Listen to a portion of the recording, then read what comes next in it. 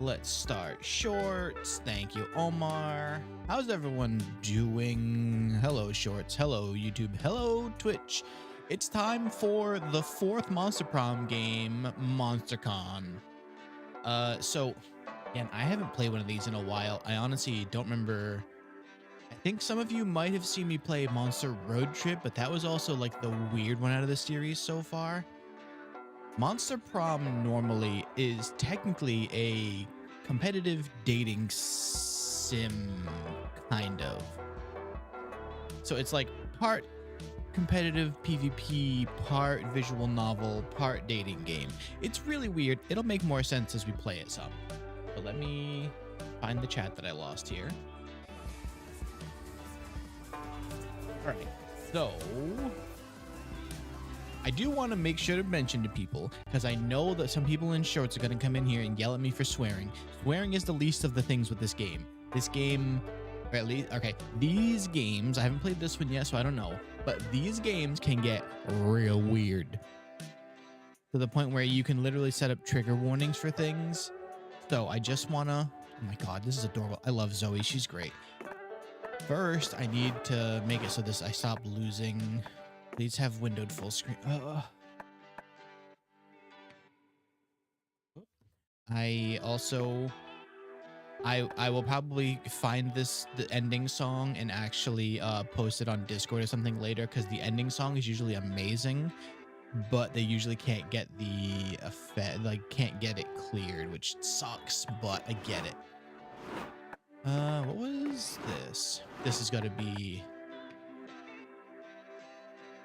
highly violent, huh? Oh no. Replaces some scary creepypasta content with smiles and happiness. So who we dating? So that's the thing, is I'm gonna let you all decide as we go through. So the way it works is all right, so the way they usually work is, how about we just start, and I'm gonna have to see, because technically the way that this has worked before has changed. So I'm gonna allow all of these because they're usually never that bad. Chain the killer in every place, chain the killer all over the place. Honestly, that would actually be really on brand for these games.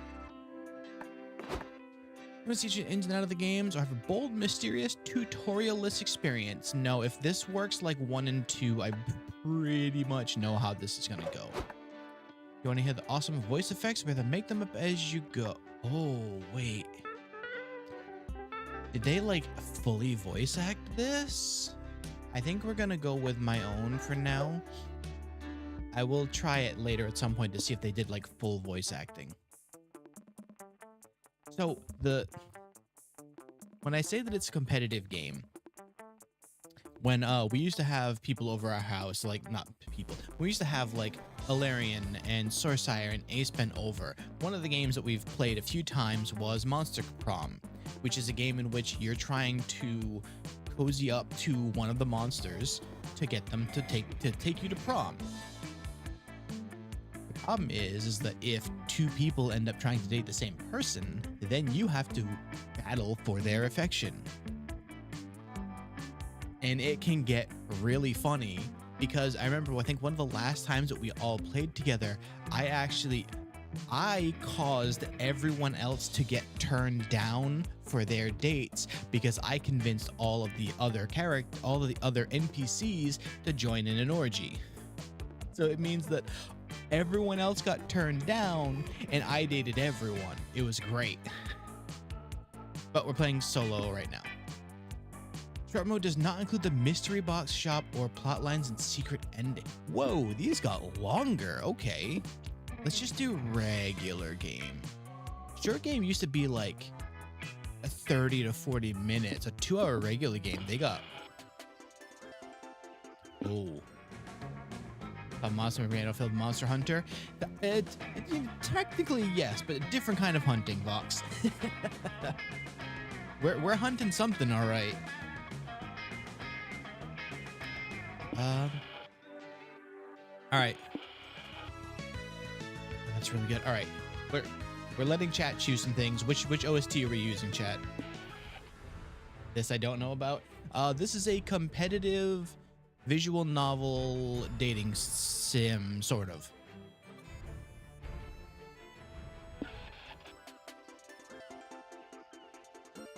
It is quite a game. Competitive visual novel? Absolutely. Yep. These by Future Base, of course. These games have made me read the most cursed things I've ever said out loud. Like I said, there's a clip from the second game that I'll share on Discord after this because I was like cringing having to read it. SpookyCon. For some, it was just a nerdy convention, but for us, it was 4 days to celebrate our many passions and obsessions fiercely, unapologetically. We weren't alone. Regardless of what you love, you could always find people who'd make you feel seen and understood. I can't read. Anywhere else, we might have been seen as weirdos and misfits, but here we could finally feel like, no matter who we were, we belonged. All right, so who do we play as first? We have Vicky. We have Brian. Oh, how did I forget her name? Wait, I gotta find her name.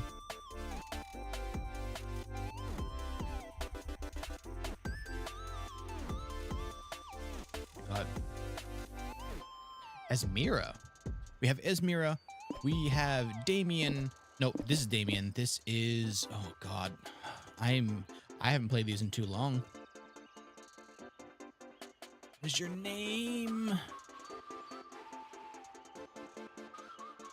Am I not finding him?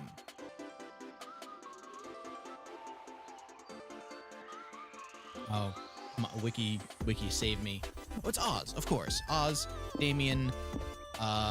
She was the shopkeeper in the first game. This is the treasure hunter. I cannot believe I'm not remembering the names. I'm ashamed at myself here. They're the Grim Reaper. You know, let's just go with Oz first.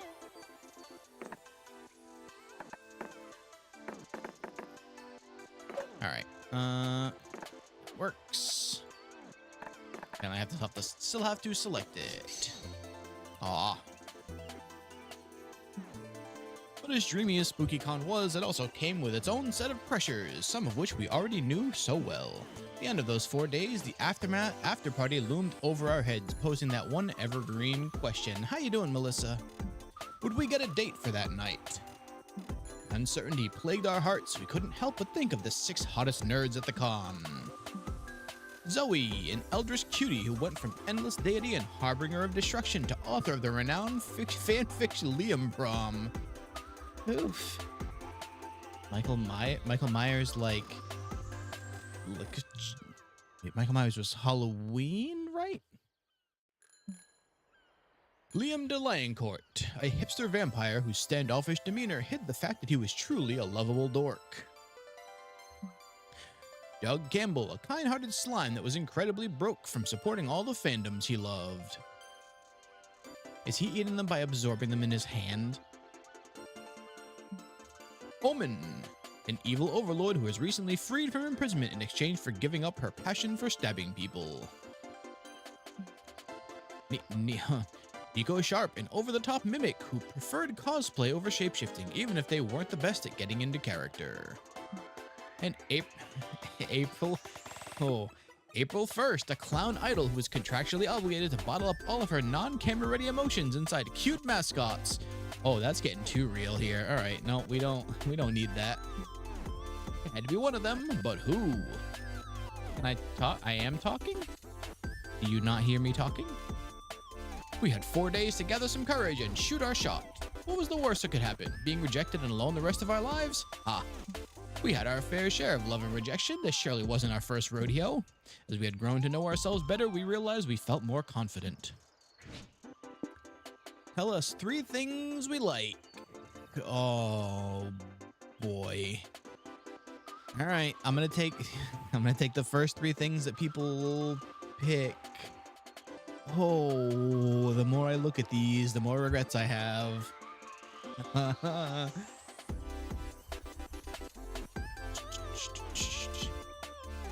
Euro games. Hyper complex Euro games is okay. What's funny is I know some of these games when easy. Oh, don't worry. These will surely only get worse. Oh, actually, I'm picking one. Strategies and tricks for claw machines. The Bullet Gamer. Where are you?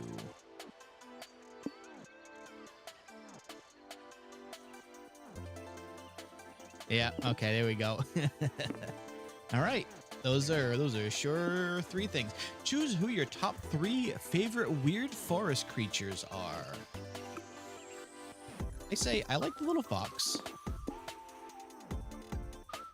I feel like it's this. Oh. How you doing, Heihachi? I just noticed I was distracted by the mushroom's cute demeanor, and I did not see the rest of the mushroom. Okay, yep, I was already gonna pick the mushroom, so we're picking the mushroom, and then this flower, I guess? Okay. I am curious how those are gonna come up. We weren't new to all this, so this time we challenge ourselves with a goal other than finding love. With the support of Zoe and Liam, we decided to take on a project we've been putting off for too long. Making our own comic. Also, the art in these games is incredible. Look at how adorable he is. We had so many ideas, and yet we always find excuses to not work on them. But even the con was the perfect excuse to find inspiration and go for it.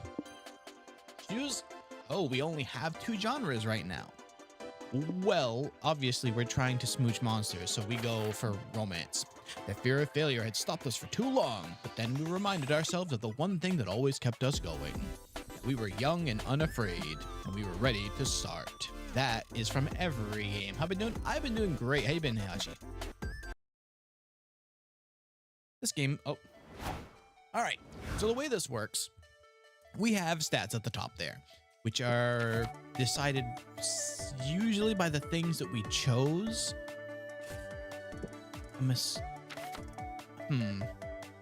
Yeah, this is almost definitely based on the things that we like, which kind of set what we have. The way this works is there'll be kind of like 3 periods to a day. We choose a place to go to, a thing happens, and we get stats or we lose stats depending on if we pass or fail things, which makes a lot more sense as you kind of go through it. So let's go to the merch hall first. Near the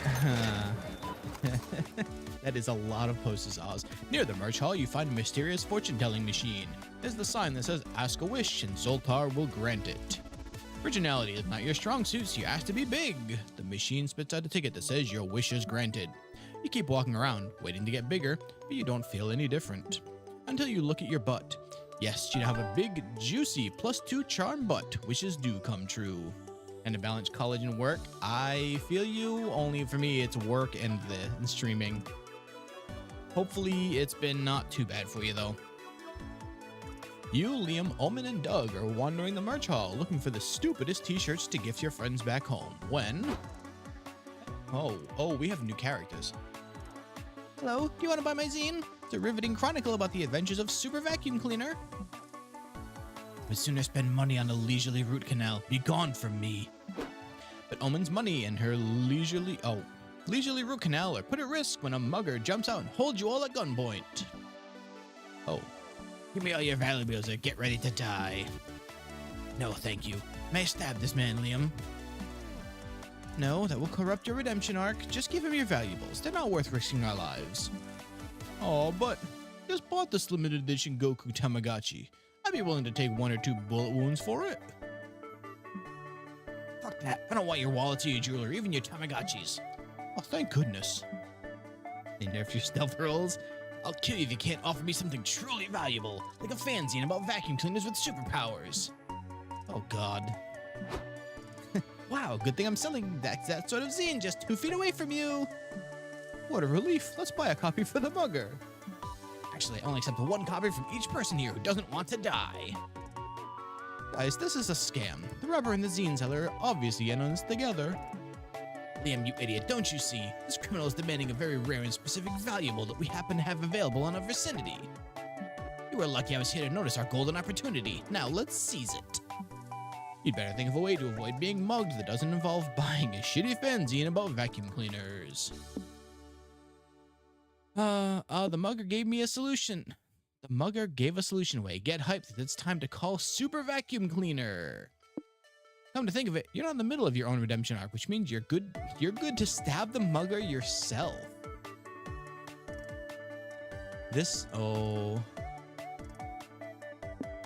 So these usually have a stat to them, and until you know what it is ahead of time, you kind of have to take a guess.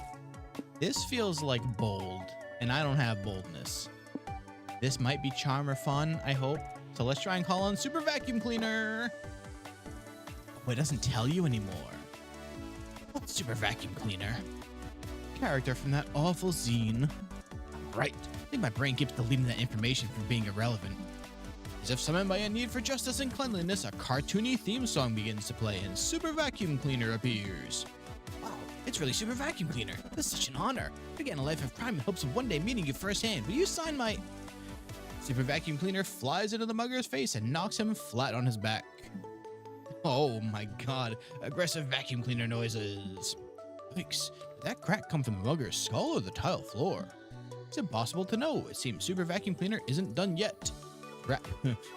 It wraps its hose around the mugger and starts choking him out.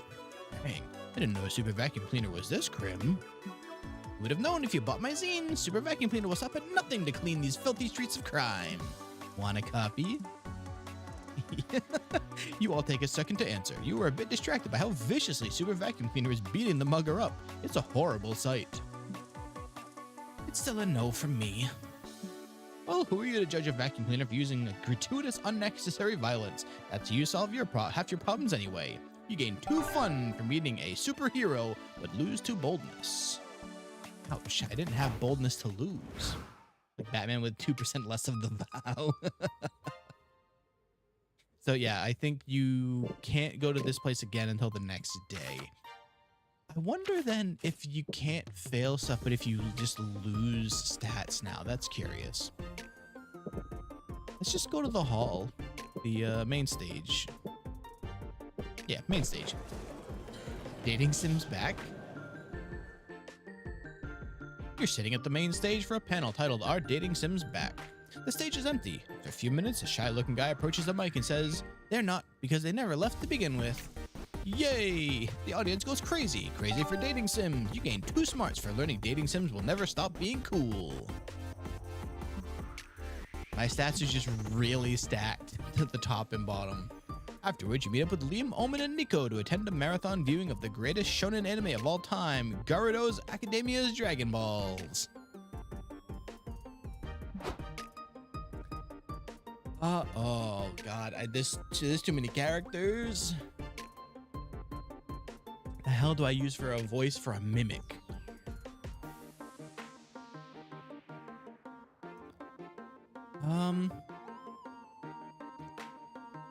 Try and not use the voice, because like my immediate thought was Damien, but Damien's in this, so I can't use Damien's voice. Are you all ready for the... Wowzers, they look so hyper complicated. They're a mimic that loves cosplaying, apparently. Ready for the best day of our lives? We've got 5 hours and 26 minutes, seconds of pure shonen bliss ahead of us. What is that, a typo, or is that just something I don't... This is stupid. Why would I be excited about watching a dumb kid's cartoon? Some badass fight scenes later. Kick his ass, Garudo! You cannot lose now. I've developed a deep parasocial attachment to you. Don't worry, Garudo will win. I'm sure a cheesy flashback will give him the strength to pull through. You kids, you were right, Liam. How did you do that? The 8 of the seconds. I just know how anime goes. Watch, now Garudo's old sensei will randomly turn up and lead him into a dramatic training montage. Again, you're some kind of anime psychic?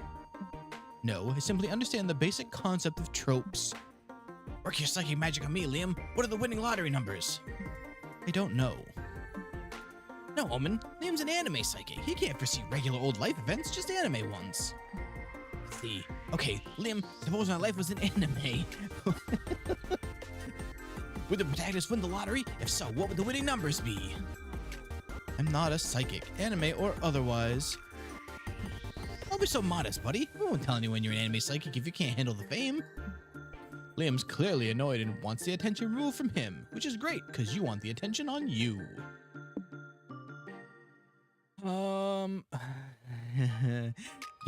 Divert attention away from Liam by convincing everyone that Garudo will only win the tournament if y'all send them energy by screaming very loud. Wow everyone with making your prediction. The true threat isn't the big buff enemy, it's the short quiet one with an overcrowded design.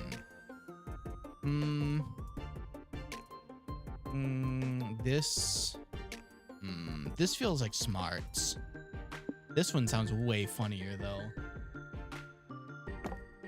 I'm in. Everyone get your battle cries ready. Garudo needs our help. But you won't be helping. You can't affect non-interactive media by just screaming. No, you can't. Not with that attitude. Everyone, let's prove Liam wrong. Fun stat grinding. Hopefully it's fun. Supposedly, emboldened by the crowd's collective screaming, Garudo wins the tournament. Yeah, I've never felt so alive. This doesn't prove anything. Garudo would have won anyway. Because you predicted it? No, because this episode is pre-recorded and it ends the same way every time. Don't be salty just because you're not the one with anime superpowers. Jealousy it is disease, Liam the Dying Court. Get well soon. You gain 2 charm. Ooh. Wait. I lost smarts. 2 charm for convincing everyone to scream, but lose 2 smarts. I am just not allowed to gain boldness or creativity, apparently. Alright, I need boldness. Let's go to the community zone. I see an empty spot at the tabletop RPG game session. And with a dumb beam for too much silly, sometimes that'll happen. So you sit down without thinking twice. This game is really weird. The board is just a bunch of letters, and you all play at the same time by moving a planchette around. Wait. Isn't that a Ouija board? When it's done, you're not sure who won, but you got to talk to your late great-great-grandfather. I guess that's too fun, right? It was absolutely a Ouija board. Later, you sit down to play Wizards and Wyverns with Liam, Omen, April, and Nico. Good, everyone's here. Thank you all for agreeing to be part of my campaign.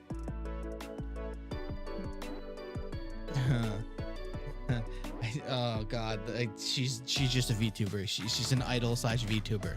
Prepare to enter my fantasy realm of Lestradia, which could be the setting of my future novel if this goes well, but no pressure. I'll set the scene. You're in a tavern looking for information on a warlock that you've heard is trying to cast a curse on this realm. What do you do? The mimic is playing as my cunning wizard, Wizzo Cunningham. I can't. Would cunningly scan the tavern for any shady characters and roll a 15 on my perception check. Wizzo spots some shady hooded figures playing dominoes in the corner of the room. They look suspicious, almost if they know something about. Ooh, Wizzo loves dominoes, and so do I. I'll join their game. Okay, are you going to talk to them too? As I was saying, did you say dominoes? Sorry, I had to check my phone, so I wasn't paying attention, but I love dominoes. As do I. I will destroy all of this game within a game. Liam, what number must my math rock roll so I may lay the most intimidating domino? Well, if I know, W&W doesn't have any rules on how to play dominoes in a campaign. Which means we can homebrew it ourselves. This is why I love TTRPGs. The only limit is your imagination. Your friends spend the next hour playing dominoes in a W&W campaign. Liam's allowing it. You can tell he's about to tear his man bone out. Poor guy. Maybe you should do something to get everyone refocused on his campaign.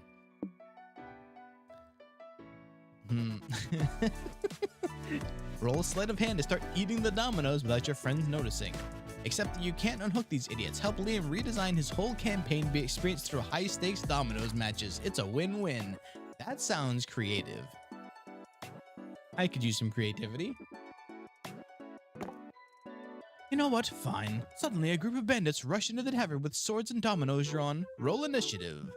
Yes, I was waiting for it to get messy. I wield my strongest domino piece. Later, the bugbear lays down a double blank domino tile, effectively sealing off that path. Wizzo, you lose 10 HP and fall unconscious. No, you must survive, Wizzo, I command it. It's too late. I shall not pass this death save. You must succeed where this old wizard could not. Farewell. We'll try, Wizzo. We'll lay our tiles like our lives depend on it. Who is that? If only the Reaper would take me instead. I'm not made for high-stakes dominoes. Even later. A natural 20. I lay my final tile. Gag upon your bitter defeat, Warlock. Omen wins the domino boss fight. The Warlock has no choice but to dispel his curse on these lands. Good job, everyone. There's sadness below. Oh. It was fun. I've never been so invested in something I wasn't being... This character's too real. I can't do this. Never been so invested in something I wasn't being paid to promote before. I'm glad you enjoyed the game. The dominoes thing was annoying at first, but I'm happy you all pushed me in a bold, new, creative direction. I demand that we play another. This time we shall theme the quest around categories.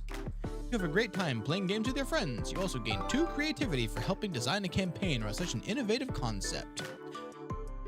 Oh, I wonder if they redesigned this. So I wonder if, because I didn't lose anything for this one. Nope, damn it. You also lose 2 fun though. Tough luck. Never mind. I should have clicked the button before I said that. Wait, do you have to go to every place before the... Huh. Let's go to the lobby. Whoa. That's just straight up Cult of the Lamb. That's a really good outfit for Oz though. Walking around the lobby, you see a flood of people coming in from the other areas. Crowd stampede. Try not to panic. You remember what your yoga teacher taught you? When you get caught in the middle of a crowd stampede, remember to go with the flow. You do, and the flow consists of the crowd trampling you. Still, you gain 2 boldness for braving the stampede. Later, you walk to the con jail, the room where rule breakers go to think about what they've done. You spot some familiar faces among the inmates.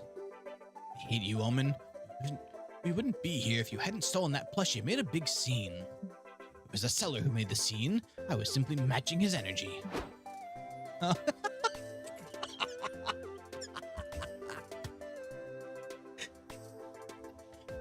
He is now cosplaying Phoenix Wright. Remember me? I do. How you doing, Plemination? You have nothing to fear. Your attorney is here. I'll get you to this faster than you can say objection. We're fucked. Why is the baby the cherub a cop? Oh, he is 100% Phoenix Wright. That is incredible. Officers, how long do you intend to keep my clients behind bars? Oh, they tried to steal, so I was thinking we'd keep them at least overnight. Overnight?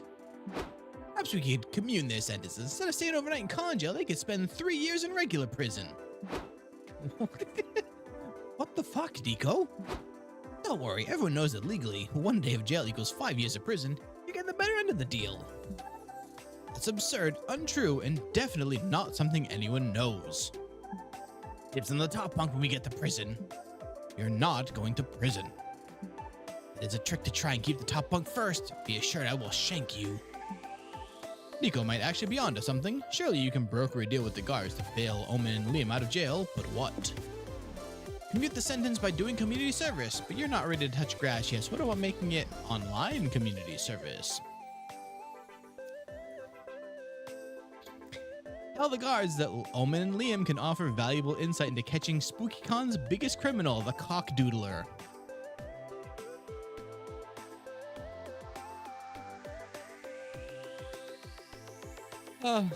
We have to, right? How can that be offered to me and not take this? That'd be great, actually. Cockdoodler's been thorn in my diaper all weekend. You check all the places the cockdoodler has vandalized. It seems that no wall, floor, or distracted person's shirt is safe from their reign of phallic terror. Bet that guy's the cockdoodler. He has an evil, lusting look in his eyes. You can't just keep pointing out random people and asserting that they're the cockdoodler. Why not? Statistically speaking, I have to be right eventually. Nah, we gotta follow the facts. We're dealing with someone with an artistic flair, a disdain for status quo, and a love of cocks. Liam, I'm afraid that makes you our prime suspect. My love of cock has always been held to a perfectly legal standard. Oh, look! It must be that girl. Just look at her shifty gaze. What did I just tell you? Actually, partner, I think she's right about this one. That girl's eyes are very shifty. What?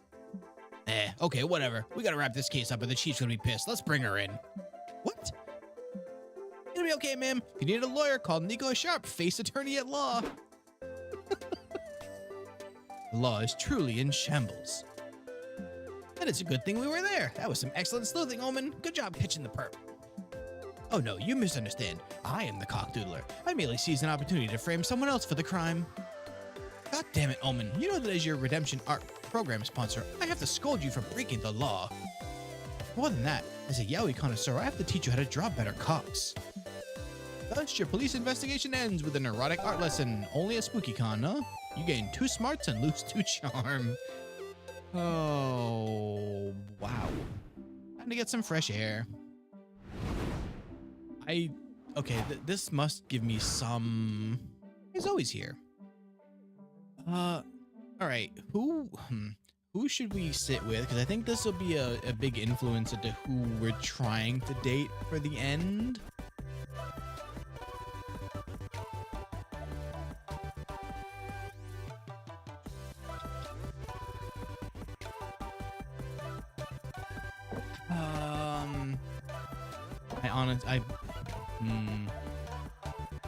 Anyone have an opinion? So I'm thinking I might try try for the clown. She has been in 2 of the events now. I don't really want it to be Liam. She'd be okay. This game is something else. It is a real piece of work, and I mean that in a great way. The writers are really incredible. You know, I'm gonna pick not here just because I don't want Liam. Let's go with Omen. Oh wait, why does this? Fun moment. Can I go? I think I can go back now. I don't know what the spices mean. I mean, I don't know if you know what? You and Omen go out to a fancy restaurant. Omen does not feel like the fancy restaurant type. Omen tells you all about their former conquest as a villain. Apparently, they once had a fortress not far from this very restaurant. You two decide to check out the old fortress out of curiosity. Turns out, it's a laundromat now. Omen might have been more upset if they weren't so fascinated by the washing machine. The future truly is now. We got a smooch. That's a good sign. Oh. The con is a whirlwind of activity and overstimulation, but somehow you find time to work on your comic. Time to brainstorm. What trend from the early That's really weird because literally somebody asked me this like last week. What trend from the early 2000s should come back already, only needing to learn like 3 memes and 4 slang words? I am choosing this one. I am deciding this because this is the truth. Memes used to last for months. No. What's your strongest asset when on a first date? Huh. Ooh. Ooh. Wow. Wow. Wow. Wow.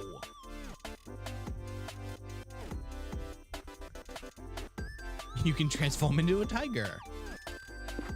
Tastes like pumpkin spice latte. Your eyes are soulless, almost as if they were 2 sexy empty holes.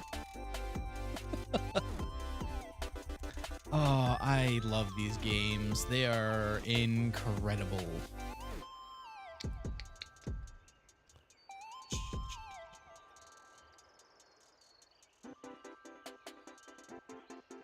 All right, let's. I have to. Listen, somebody made me pick the step on me one. This is just what makes sense. I have so much charm right now. That was charming, apparently. Let me get back to the con. I can't wait to see what that means for the comic. Let's do the hotel. We haven't gone here yet. Is that just what we're cosplaying now, is lamb? You get an ice cream cone at the food stand. Damn, you ate it too fast. Brain freeze. You feel like you can't move. You stand still for what seems like ages. The entire con passes in front of you. You imagine everything you'll miss out on now that you're forever frozen. Suddenly, the brain freeze passes. In such a traumatic experience, your neural pathways have been changed forever, granting you 2 creativity. My poor boldness is suffering. Later, you're at the hotel bar with Doug and Nico. You've progressed past the happy tipsy stage and are deep into sad boy hours. Yeah, I don't know. I don't want to sound ungrateful. My dad loves me, but I've never felt like he's tried to understand my hobbies or why I like the things that I... Everybody shut the fuck up right now. I have glorious news. I have finally tracked down my old magic grimoire from my villain days. I found the time to check my old evil lairs for my belongings. Most of them have been converted into Airbnbs, but I found my grimoire buried in one of the bathrooms. The owner was irate, but you cannot make an omelet without breaking a few toilets, or however the saying goes. Good for you, Omen. What spell are you going to cast first? Good question. One of my favorites was an incantation that turns people inside out. Such a slow, hilarious way to die.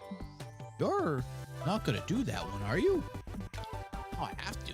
Trust me, Doug, you'll love it. Corpus Inversum Mysticum. Do you look the same, Nico? Are you already inside out or something? You tried to cast it on me? Whoa, wait. I was just talking.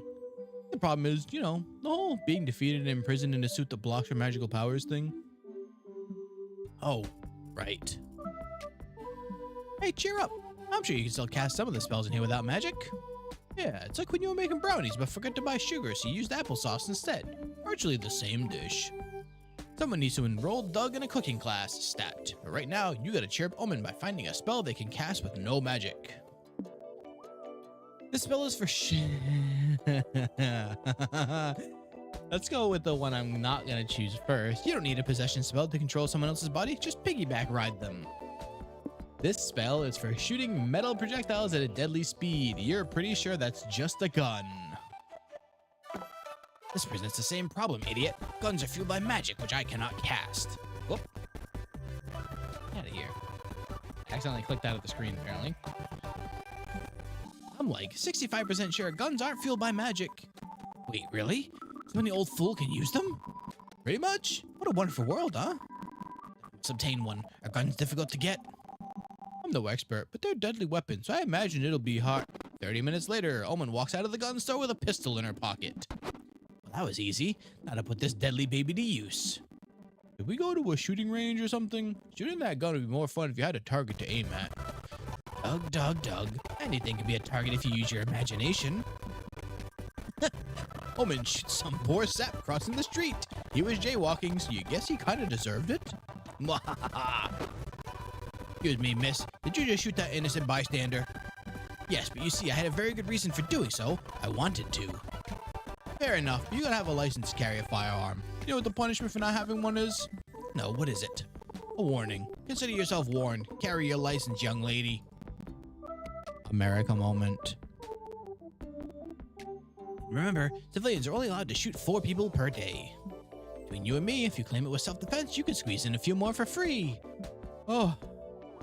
Noted. Holy shit, you live in hell, but at least Omen's happy with their new gun. You gain 2 boldness and lose 2 fun. I don't know, that was pretty fun to watch. That is a terrifying expression on her. Yeah. I love the script writers. Miko on stage? Alright, we'll go in here now. Soft or hard magic system? You decide to attend a panel on the merits of soft versus hard magic systems in a magical girl fiction. After getting the required dick jokes out of the way, I knew that was coming.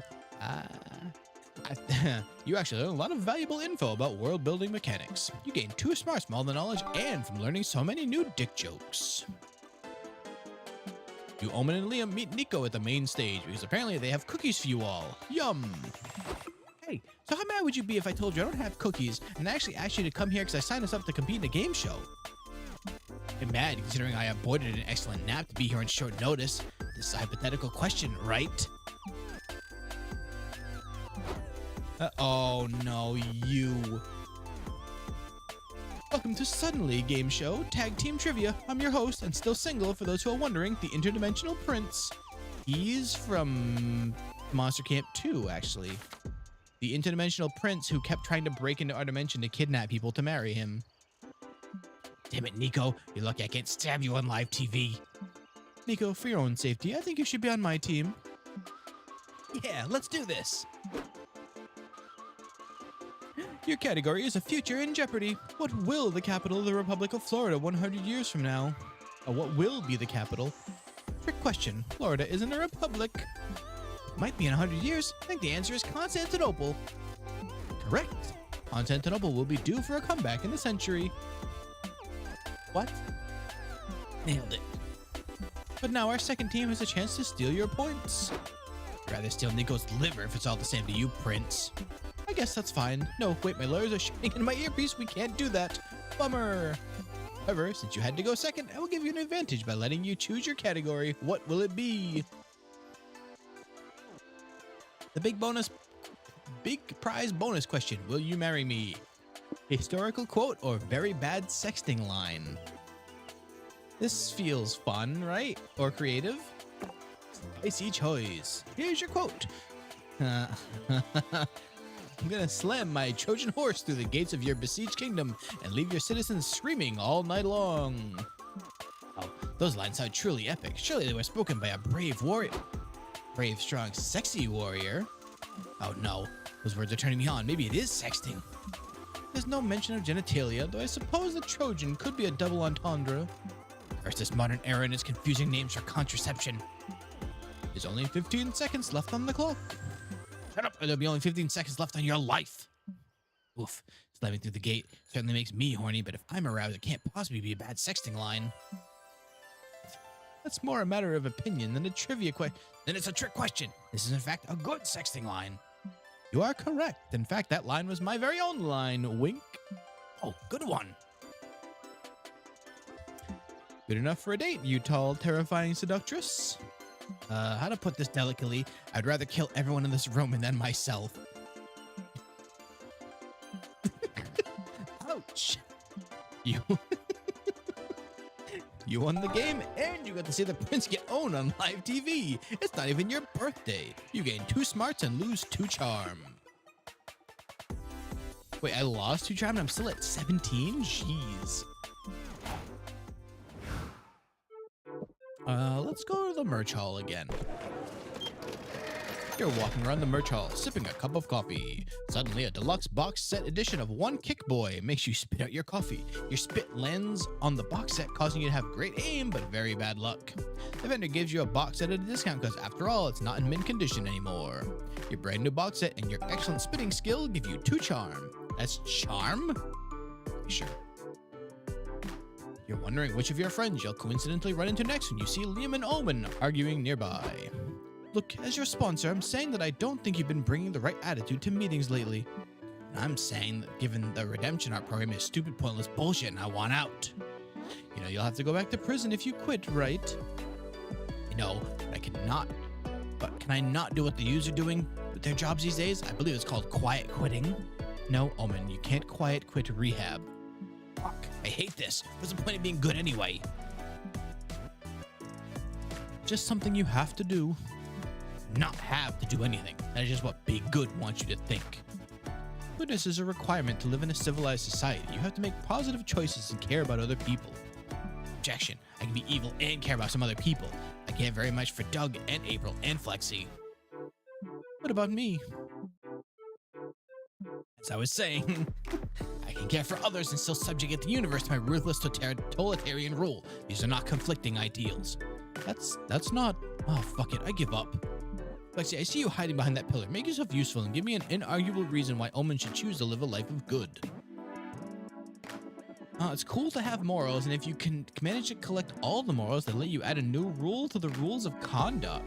How would you get a good rating at ratemymorals.com? I like adding a new rule to the rules of conduct, though.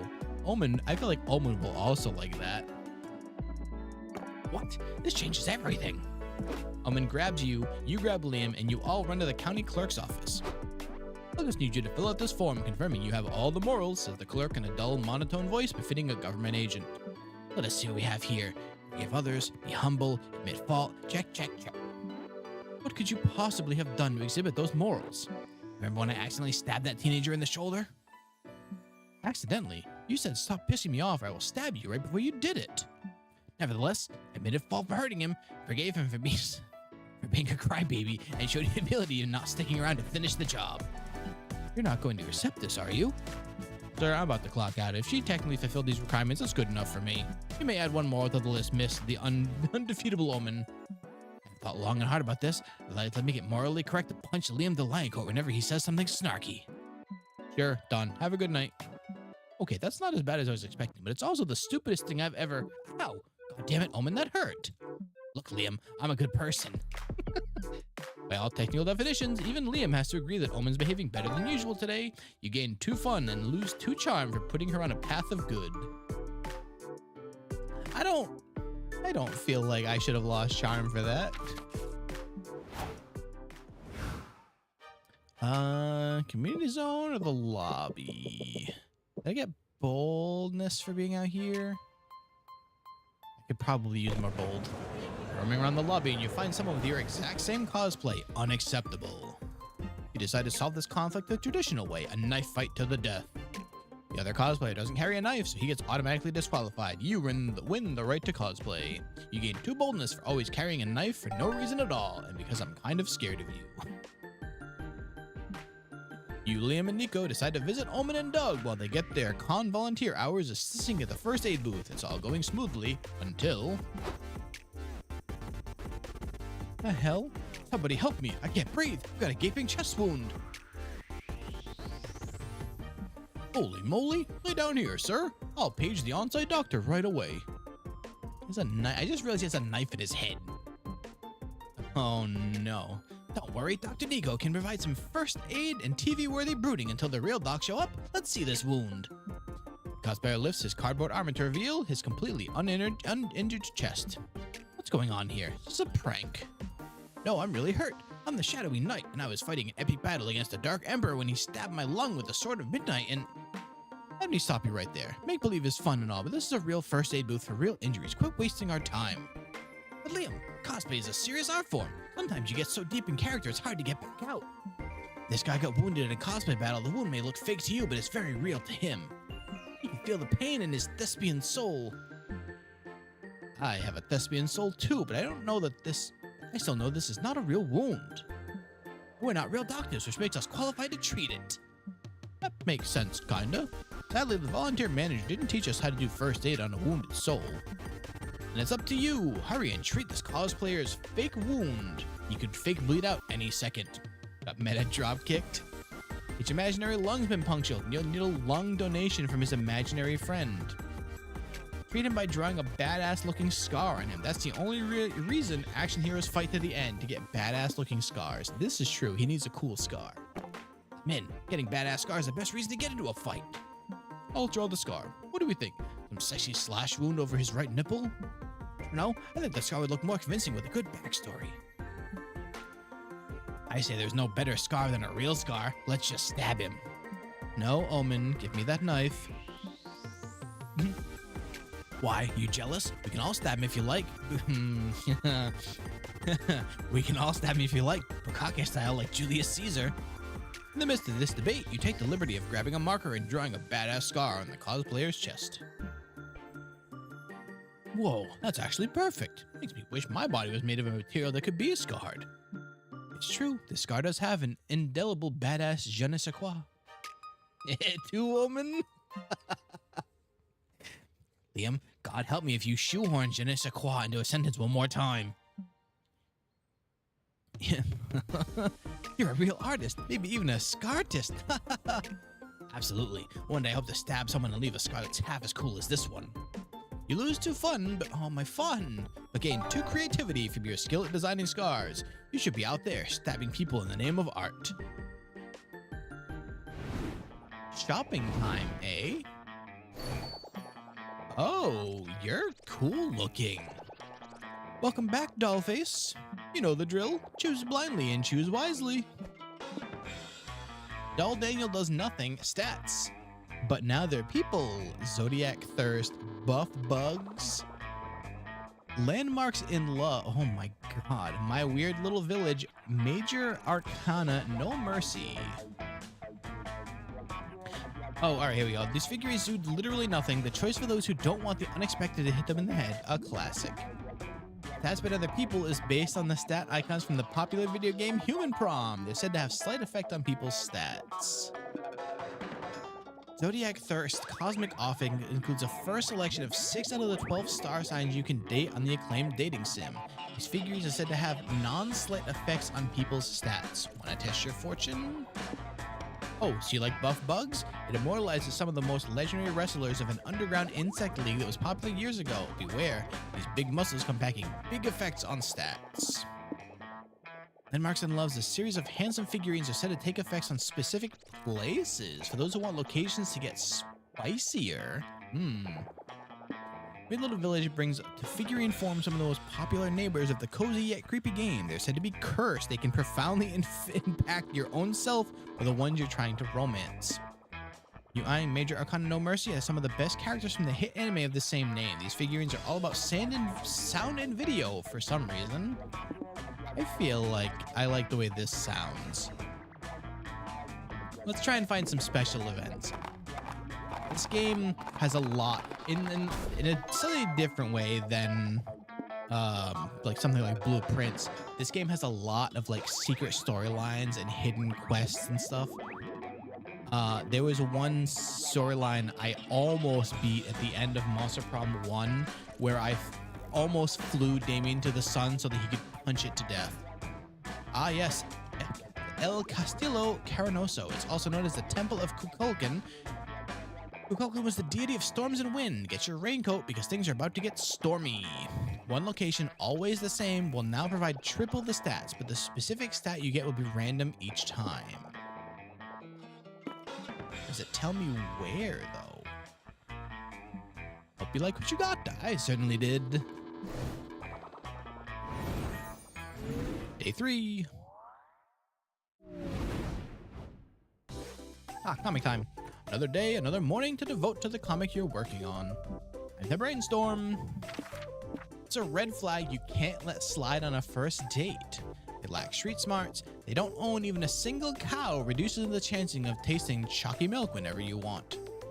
Their appealing cooking skills are a lie, as they're being controlled by a rat under their hat.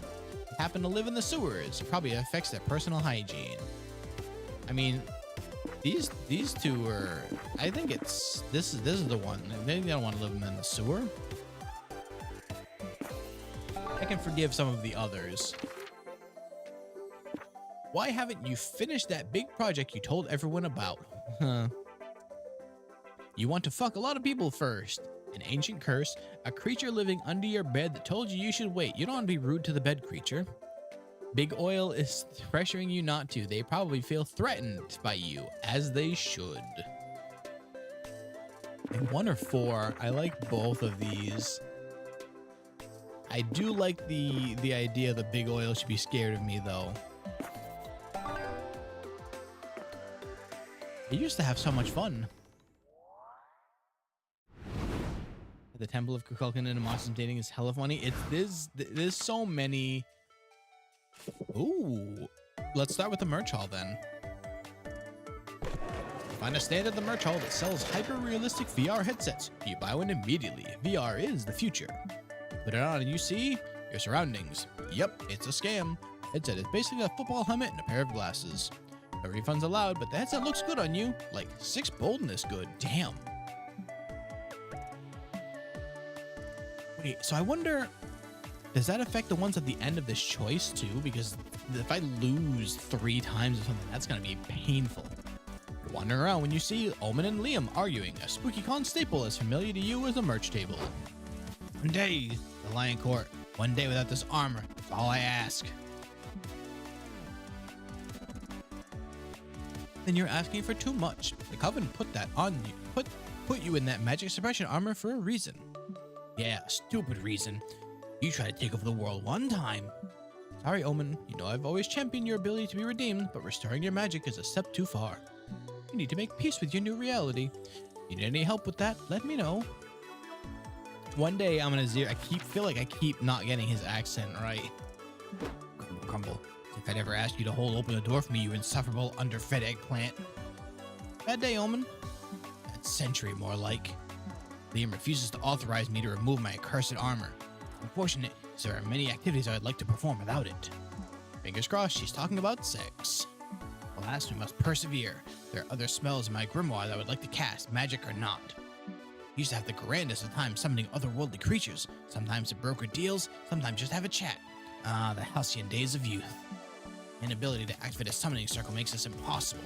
Perhaps with your innovative ideas, we could change that. Omen's ego is clearly riding on this, and hey, with any luck, this might result in her riding on you someday. How can you summon an entity? No magic required. Summoning powerful entities is an exercise in selfishness. You're always calling them to you. Have you ever considered visiting them? Order a pizza. It's like summoning the delivery person, and it includes pizza, which most traditional summon spells lack. I like this. Ah, good point. I think I have an address written down somewhere. 45 minutes later, you're standing by as Omen knocks on a suburban neighborhood door.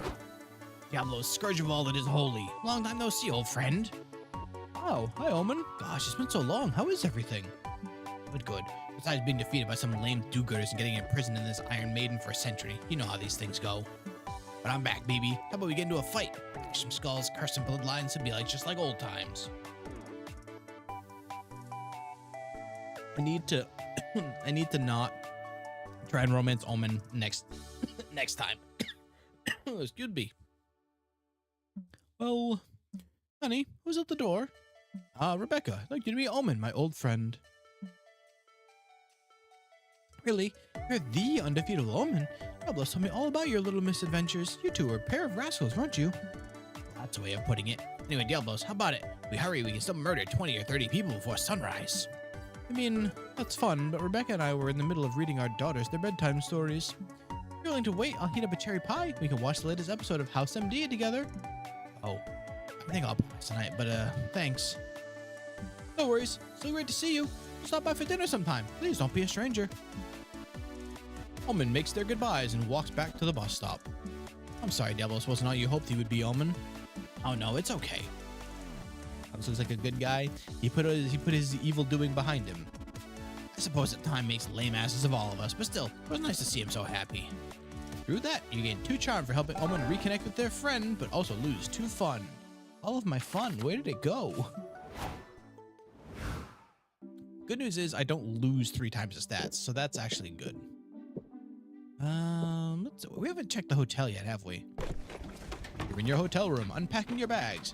You forgot your cosplay underwear. You wanted your cosplay to be 100% faithful, but now you're forced to use your regular underwear.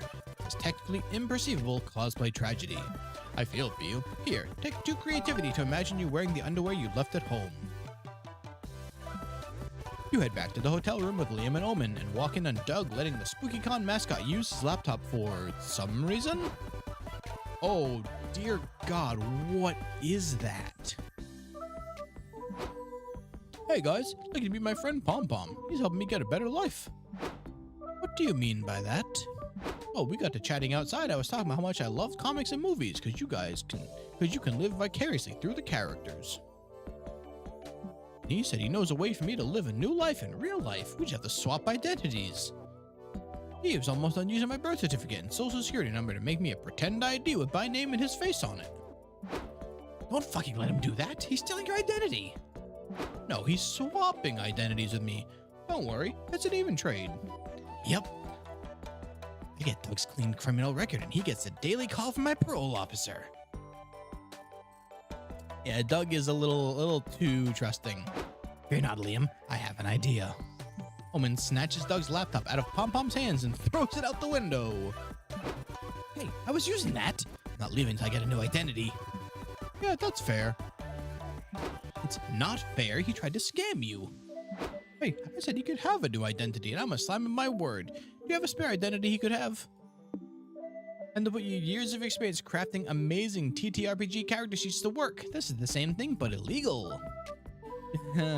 Oh, here we go. Trust and carcinization.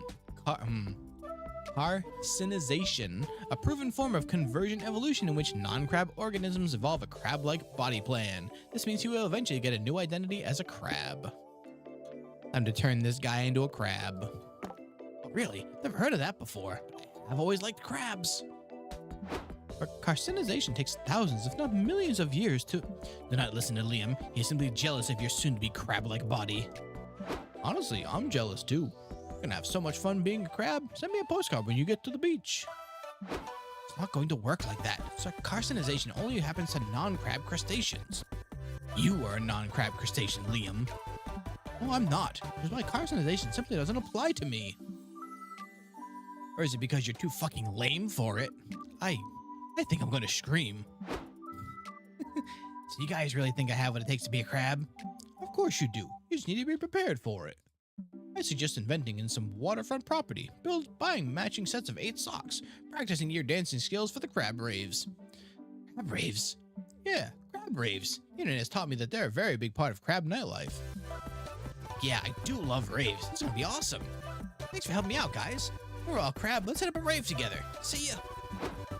You're all so stupid it hurts, but I guess if carcinization got that guy to leave, I can't complain much. Yep, good on you. You gain 2 smarts for sort of teaching everyone about carcinization, but you also lose 2 creativity. Oh, let's go to the stage. Crab rave referenced. I can't, seeing the face on that thing, man. You sit down to watch a panel on how to break the ice and make friends at cons. The panelist admits they have no idea. They hope hosting a panel would force them into being more social. What an honest fella. In the Q&A, a group asked the panelists if they want to join them for some dinner and drinks. It did work. You gained 2 smarts for learning this cool trick to break ice. Next year, you may host a panel yourself. I'm playing a mining game. Randomly interjecting. Oh, that's right. What mining game? Then you, April, and Omen meet up with Liam to watch a panel he wants to see. Have you CC'd Richard? Email chains can boost performance while working with big teams in the video game industry. Yet hype? Hey Liam, you know what would be better than watching this? Ripping my other arm off. I just realized she's missing her arm. Thank you for your input. Why'd you invite us to this unique panel again? Ultimate Mining Tycoon? Like a clicker or an idler? Because it's terrible, and watching terrible things to complain about them is an eccentric part of hipster culture. Am I supposed to complain? Why did you not say so sooner? This panel sucks. I had more fun counting my scabs in the Iron Maiden for 100 years than I am right now. Is that so? I hate my panel so much, let's see you come up here and do it better. Oh, certainly. Come along, everyone. I think he was being rhetorical. Word cannot stop me because I do not know what it means. Come along. Omen drags April on stage. You come too because you're always down for shenanigans. An actual oh, nice. Welcome to my panel, you pathetic worms. Today we're discussing, what are we discussing again? I wasn't paying attention. Emails. Oh, I don't know what emails is. How about I just beat up Liam for the crowd's entertainment instead? Oh, I'll save this. The history of email began in 1971 when the first email was sent by Ray Tomlinson. Nah, you know what? Kick his ass, Omen. There must be something other than violence you can do to save this stupid panel, but what? Reveal secret email sign-offs that will make everyone in the email chain know who's the real email boss. Raise the stakes, do an escapism act in which you try to escape an email chain while trapped in a water tank. That sounds bold as hell. Unorganizers agree to bring out some chains, a waterproof laptop, and a 500-gallon tank. It's stunt time. And so it begins. Will Peterson at wahoo.com said, can then someone share the bullet points from the last meeting? Bullets, you say? If you told me this emails things involve weaponry, I would have started carrying a lot sooner. There aren't weapons, but you sure did bring suffocation into this mix. You start trying to wriggle your way out of the email chain. So many people beginning their responses, but I hope this email finds you well. They're not finding Flexi well. They're finding him slowly drowning in a water tank. Not for long. You dislocate your shoulder because you heard Houdini did that. Sadly, it does nothing for your email situation, and now your arm hurts. Oof. Will Peterson just CC'd 10 more people under the chain. Flexi's running out of time before he gets buried in replies. You can do this. Hit him with that as per my last email. Time to get scorched to earth. You CC everyone and say, I embezzled all your money and fucked Peterson's wife and I don't even work here, and then turn off your laptop. Yes, I love crimes and adultery. I admit, it is impressive that he typed all that with one hand chained behind his back.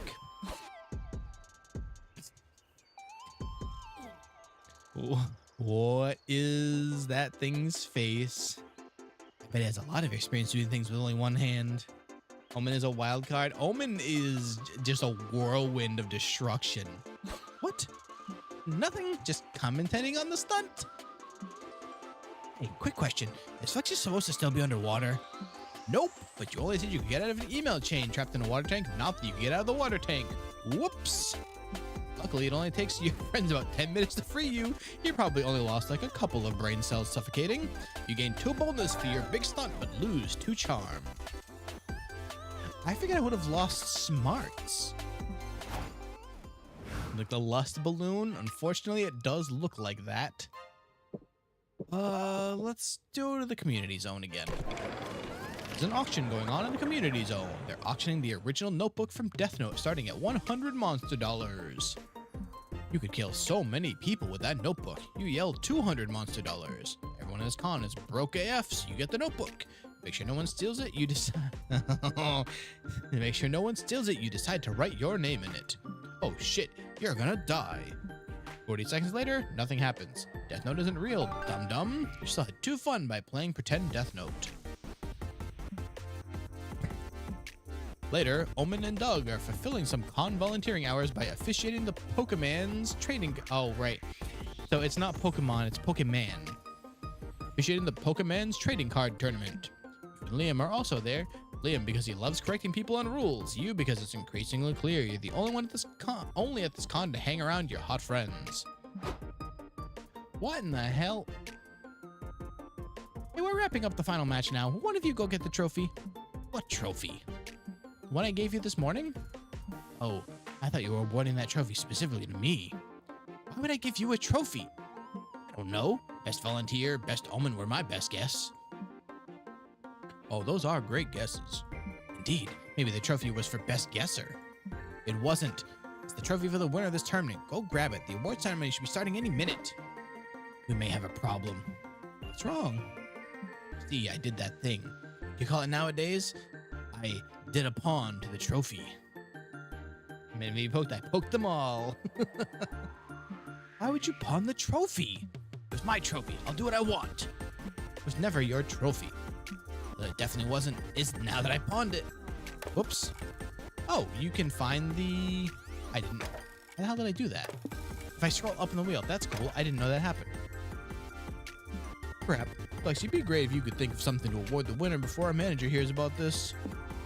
Award them what all professional gamers seek, a coupon for parental approval of their life choices. Ooh. Give them a drinking glass. Trophies are very ineffective containers for liquids anyway. No, it's 100% this one.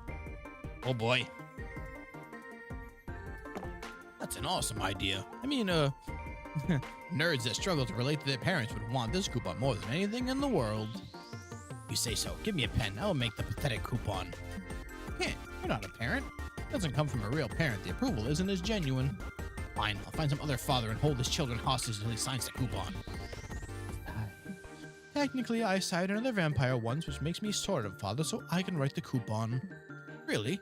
Didn't know you were the fatherly type, Liam. Not. I had no idea my vampiric offspring would develop a familial attachment to me. It was an embarrassment for everyone involved. But if the alternative is Omen harasses strangers to commit crimes, I'll assume the role and write the coupon. Liam writes the coupon, and you all award it to the tournament winner. The tears she sheds for finally being approved by her dad, or any dad, warm your heart. This is weird, but if the winner's happy not accusing us of fraud, I guess I'll allow it. I think it's great. Imagine the joy of getting written parental approval. You don't have to imagine it, Doug. Here, I wrote you a coupon too. Really? Thank you, thank you, thank you. Looks like Liam saved the day by being the ultimate daddy. You gain 2 charm and lose 2 smarts. Time to get some fresh air. All right. Well, if we're going with Omen here, we gotta sit with Omen. It's kind of cool that it lets you actually choose now, because I think it used to be a crapshoot. If you sat at a table with 2 people, you kind of had to pick between them.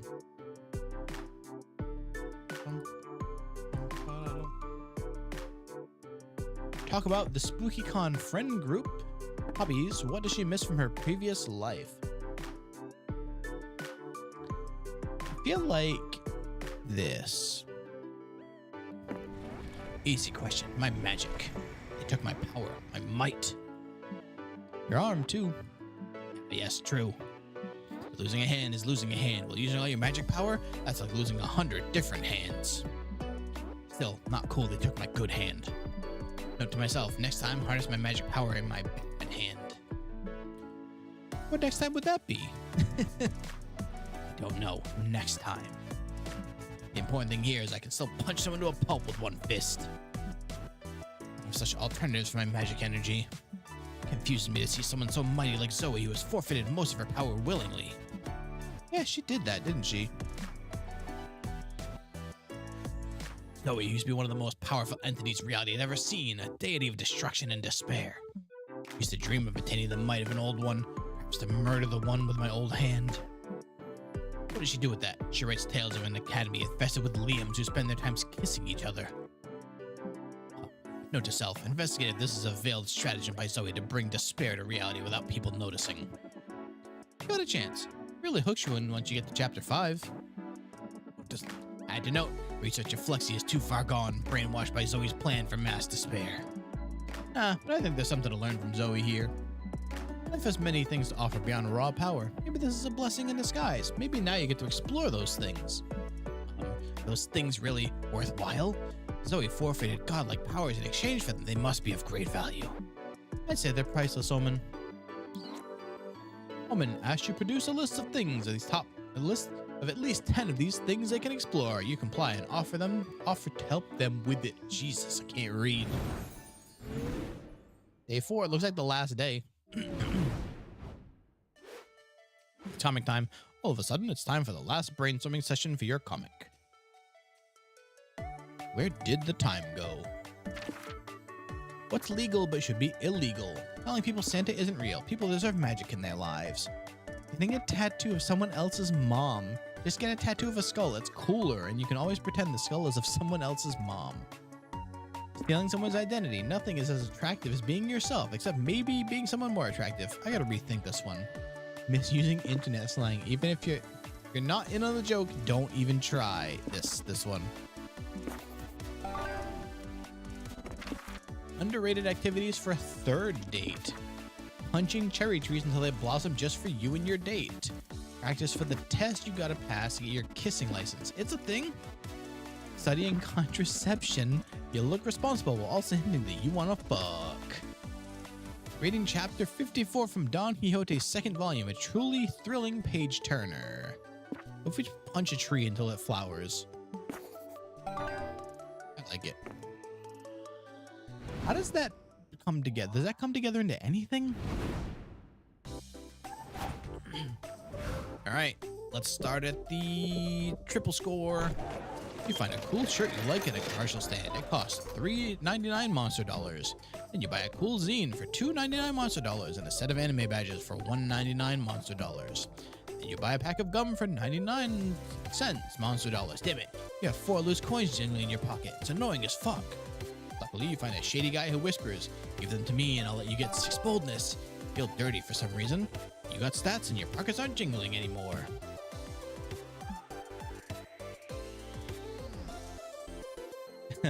Afterwards, you're thinking dreamily of Omen and how sexy she is when she's trying to remove her armor and restore her magical powers. You're daydreaming about her arguing with Liam about it until you realize that she's actually right in front of you arguing with Liam about it. Dreams do come true. about half a day. I shouldn't even remove the full suit, just the cape. Omen, we've been over this. The answer is no. Come on. I'm doing a compromise with you instead of simply bashing your skull in. Is that not indicative of a vast growth I've made as a person? I hear you, but I said no. Even if I changed my mind, I doubt the Coven would ever agree to it. Ways of making them agree. Like, making them a batch of delicious cookies with practically no poison in them. That's what nice people do to persuade others, right? Well, it's a start. Look, I've got a panel to go to now. We can talk more about this later. Wait, you're not dismissing me outright. They may have a chance? We'll see. Don't get your hopes up. Too late, wahaha. Flexi, good news. Liam is close to caving and giving me my powers back. I need to sharpen my rusty magic skills. One day I'd definitely like to practice as a necromancy ritual I used to cast to raise an army of skeletons. Such wonderful times I had. There I was, conquering kingdoms, terrifying widows and children. I was a bona fide bone lord. How about it? Can you work your magical non-magic skills and give me the skeleton warriors I deserve? Oof, that's a tall order, but Omen's happiness is on the line. Time to raise those bones. This is your true calling as a shenanigan doer. Convince Omen she has raised an army of reanimated skeletons by pulling off the biggest weekend at Bernie's ever. Just raise a regular army. Almost everyone is a flesh-covered skeleton anyway. The only thing standing between Omen and a skeleton army will be skinning a lot of people. I feel like she would like this, though.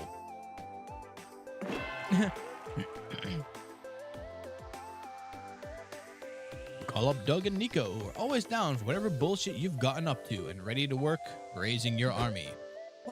Never would have guessed we could fit so many people to join in such little time.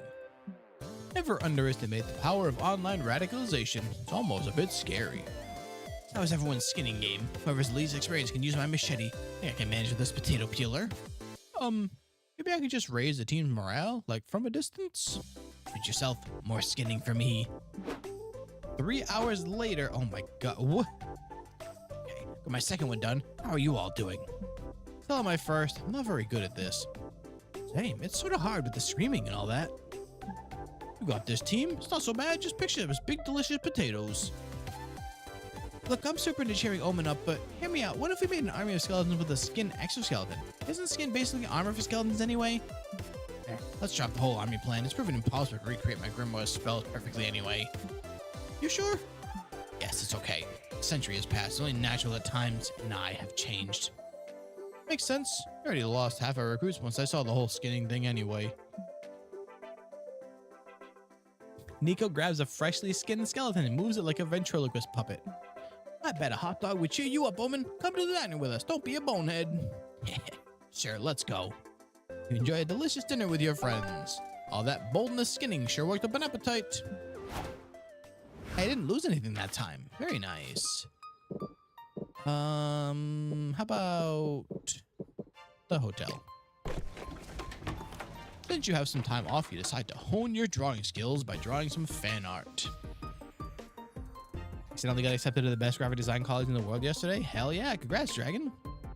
How accidentally, though? How do you accidentally get into college? You draw Son Goku, but you give him boobs. What a creative reinterpretation. Holy shit, why was that so hard?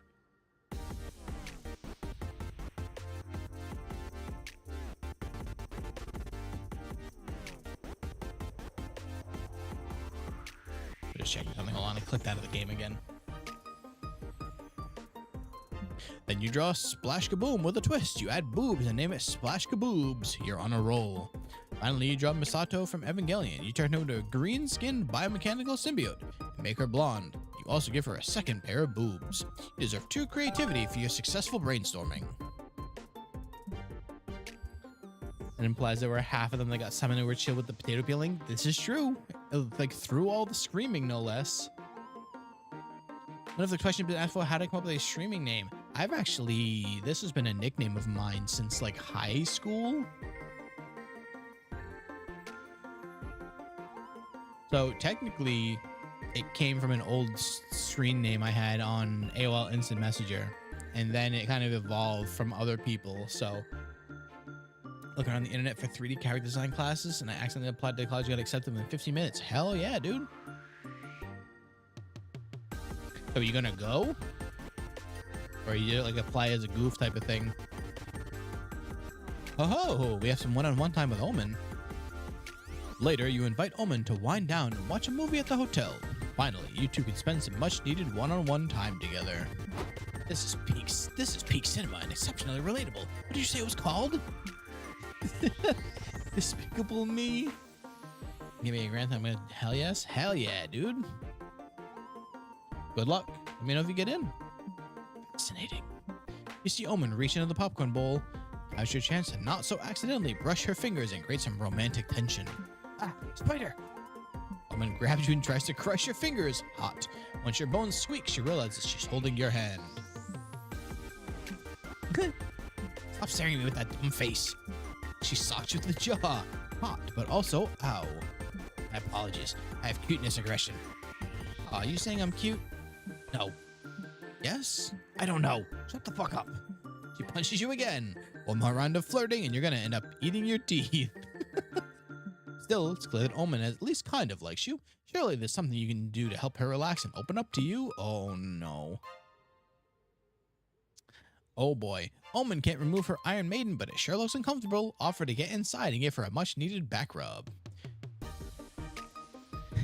She's been in prison in an enclosed space for more than a century. Maybe she's into that now. Get buried with her for a night. I think this is the smarter option here. I also just realized that it's not a cape. The cape is the Iron Maiden. That's an incredible design. Hey, Omen, you want a back massage? I've not had a massage since I donned this accursed suit, so sure, why not? Sure, why not? The most three romantic words in the English language. You shimmy your way between Omen's back and her cape. You're immediately hit with the agonizing pain of dozens of spikes piercing your flesh. But you're hit with a wave of warm, sensuous curves of Omen's butt, so it pretty much cancels out. That feels nice. It's good to know, because this does not feel nice for you at all. It's like being stabbed with 1,000 tiny gnomes with knives. Oh yeah, 7, loosen that muscle in over 100 years. You have a magic touch. She relaxes into you, practically melting into your lap. You feel lightheaded from bliss, or from blood loss, and you black out. In hindsight, you were probably getting lightheaded from blood loss. Called it. When you wake up, you're in a hospital bed. Omen is sitting next to you, watching Despicable Me 4 on your phone. Good, you're awake. Noticing you fainted while you giving me that spectacular back rub. First, I was upset you stopped massaging me, then I realized you were dying and brought you to the hospital. You're welcome for that. As repayment for saving your life, perhaps you could give me another back rub. It's a deal. You gain 2 charm from being a great massage, but lose 2 boldness. Hey, that's not bad. So we've got, what, 2 more places to go probably? Let's do the community zone. The community zone, you find several 5D chess matches going on at the same time. Time to prove your smarts at this whole con. You play 5 matches at the same time. You're gonna lose all of them. You make fast decisions, going from chess table to chess table. Everyone's impressed, until they realize you lost all chess masters in just a few moves. You may have gained 0 smarts, but you surely gained 2 fun. You're leaving your last activity when Omen steps directly into your path. Let's see. Hi? Hi. Everything okay? Do not interrupt me. As of late, I find myself a bit into you. And sex. Perhaps even both at the same time. Not let it go to your head. This is a rare day when a glorious overlord such as myself stoops to lay with a pathetic worm like you. Anyway, I'm here to make you mine, but I'm unsure the current courtship rituals and therefore do not know how to proceed. Thought it best to simply ask you directly, what is the typical courting procedure these days? Fiction. Oh boy. Fiction has forever changed courtship. Now you need 5 seasons of will they won't they, a love triangle, and at least one only one bed situation.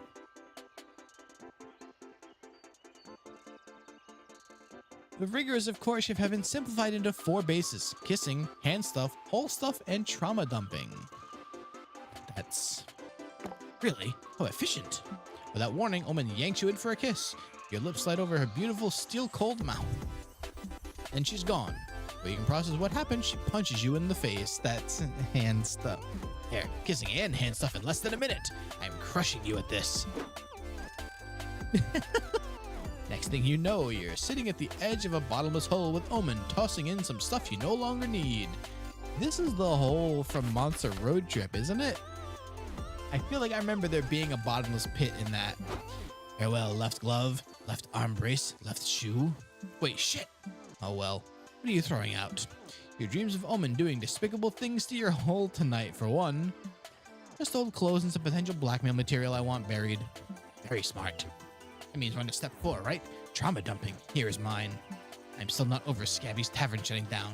There's a dank, moldy hole of blood, sin, and cheap rum. Gods, I miss it. Huh. Surprised you didn't bring up being trapped in the Iron Maiden for centuries. I mean, sure, imprisonment was boring, but Scabby's was legendary. Fair. Also notice you haven't mentioned losing your hand. I want you to know I'm here for you if you ever want to talk about it. Who cares about my hand? Damn though I wouldn't lose the other one if it meant they'd reopen that tavern. Anyway, it's your turn for trauma. Go.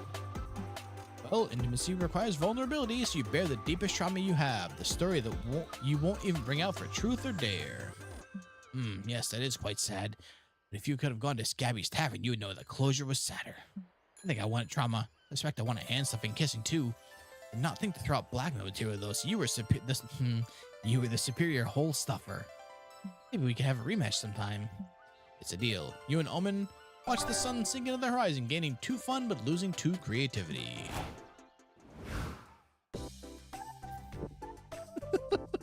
Let's just go to the lobby. You're strutting down the lobby, proud of your amazing cosplay. A kid approaches you. Can I have an autograph, please? Aw, you have a little fan. You hand him an autograph. The kid yells, "Who is Flexi?"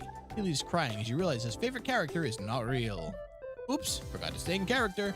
You gain 2 boldness of being such a ruthless person who just shattered someone's dreams. Now later, hey Zoe. Zoe invites you to a cafe to discuss her newest project. You can't wait for her sneak preview of the fanfic queen's latest work. But the idea is that after Space Lord Zorgath gets killed in canon, he's reincarnated as a cashier in a wall fart. It's a true reverse isekai. Hello friends, so you are also patrons that I've come to call hyperactive bitter bean juice. Did they not have coffee back in your day?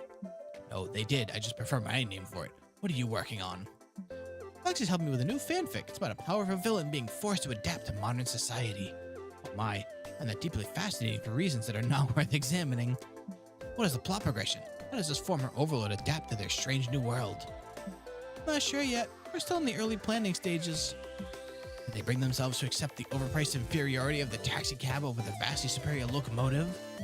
Did they conquer their intellectually barren wasteland of social media? Or do they succumb to its insidious brain rot? Yeah, no.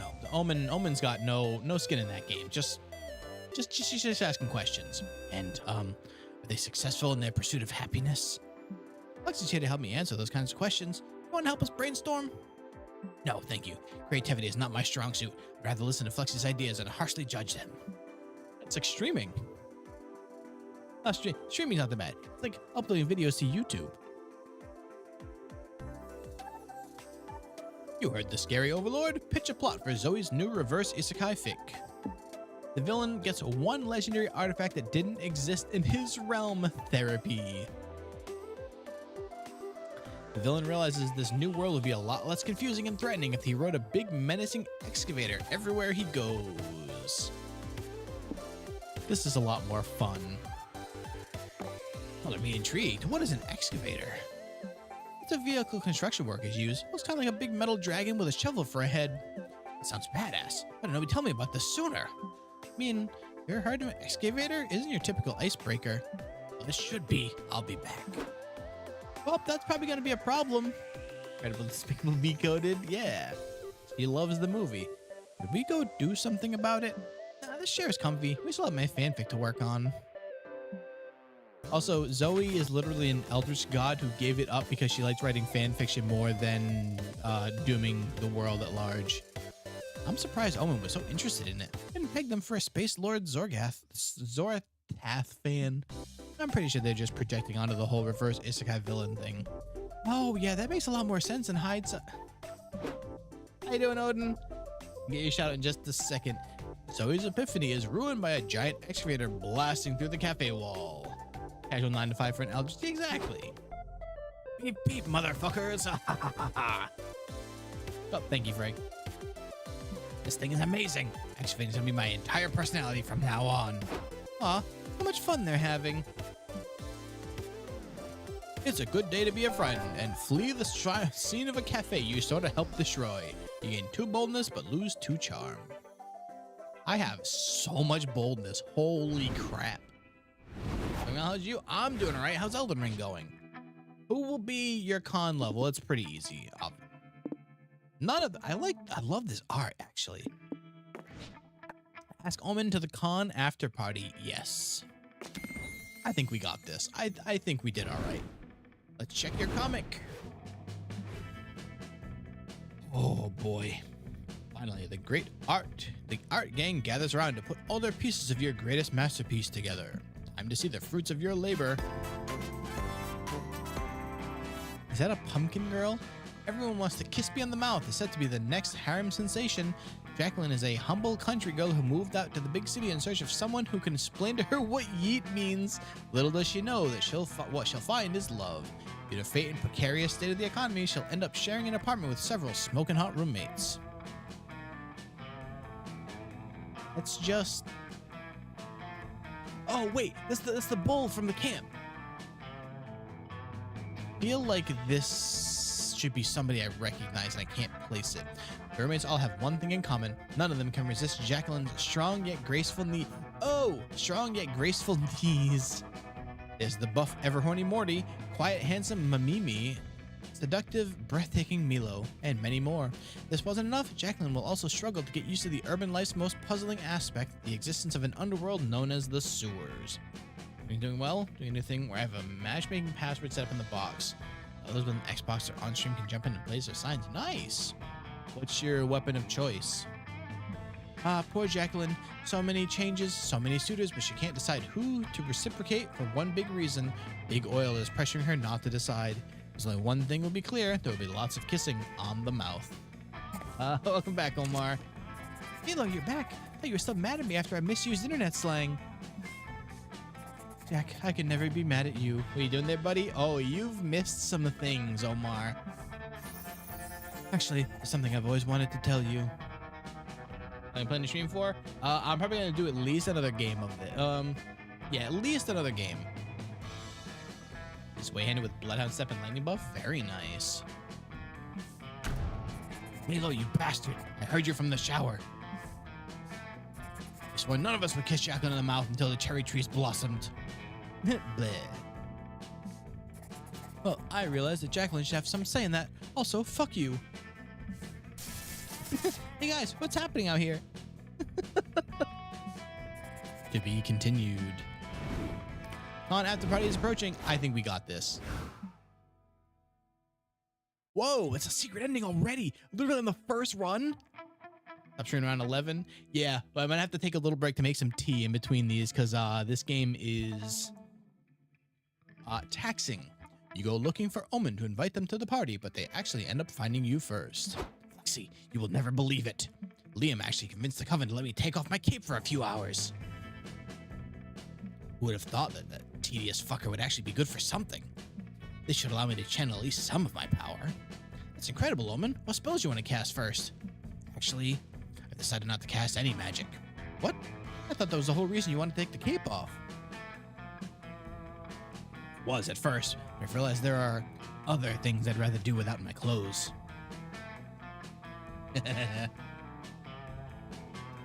I'm playing the Oblivion Remaster. Oh, very nice. I am going to probably try that myself, too. I think Galarian grabbed it, so I should have access to it. I'm talking about having sex with you. Loves this game. Dude, they're so good. The script writing is just chef's kiss. Yeah, no, I got that. I'm in. Of course you are. Considering they've been out of practice for over 100 years, Omen's surprisingly great in bed. You can't believe they gave up their chance to magically turn people inside out just to fuck you. Perhaps they're closer to redemption than you thought. I can't believe on the first run. Or maybe they're just even hornier than they are evil. Either way, it's a win.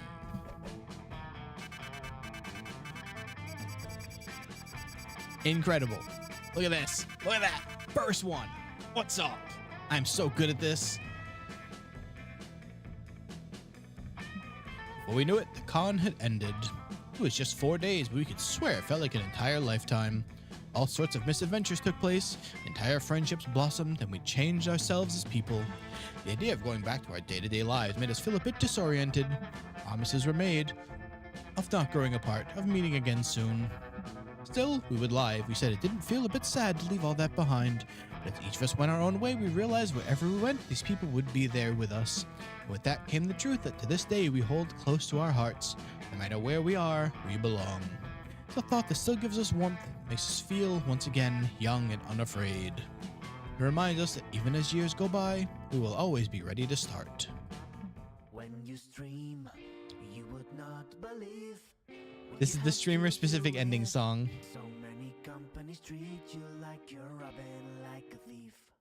But you don't have to fear, it won't happen with me.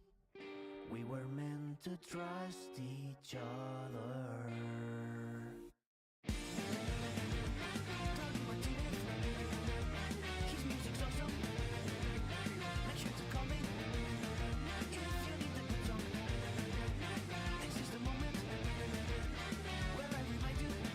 How you doing, Kairu? Welcome in. I bid you all welcome. This music is so good still. Of Monster Prom credit song. Technically this time I made the other credit song, so you can really stream that one. We just finished our first game, Kairu, in which I got a secret ending. I am so excited about that, man.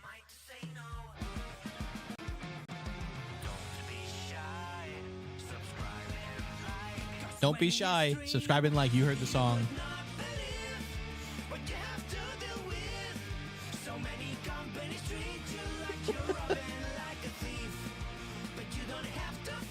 Ever. I need to not try and romance Omen again. See you in Monster Prom 5. I need a break from that voice.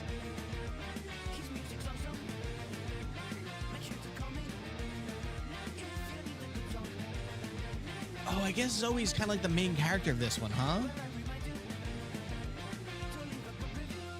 How you doing, Kairu? How is your Friday going? Thanks for playing! Leave us a good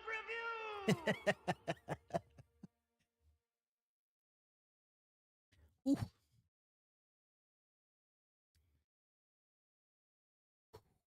All right, so you just unlocked a new plot line. Hello.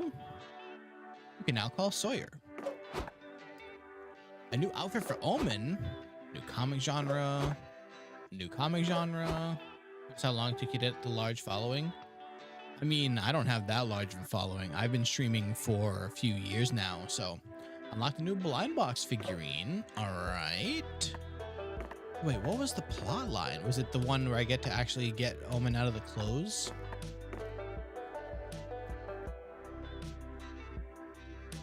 Oh, I thought this was her missing hand 'cause it was purple. No, her left arm is just gone.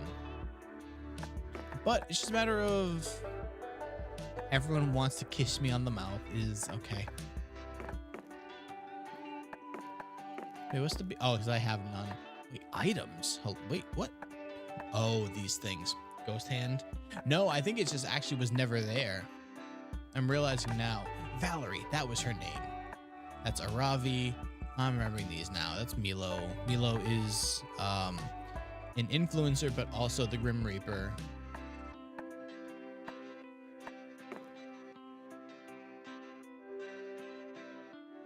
Also, Zoe loves Garfield. All right, give me 1 second. I'm gonna go a quick bathroom run, and then we'll start the next run. Actually, let me do another regular game. It only took about an hour and a half, which is what I thought. No better influence than death. True. All right, so we did Kawaii Future Based. Let's do retro. All right, so we just saw this. We'll skip this again. Who should we be this time? I'll leave you with that question. If you want to just count them 1 through 8 in case you don't remember their names, and then I'll pick whoever everyone decides when I get back. 1 sec, everybody.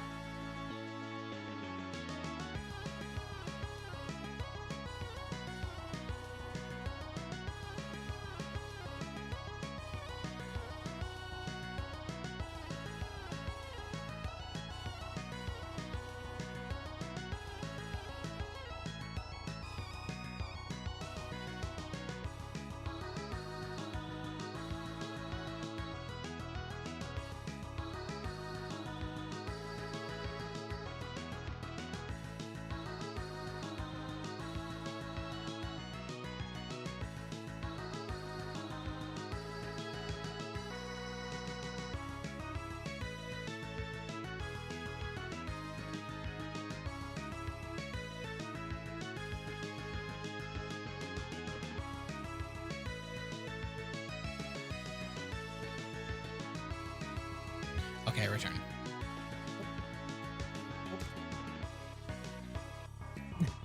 Five. Want to do Damien? Oh, hell yeah. Damien's a fun one. I actually didn't take my headphones. Oh my god. Does it default his name to Spicy Red?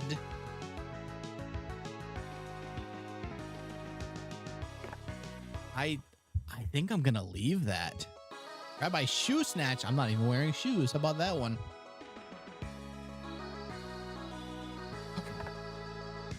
Yeah, you know what? We're gonna leave it at Spicy Red. There was a running gag in the first game of calling him a Spicy Red baby.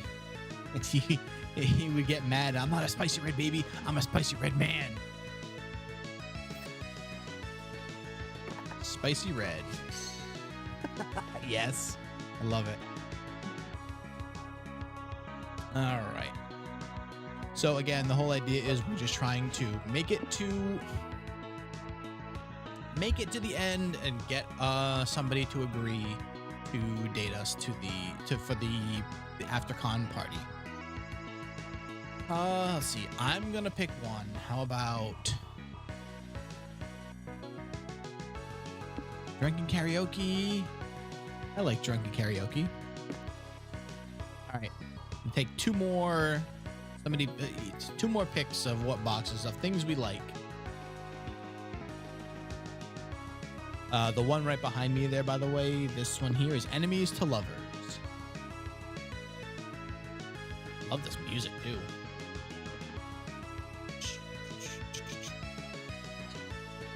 Magical girls with a dark twist.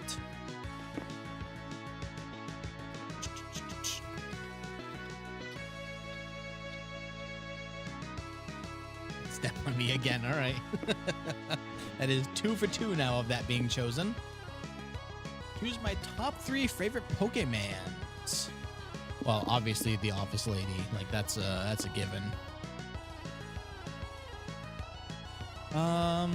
The angry lady with guns. Damien would love her actually. All right, what's our last one here? College boy. Whatever this disco man. Like you both picked Step on Me. I like college. Actually, you know what? If playing Damien, he would also like College Boy. Disco Never Died. Oh, I wish I'd seen that in time. We can skip these. Okay, so we have new options now. We have fighting, I'm assuming. We have romance, which is the one I had before. We have space, or we have superheroes. So fighting, space, or superhero.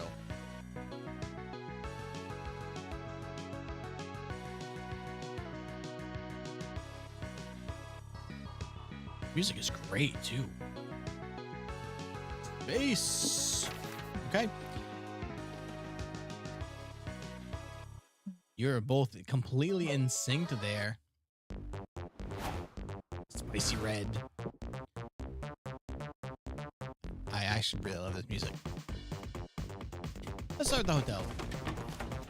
You're chilling in your hotel room and decide to browse the room service list. Wow, they have all sorts of kind. 6 packs of beer, lots of shoelaces, even the very concept of creativity. Huh, that last one is expensive, but since money isn't a stat anymore, it'll be a net gain stat-wise. Shortly after, someone brings you 2 creativity and several shoelaces. Imagine all you can do with this. In the first game, you actually used to be able to collect money because then you'd buy stuff from Valerie at lunch. Afterward, you're chilling in the hotel room with your headphones on while April showers and Nico does Nico things. What Nico things, you ask? Meh, you weren't really paying attention, and now you're gonna pay the price for that. I'm done now. Don't mind the blood in the drain. I cut myself shaving as far as you know. Excuse me?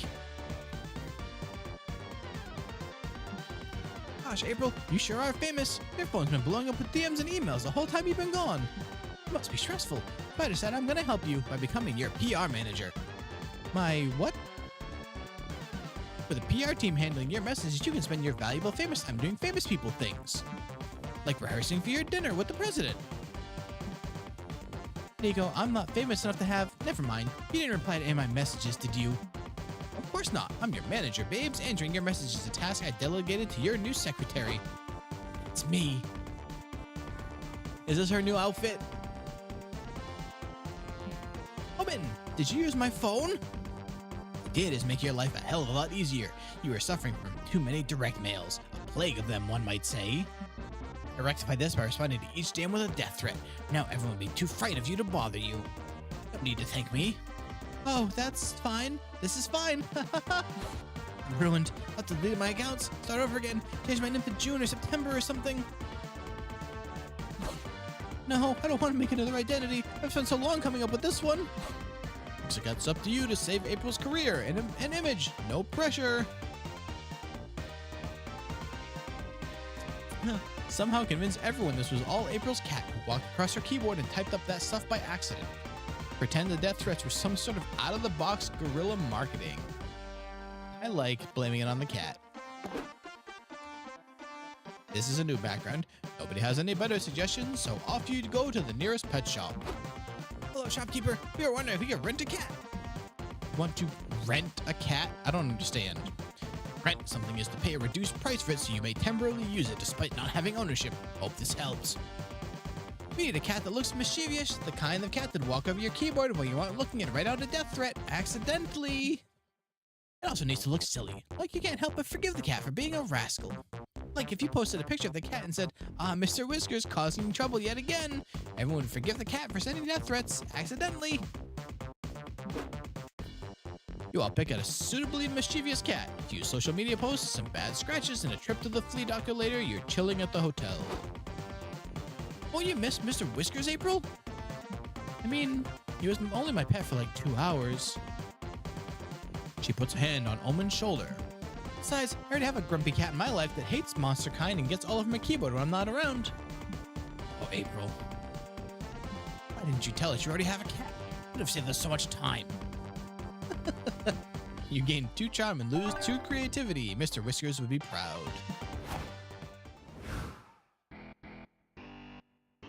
Oh, that is grungy. I like it. Let's bring Damien to the merch hall. Oh, what a Minecraft axe. Near the merch hall, you find a gacha shop. You put in a coin, and you get a real buff duck. Random, but cool. You put in another coin. You open the gacha, and there's a letter. Please help us. We buff ducks were imprisoned in these balls by the gacha monsters master century ago. It all began when... And you're already bored. You get another gacha ball, and it's another buff duck. Cool. Take 2 charm. Well, that sword. There are a lot of cool weapons in this. You, Zoe, Omen, and April. Omen, please go away.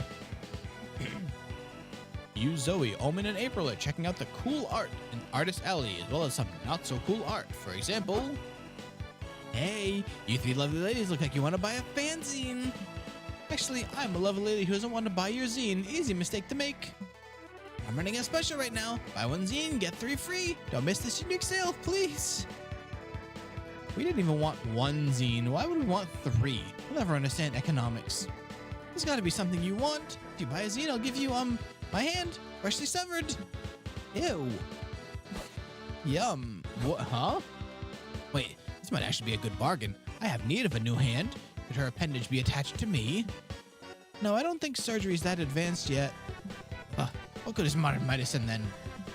Cheer up, the hand could have other uses. Maybe it's one of those wish-granting hands like the monkey's paw from that cool story I didn't finish.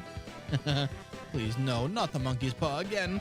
If this zine seller insists on selling you a promotion, surely you can come up with a better one. You must agree to act as your champion if you ever decide to solve a dispute through trial by combat. Or you always wanted a pilot's license? No, we need to make her fight. Well thought, Spicy Red. Normally I prefer a fight in my own battle, but a champion could certainly come in handy. Exactly. Nothing seems easy to me. What are the odds you're gonna need a champion anyway? Higher than you think. What do you say, gang? Want to go taunt someone and start a dispute? Don't threaten me with a good time. Starting disputes turns out to be incredibly easy when you put your heart into it. This makes you realize your friends can be impressively annoying. It also makes you realize that SpookyCon has a trial by combat arena in the basement. You offered to be someone's champion if they bought your zine, huh? Yep. Same. Consumers get more and more demanding, don't they? Hey, we're not paying you to chat. We're paying you to see someone get dismembered. Aye, but old gladiators are hard to find these days. All ends well. The zine vendor gets to sell a zine and murder someone with her bare hands. And you get to eat popcorn and watch a fight to the death. You gain 2 boldness, but lose 2 fun.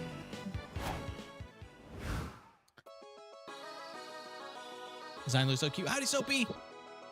Soapy, if you ever have an interest, this is a competitive dating, like visual novel almost.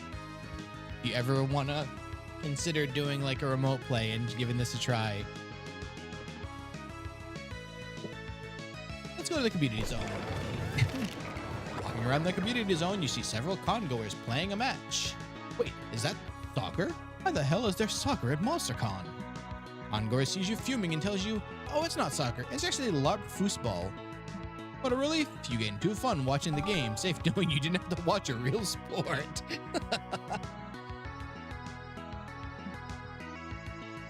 Also, Soapy, you missed it by a few minutes. I definitely hooked up with one of the characters in the ending of my last game.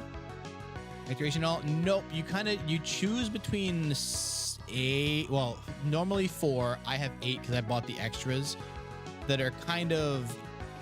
So the way this game works is you're just kind of choosing. You pick a place to go and events happen and you choose what happens. Like what's about to happen here. Lately, Omen has been intrigued by Vtuber. Oh no. Oh no.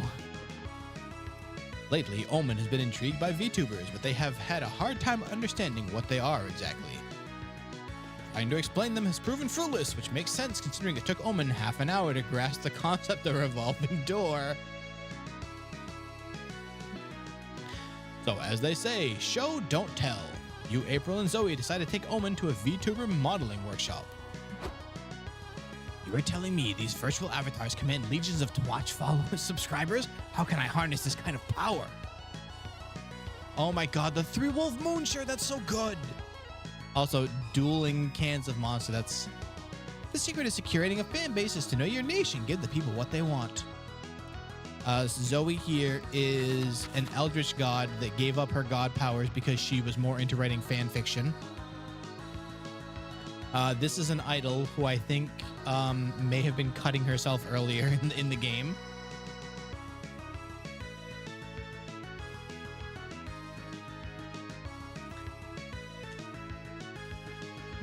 You can also make your avatar like very hot, which is what a lot of people often want anyway.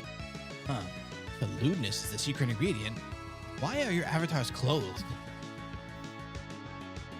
Twitch will wipe your account if you show pornographic content. It's a mistake you only make once. What if I made mine fully clothed, but I put a big...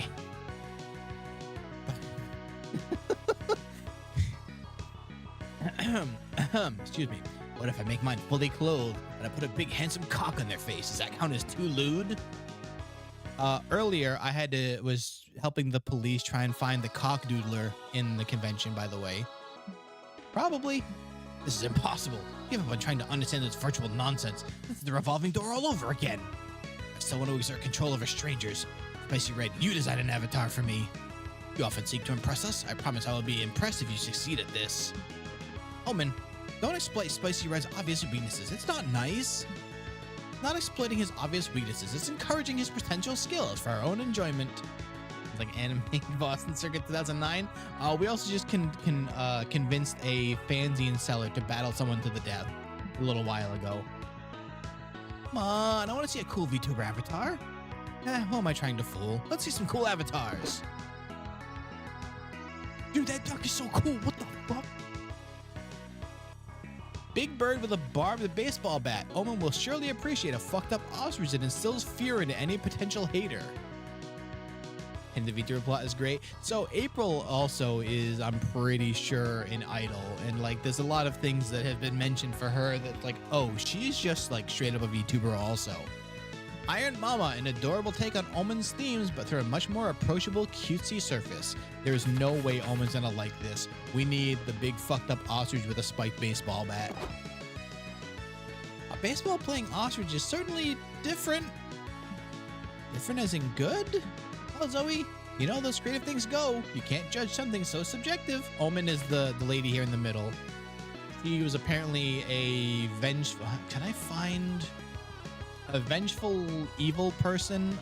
She was captured and then stuffed into a clothes that suppress her magic and an Iron Maiden that is stabbing her constantly. Holy shit, who's this monkey? This is objectively not good. Shut up, you two. Are you not odd? It's a big bird with a baseball bat. I see it. Maybe you totally don't get it because you're too dumb for this. Let me explain. It's fun because ostriches don't normally hold baseball bats. Got it. Omen, test out. Omen, test out the new Vtuber avatar. They have a great time and it finds an audience. No matter if being stabbed by an Iron Maiden, she was also evil as hell. Are you trying to woo? I haven't picked anyone yet. This is like the first day. I'm trying to not do Omen because her voice is killing me right now. This is who we hooked up with at the end of the last game though. My first run, I got a secret ending. Look, I have a viewer. I told you this avatar was gold. The the ornithologists. Whoa, you don't see birds like this on the Nature Channel. Bet they know a thing or two about third base. Huh. Guess there's a niche audience for everything. You're done, April. Admit you defeated. Surrender your channel to me. I am famous. The ornithologist donates $30 to the stream, which Omen uses to treat you all to some fried chicken. You know what? Omen's happy, and they brought you chicken. That's a win in my book. You lose 2 charm, but gain 2 boldness for choosing the bird with a weapon.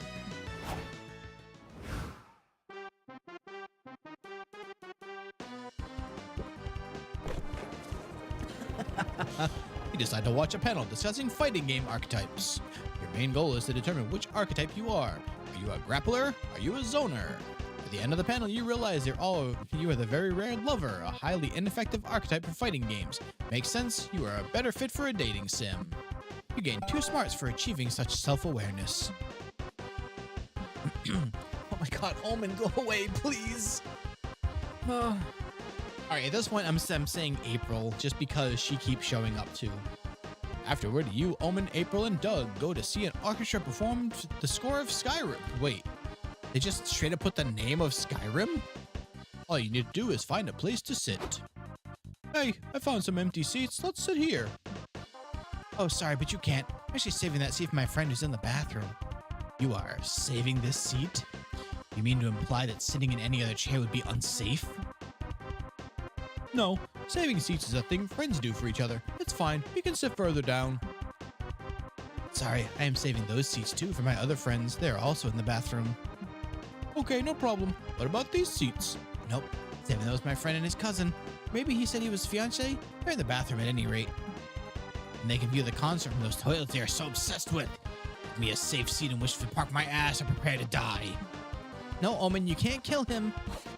So I'm gonna murder him first, and then I'm gonna eat his guts.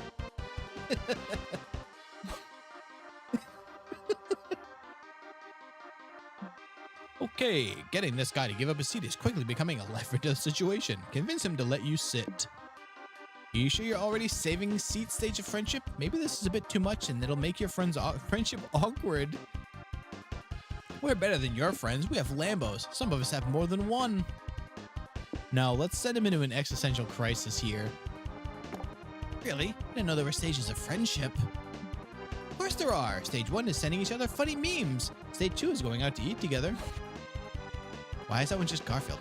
Stage 3 is finally sharing the deep stuff, like how your balloon kink might be tied to your mommy issues.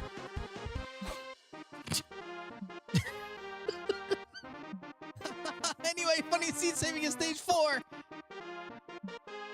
Oh man, I don't even think I'm at stage 1 yet. I haven't sent my friends any funny memes. Her face. Rare for purple to not be a fear relative color. I can help.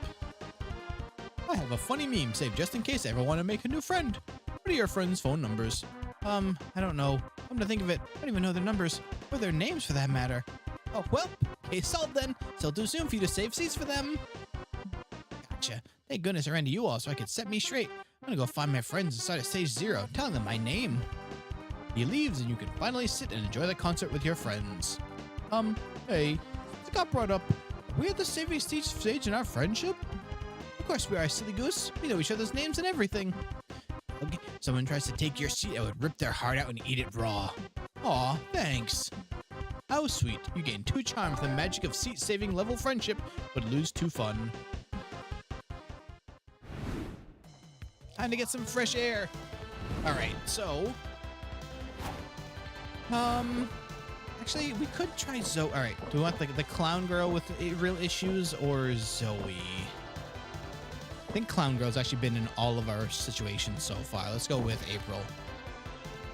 Also, Nico is a mimic who likes to cosplay. Clown Girl, I agree.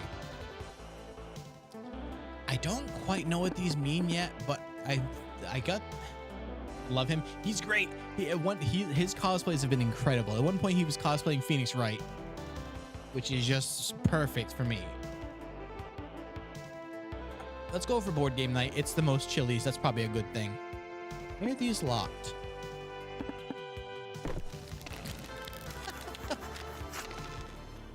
I love the art so much. I mean, the Peppers is danger in situations. Well, we're going for most danger. Damien would love that.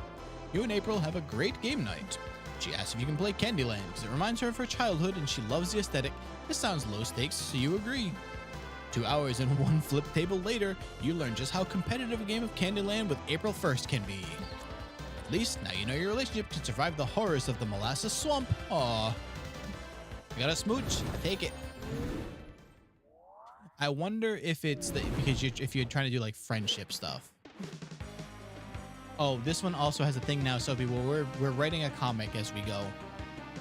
On is a whirlwind of activity and overstimulation, but somehow you find the time to work on your comic. Time to brainstorm. What's a job from the distant future you wish you could have? Capture designer, keeper of the planet Jupiter's darkest secret. World's leading expert in the number 6. Shrek movie tester. I like the idea of being the expert of the number 6. Hated Candyland and tell you how bad your luck is. Oh, rip. You won $10 million. We have to spend it in the next 5 minutes. Quick, spend them. Buy the rights to the letter W. Spend it all on Tetris microtransactions and cosmetics. How convenient. Send it to that financially destitute prince who emailed you 2 months ago. Time to fulfill your dream of becoming a saxophone player. How is that $10 million of spending? I'm just going to lean into the random stuff now. We're buying the rights to W. We're going to be smart as hell. All right. Con day 2. Rights to letters diabolical? Exactly. Let's... where didn't we go? We didn't go outside. Oh my god, he's Dio! Walking around the lobby, you see a kid tripping over and scratching his knees. Stupid kids, when will they learn? Still, you decide to take pity on him. You don't know how to comfort a child, so you pat his head and say, you have no enemies. You leave, proud of your words of wisdom. He doesn't stop crying, but you gain 2 boldness for how cool you looked inside your head. This is incredible art. That's so good. No, Omen, please, thank you. Later, you and April take a stroll around the merch hall. You mean there shouldn't be ripple effects? Good. It took me a second, but I realized what you did there. That was very good, Wisp. You've done it dozens of times already, but now it's just the 2 of you, so it's kind of almost romantic. Oh, spicy red. Look at the Vocaloid statue. Let's take a picture with it. April pulls out her phone to snap a selfie, but then she gets a call that makes her face turn white. She takes a deep breath before answering it. Hi, Mother. Why are you calling me? Oh, she's an emo clown. Good afternoon, darling. What a privilege to finally hear your voice. Are you aware that you've missed my last 6 calls? Sorry, haven't been checking my phone much while I'm at the con. Is that so? But you were always on your phone managing the internet job of yours. Sponsor from for the recent... Yes, it came out like yesterday, I think.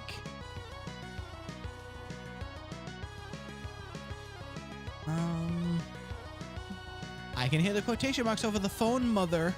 Oops, I clicked out of the game again.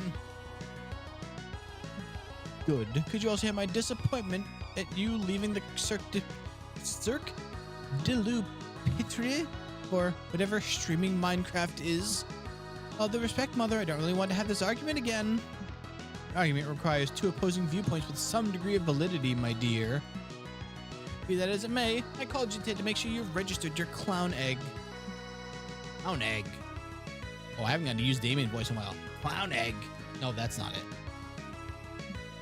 Oh, dear God.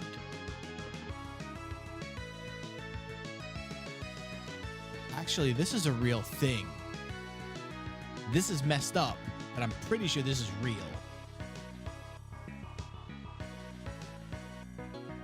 Yes, go look up the clown egg register. This is a real thing. I don't remember how I knew that, but it is I swear to you, go look it up, Sophie. It is real.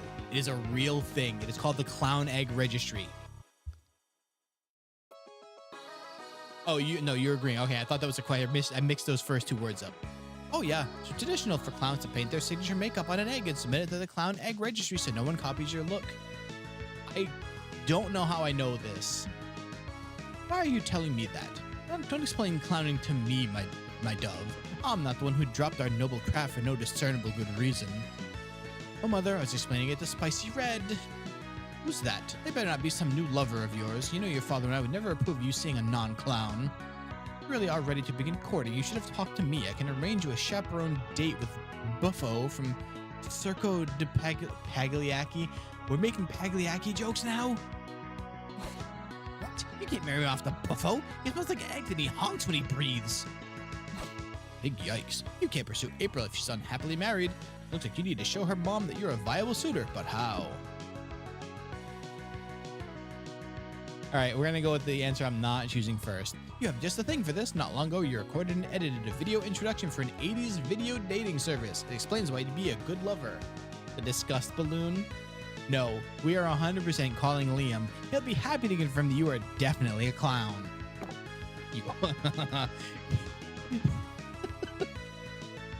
You open this up into a three-way call and put Liam on the line. What do you need, Spicy Red? Are you locked in the bathroom again? No, I was hoping you could tell April's mom what a clown I am. Want me to judge you to a total stranger? I thought you would never ask. So, Liam, was it? Can you vouch for Spicy Red's clownishness? Indeed, as long as you define clown as one who commits acts of such buffoonery that you can't help but laugh, because otherwise you'll cry.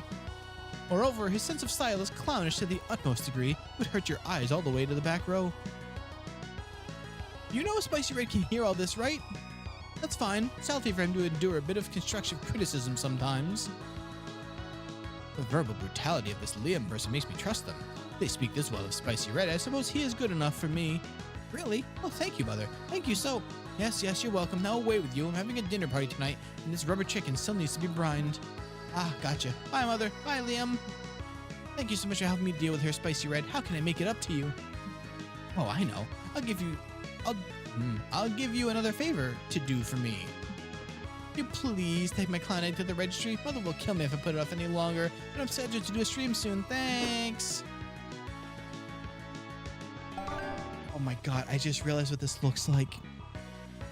Do you know when people were making all the Photoshop pictures of JD Vance's face? It looks like one of those. It looks like the horrifying JD Vance face edits. Oh. She gives you the egg, kisses you on the cheek, and flounces off. You'll never wash your face again. You gain 2 charm and lose 2 creativity. Well, guess it's just you and me now, little buddy. Please don't tell me I have that egg still. That thing's horrifying. I think it's a reference to the memes, but it does seem like it. But it would have been like... There's no way. It can't possibly be. Those are recent, aren't they? How long ago were those happening? This game... There's no way they could have added that as a thing in that amount of time, right? But where hasn't he gone yet? He hasn't gone to the community zone, I don't think. Hey. Yes, I have. Okay. You're feeling lucky, so you enter a Poker 2 tournament. These nerds sure play hard. You get a Royal Flush, which would be great if one of the other players didn't play Xantrak, commander of the Nether Galaxy. Lucky for you, you had a Helmet of Chaos up your sleeve. You equip it on your Royal Flush and beat the shit out of Xantrak. Heck yeah. Is this just Bolitro? All this nonsense makes gambling at least +2 fun. Oh no, not Omen. Wait, also, Puyo Puyo is... Some of the things they changed the names of, but then sometimes I just got literally Skyrim before, and now we're just in a Puyo Puyo tournament. Doug and Omen are competing in the Puyo Puyo tournament, and they need all the support they can get. You and April go and cheer them on. Hey Doug, great job so far. You're kicking butt at this game for children. I believe I lost. This game is impossible. You to have made it this far, Doug, you must be a true master. Well, I like to play Puyo Puyo to unwind before bed, so yeah, not bad. Doug's better than not bad. He's great. He makes it all the way to the final match. Who in the hell? Oh my. Yo, what the fuck is up, chat? Your boy Riz is here to stomp ass at the Puyo Puyo finals. Good luck, buddy. This is gonna be a great game. There will be, for me. I ate losers like you for breakfast and shit out your dreams, Lamau. I hate to sound rude, but don't you think you're being a little bit rude? Bruh, it's called trash talking. What's wrong? Can't take it? You little bitch? You got stinky little bitch baby diaper on? My god, his face. No, I'm not a biatch. I never wore diapers. My family couldn't afford them. My wife just wanted to play. Dude, it's so good, Soapy.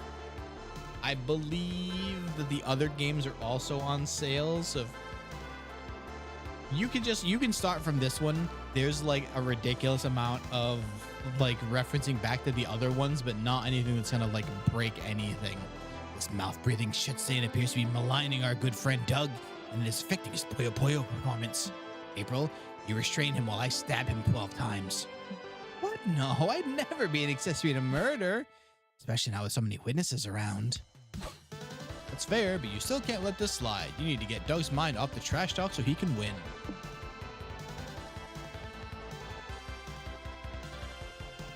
All right, we're gonna go with lend Doug your fanciest hat. He'll get so many compliments from strangers it'll cancel out the trash talking. But if we're pursuing April here, release 3 raccoons. Everyone knows raccoons love garbage, so if Riz keeps trash talking, he'll risk the raccoons looking for food inside his filthy mouth. Oh no, we're 100%. I'm gonna say only 12 times. She's holding back because it's on stage. We're releasing the raccoons. Spicy Red, what are you doing? Why do you have raccoons with you? These raccoons are super useful. Haven't you seen them harvest people's souls into them? It's funny. True, but you have a different use of them today. You release the raccoons at the trash talker's feet, where they hungrily watch his mouth. What are these raccoons doing here? Is this your fan club, bro? Makes sense to be doing a dumpster fire like you. The raccoons climb up the streamer's body and start pawing at his lips with their stinky, adorable hands. Get him off me! Do something, rep! Why? This is perfectly legal, the referee says. It's true. Mouth raccoons balance the meta against trash talking. The trash talker's mouth is so full of raccoon butt to respond, or play Puyo Puyo for that matter. What is this loser doing? You're not supposed to eat the raccoons alive, dumbass. You have to kill them first. The raccoons stare hungrily at Omen, but thankfully Doug wins the match before they climb into her mouth. Everyone see that? I won! All thanks to hard work, friendship, and raccoons. Yeah, it was cool. But can you do the soul harvesting thing next time, Spicy Red? I was kind of looking forward to it. Certainly, your friends help you wash your raccoons off in the bathroom and you gain 2 smarts and lose 2 charm. Yeah, you know what? Honestly, Wisp, I don't think I would have put together that it was a banshee. You're chilling in your hotel room. Staring at the ceiling. When you've already memorized the ceiling, you decide to call room service.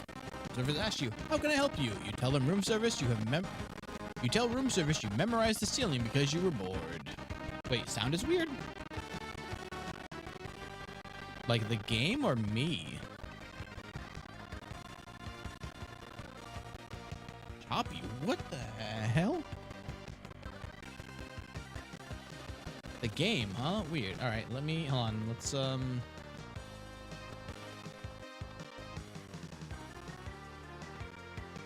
do switching back and forth. Weird. All right, yeah. Hold on. I'm gonna try a thing here. It fixed. Uh-oh. Hey, how does it sound now? You tell room service you memorized the ceiling because you were bored. Turns out room service loves your room ceiling. They've memorized it out of boredom too. You talk about it for hours. Conversation is enriching and inspires you for any ceiling-themed creative projects you may have in the future. You gain 2 creativity.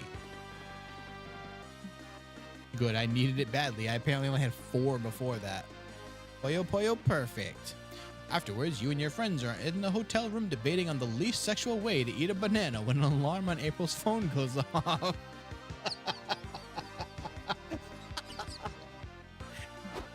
Oops, sorry, gotta cut this short. Need to do a quick stream to keep up follower engagement. Imagine engaging with followers. Chat, can you believe this?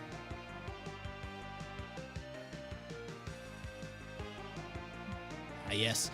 Stimulating one's followers is an important part of being an overlord, lest they get the ideas for a revolt. And we stay to watch your technique. Sure, I suppose. Just sit over there and try not to be distracting. Love the mimic? Oh, yeah? Why is that?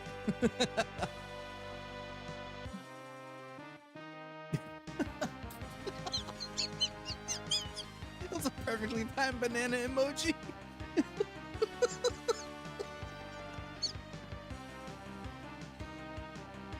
Oh, okay. Vertical bites out of the side of the banana. Yeah, like you're eating like it's a sandwich. You hold it vertically, of course. Hello, my silly geese. I missed you also. I thought I'd do a short stream before I head back to SpookyCon. Let's check the chat. Thanks for subscribing, Cupcake Kitty Cat. Welcome to April's Fools. Honk honk. Imagine interacting with the chat. Hey, April, hey. You call this controlling your underlings? Ridiculous. You should be... I just realized they're talking in chat. You should be using fire. So, who wants to watch me brush my hair? April, why you no respond, sad face? How do you type on this tiny device? April! XD. What can I do for you, knee cosplay? Oh, whoa. I miss you. Miss you too, person I've never met before. What are you talking about? That is Nico, and this is your friend Omen. Remember, we killed the bellhop together last night. Yeah, we're besties. Watch, I'll put your exact location and prove it. Oh, don't you fucking dare. Oh, looks like we've got trolls in the chat. My mod Spicy Red will take care of this, right, Spicy Red? You understand this is a thinly veiled plea to shut Nico and Omen up, but how? Take one for the team. Tell Nico and Omen you urgently need them to rethink your brand. Distract Nico and Omen with something flashy like using a flare gun in an indoor space. This, I think, will distract her stream. We gotta go with this one. As fun as this sounds. You brace yourself for shenanigans and ask Nico and Omen to help rethinking your brand. Your brand? What is that? It's like another word for image. Spicy Red wants to help us change how people see him. Ah, that makes sense. He does present a terrible image of himself to the world. You should get a helicopter. Being a helicopter guy would be super cool brand. What is a helicopter? You'll love it, trust me. It's like a stealing fan with actual weapons. I'm like 99% sure I can't afford a helicopter. Excuses. You must make more room in your budget for essential purchases. Whatever. You go back to check on April. Hey, Spicy Red, thanks for blocking those trolls for me. You're a big help. Look, this would be the perfect helicopter for Spicy Red. It could definitely kill someone. Yeah, but it's green. I don't think green matches Spicy Red's vibe. I'll just finish your stream in the bathroom where it's quieter. Oh, chat, get your minds out of the gutter. Haha. You're about to pat yourself on the back, but as soon as April leaves, you get bombarded with emails from different banks. What the hell? Ah, there's the man of the hour. Nico and I took out 11 bank loans in your name. What? It's all good. Hey, you can afford this helicopter we bought you. The best bit is it's not even green. Well, at least your friends are happy with you, which is worth 60 years of crippling debt, probably. You gain 2 charm and lose 2 fun. Oh, my fun is suffering. Competitive loan fraud. Exactly. Oh, we're already in debt. Let's go to the merch hall. In the merch hall, you find a mysterious fortune-telling machine. Oh, here we go. There's a sign that says, ask a wish and Zoltar will grant it. Originality is not your strong suit, so you ask to be big. The machine spits out a ticket that says your wish is granted. You keep walking around, waiting to get bigger, but you don't feel any different. Until you look at your butt. Yes, you now have a big, juicy, +2 charm butt. Wishes do come true. Oh my god, stop! Omen, go away! You, April, and Omen are visiting Liam's Yowie stand with a new sinister-looking customer appears. Greetings, sir. Can I interest you in any collections? I hate to brag, but they're some of my best work. You hate to brag? Then why do you do it so much? You're some kind of masochist. Oh my god, who is that? Yes, your work is exquisite, Liam de Liancourt. The longing you've captured in these... The longing you've captured in these cum shots is mesmerizing. Yeah, it's got a real I want to look away, but I can't vibe. I notice your stand isn't very popular. Oh, it's the devil! I can help with that. I have the power to make you the most popular artist at the con. Do we have a deal? See what you're trying to do. The catch is you're a devil and you want my soul in exchange, right? No? I'll pass, and frankly, do better. The most popular artist at a con, that's a shitty deal. Like, we're not even talking about the best artist in the world. We're talking about the best among 80 artists or so. You must be a lesser demon at best. Fuck you. Your soul probably smells weird anyway. You don't say I want to take a deal. Sorry, I'm already locked into a draconian contract. I can give you my agency's number if you want to collab, though. Oh, I could use some dark magic for... Omen, no. And I'll pass. I'm selling this bullshit redemption arc racket. Take your business card, though. Well, I'm not leaving without someone's soul. I've got quotas to make, damn it. Looks like up to you to make a deal with this dude so he gets the fuck out. Sell your soul... Can't read. Sell your soul to make the spooky con an endless time loop full of wacky misadventures and the constant pursuit of love. Sell your soul in exchange for someone else's soul. Chances are you're getting the better deal. I like that a lot, actually. Also, Soapy, that is not the worst thing that one of these games has made me said before. There is a clip that I'm gonna post it on Discord later from the second game. It is the worst thing I've ever said out loud. Without a doubt. It killed me to read that line. Like the top option could have happened whatever at some point.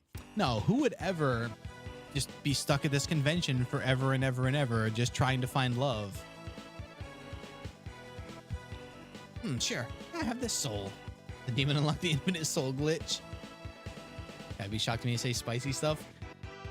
This can definitely there's some things you'll say. No deal. We don't know where that soul's been. Yeah, I could have soul crabs if the prior owner looked for a soulmate without using protection. Those are really hard to cure. I've heard. How about you get us the soul of that man over there? He looks like he has a cool soul.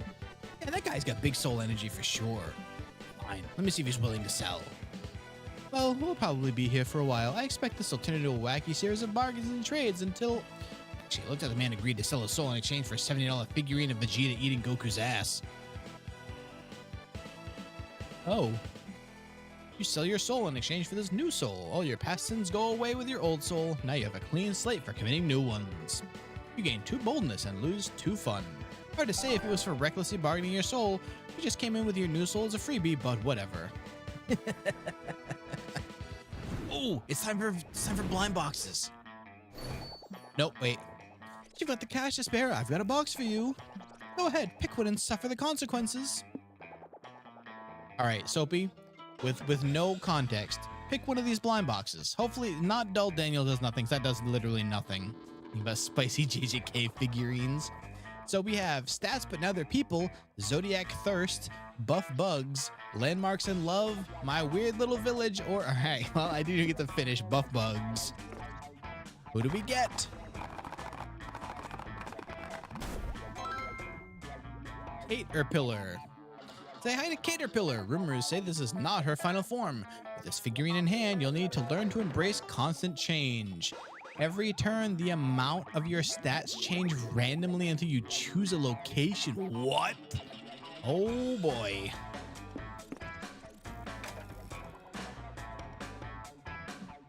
Oh, it's a pleasure to take your money. Come back soon. Does that mean that, like, until I pick a place, they just keep moving? Oh, wait, comic time. You guess what time it is? Yep, it's comic time. I'm the brainstorm. What is the one feature you always look for when you buy a robot from the robot store? A metal cock that serves as a deadly projectile. The refined sense of humor so typical of robots. Free internet access of vast knowledge of flower symbiology. Symbiology? Symbiology? How the hell do you say that? Gotta go. We definitely want to play this game. All right. Well, I know the last one. Real okay. So smart. Have fun, Soapy. What is a killer name for a cat? Saturn. Douglas. Fearless King of the Moon. Sun's Secret Street Caramel Core. Big Mustard. I'm choosing Big Mustard. Big Mustard is a great name for a cat. Saturn was the second, but Big Mustard is amazing.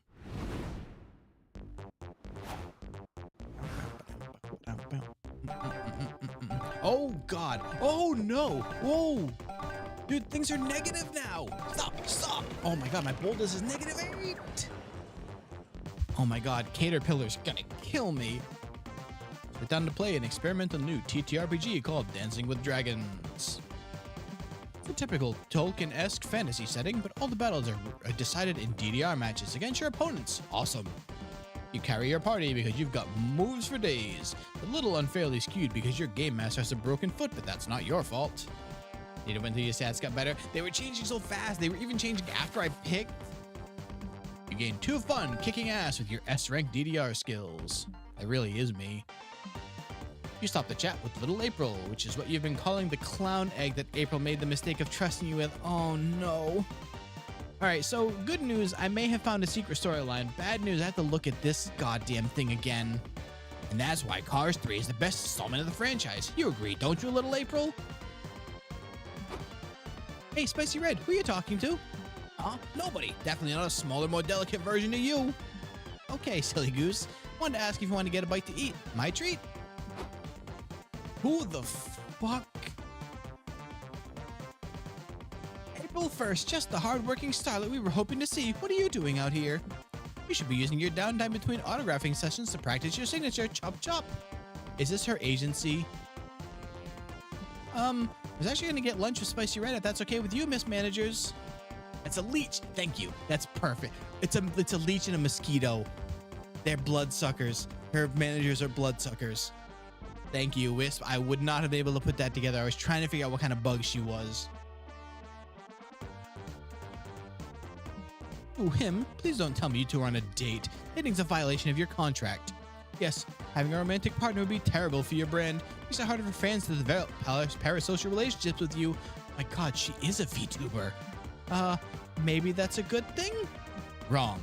I do sympathize with you, April. It must be difficult knowing that you're contracted for forever binding and you're going to die alone. There. Suck my blood, jeez. When does it stop hurting? Never, silly.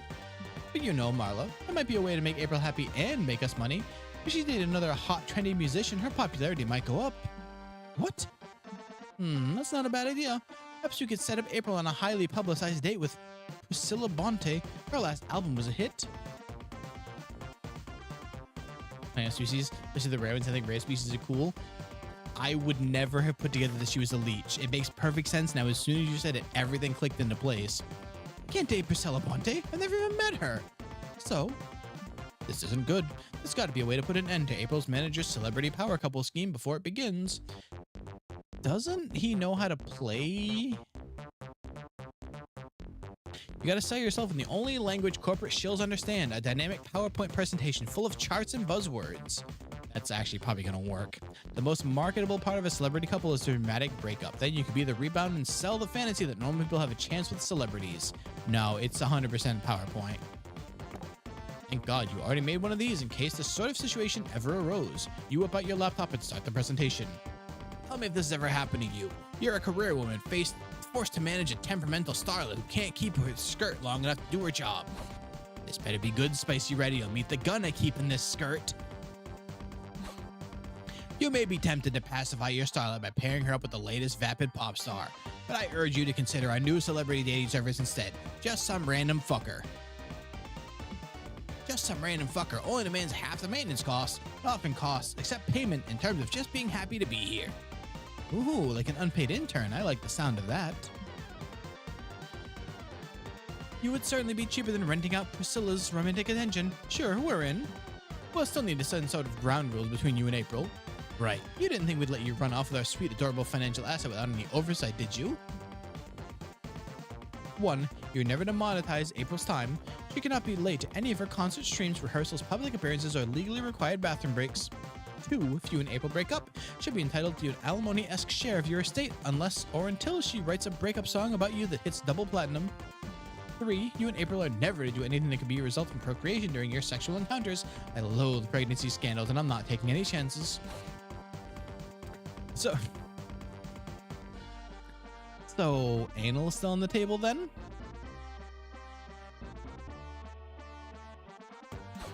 Sure, like they say, life's too short to not do a little butt stuff.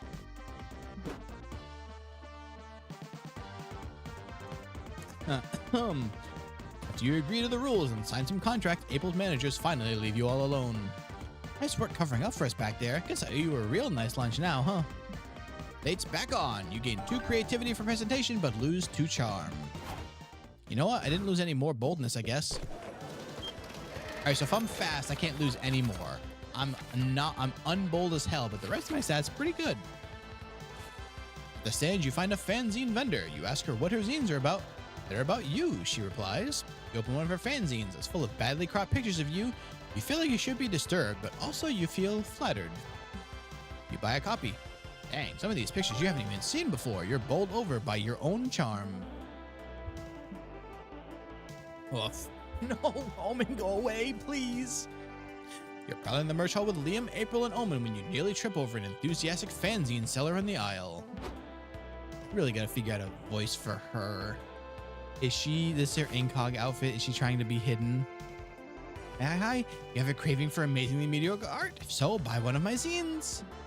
Absolutely not. I only purchase mediocre art if it is deliberately mediocre for ironic purposes. Sorry, I can't. Saving the last of my money for something I actually want to buy. Something called anything but your zine. Any of you care about supporting starving artists? No, I believe the survival of the fittest. To the wolves with you.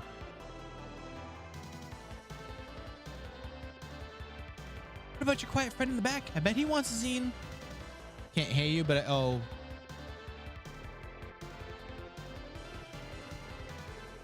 Hold on, I gotta.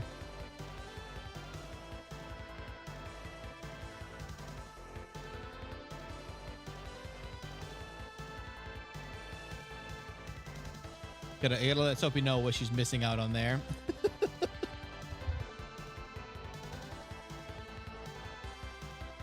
And he wants a scene. She's looking at you. Fuck, you're definitely the weakest link of the group. Your friends have the stamina to refuse her all day, but Spicy Red, people pleaser extraordinaire, you're totally gonna cave. Okay, I'll buy a zine. Yes, 1 sold, 99 to go. I'm so gonna break even today. Which zine will you choose? Everyone knows artistic taste is a great way to determine identity, maybe even their worth. Don't worry, Spicy Red, we're not gonna judge you just for whatever silly fanzine you buy. But out loud, anyway. Totally gonna judge him aloud. Likewise, my judgments are too good to not share them publicly. This simple transaction has turned into a desperate bid to impress your friends. Why does this always happen to you? Choose a zine wisely.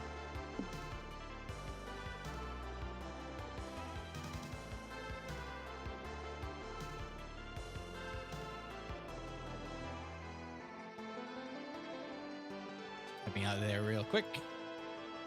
All right.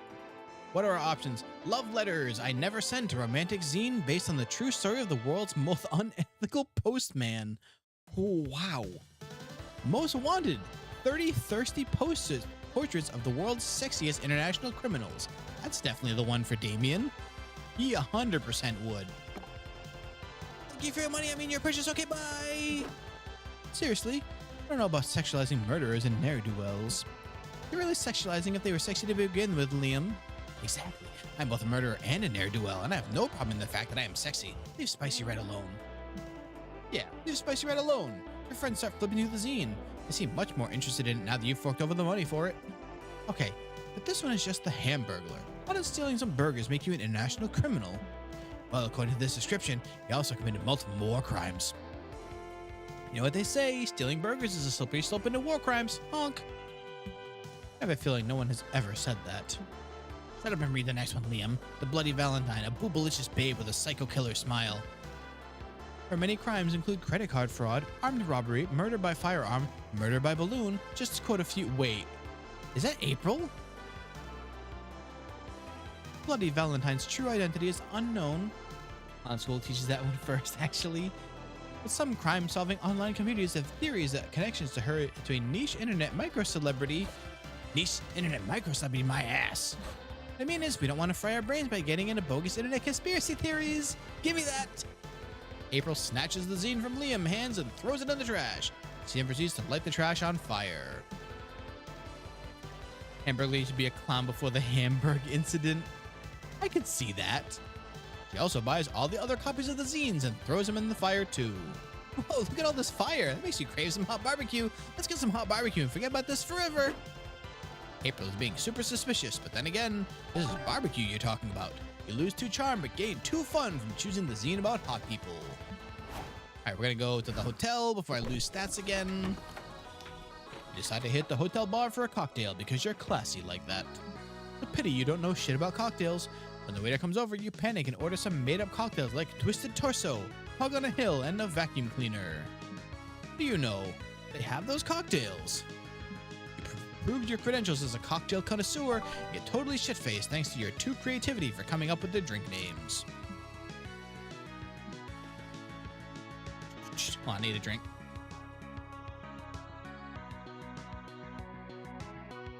This is a game that makes sure you stay hydrated, because otherwise I would be shriveled up like a cactus. Oh. Afterwards, you, Omen, April, and Nico are relaxing in the hotel room when a loud beeping goes off. Oh, what an awful cacophony. I will never understand modern music. Is he just the Power Ranger? That's not music, that's the fire alarm. Fire? I'm too pretty to die. Let it take Spicy Red instead. I didn't mean that. Probably just a drill anyway. Not even a possibility that I will die, right? Right? Vacuum cleaner just summons the vacuum hero I forget the name of. It was a super vacuum cleaner, I think. Just a drill. How boring. Thought something interesting is happening for once. Whether it's a drill or not, we need to act as a team and not allow fear to conquer us. Go, fellow Rangers, to safety! You and your friends head toward the fire exit. Everyone else is already evacuated. Look, there's the fire! Wait. This is the end! Not really, just training you for the real thing. Heroes need to stay vigilant. Thanks for the adrenaline spike, Nico. Now I don't have to exercise today. Dude, there could be a real beautiful fire somewhere and we're missing it. Should we check the elevator? Aren't the elevators the one place you shouldn't go during a fire? That's naturally where the fire is hiding from us. Come to me, you elusive inferno. Green one isn't disgust, it's fear. There is definitely a disgust one though. Fire or no fire, you're surely gonna die in here if you depend on your friends. Up to you to come up with a strategy for dealing with this drill. People perform better under pressure. Make everyone take this drill more seriously by setting the hotel on fire for real. If this is a fake fire, you should call fake firefighters. You know, the sexy kind. Alright, so Damien would 100% set this hotel on fire. So we're gonna let Damien be Damien. You light a match and set the nearest potted plant on fire. That'll give everyone something to really cry about. Excellent idea. You clearly know the fire must be fought with fire. You surely know that I must fight your fire with a fire of my own. No more fire is definitely not necessary. Too late. Burn, cheap pillowcases and cleaning products. Thaw my frigid soul with your beautiful flames. And I think this one is fear. That's it. We're dead. So many dreams left unfulfilled, and everyone is streamy. We're not dead. We're gonna get out of this fire. We have to think like a fire. Someone set me on fire. I have to go method. April's rocking in the fetal position. Omen setting more fires. Nico's running after her, begging to be set ablaze. Nope, it finally happened. One of your stupid ideas finally got you and your friends killed. Way to go. Close your eyes and embrace your inevitable death.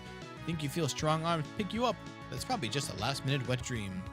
But then you wake up outside and see you were actually rescued by firefighters. Way to go, Spicy Red. Setting a fire summoned the firefighters to rescue us, which I assume was your plan all along. Luna's sadness, yeah, that's what I'm thinking. Yep, let's go with that. I'm just glad we're alive. No thanks to Spicy Red. Or is it all thanks to Spicy Red? For the record, the fires I started proved me much harder to put out than the fires you started. I win. Despite everything, you came through and managed to save your friends with arson. Hooray! You gain 2 boldness but lose 2 fun. We're gonna go for the main stage. New proposed TTRPG classes: Beige Mage, Druid 2, Guy with a Gun. Sit down to watch a panel about new proposed TTRPG classes. There are a ton of cool options like Insurance Salesperson, Horse with Knife Shoes, and Steve. Your mind is bursting with new TTRPG world building ideas to counter Steve's naturally overpowered abilities, giving you 2 smarts.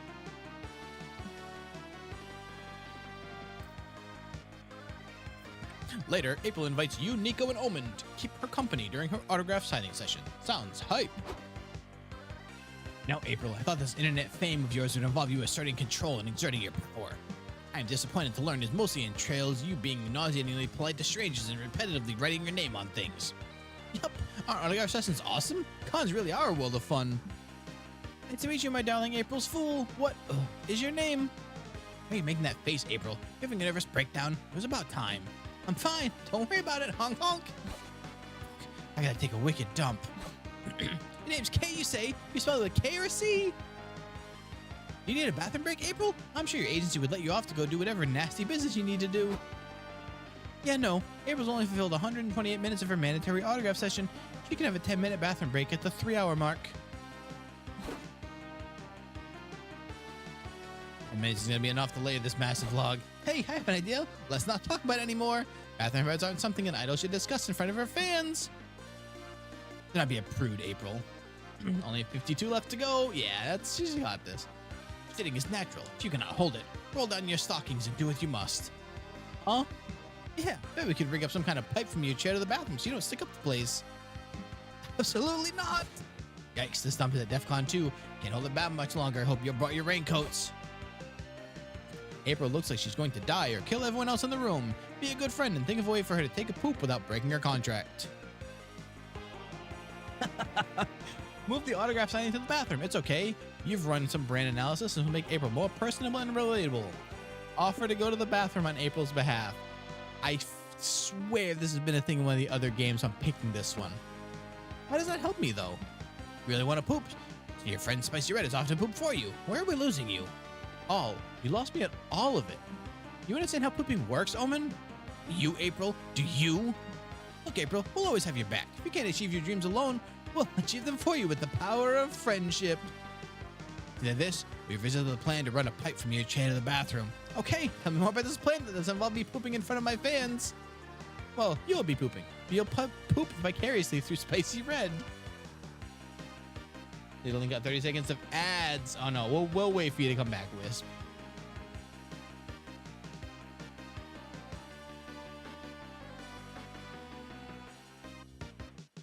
Okay, you're back already. That was a very quick 30 seconds. You like time compressed them. I was about to say I'll wait until you get back so you can see the thrilling conclusion of this. Wait, that's not literal. I assume Spicy Red was using some sort of bowel switcheroo spell. Maybe? I chose to trust in the power of friendship between April and Spicy Red. When you have faith, you don't ask follow-up questions. Translation advice, there you go. Oof, whatever we do, we better do it quick. That'll be burritos coming back for revenge. Bye! Go to the bathroom, that will undoubtedly help me somehow, thanks a million! And so you take a shit as a favor to a friend. You know what? It works. We wouldn't describe how it works because that would be going beyond the toilet humor trigger warning, so what if we skip that part? Either way, you gain 2 charm for having your friends back, but you lose 2 smarts. This should be the benches, right?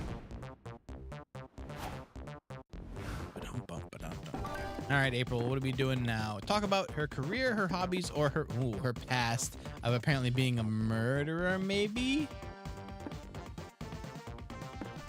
My past, I know how I met Doug? That's surely a story of the past.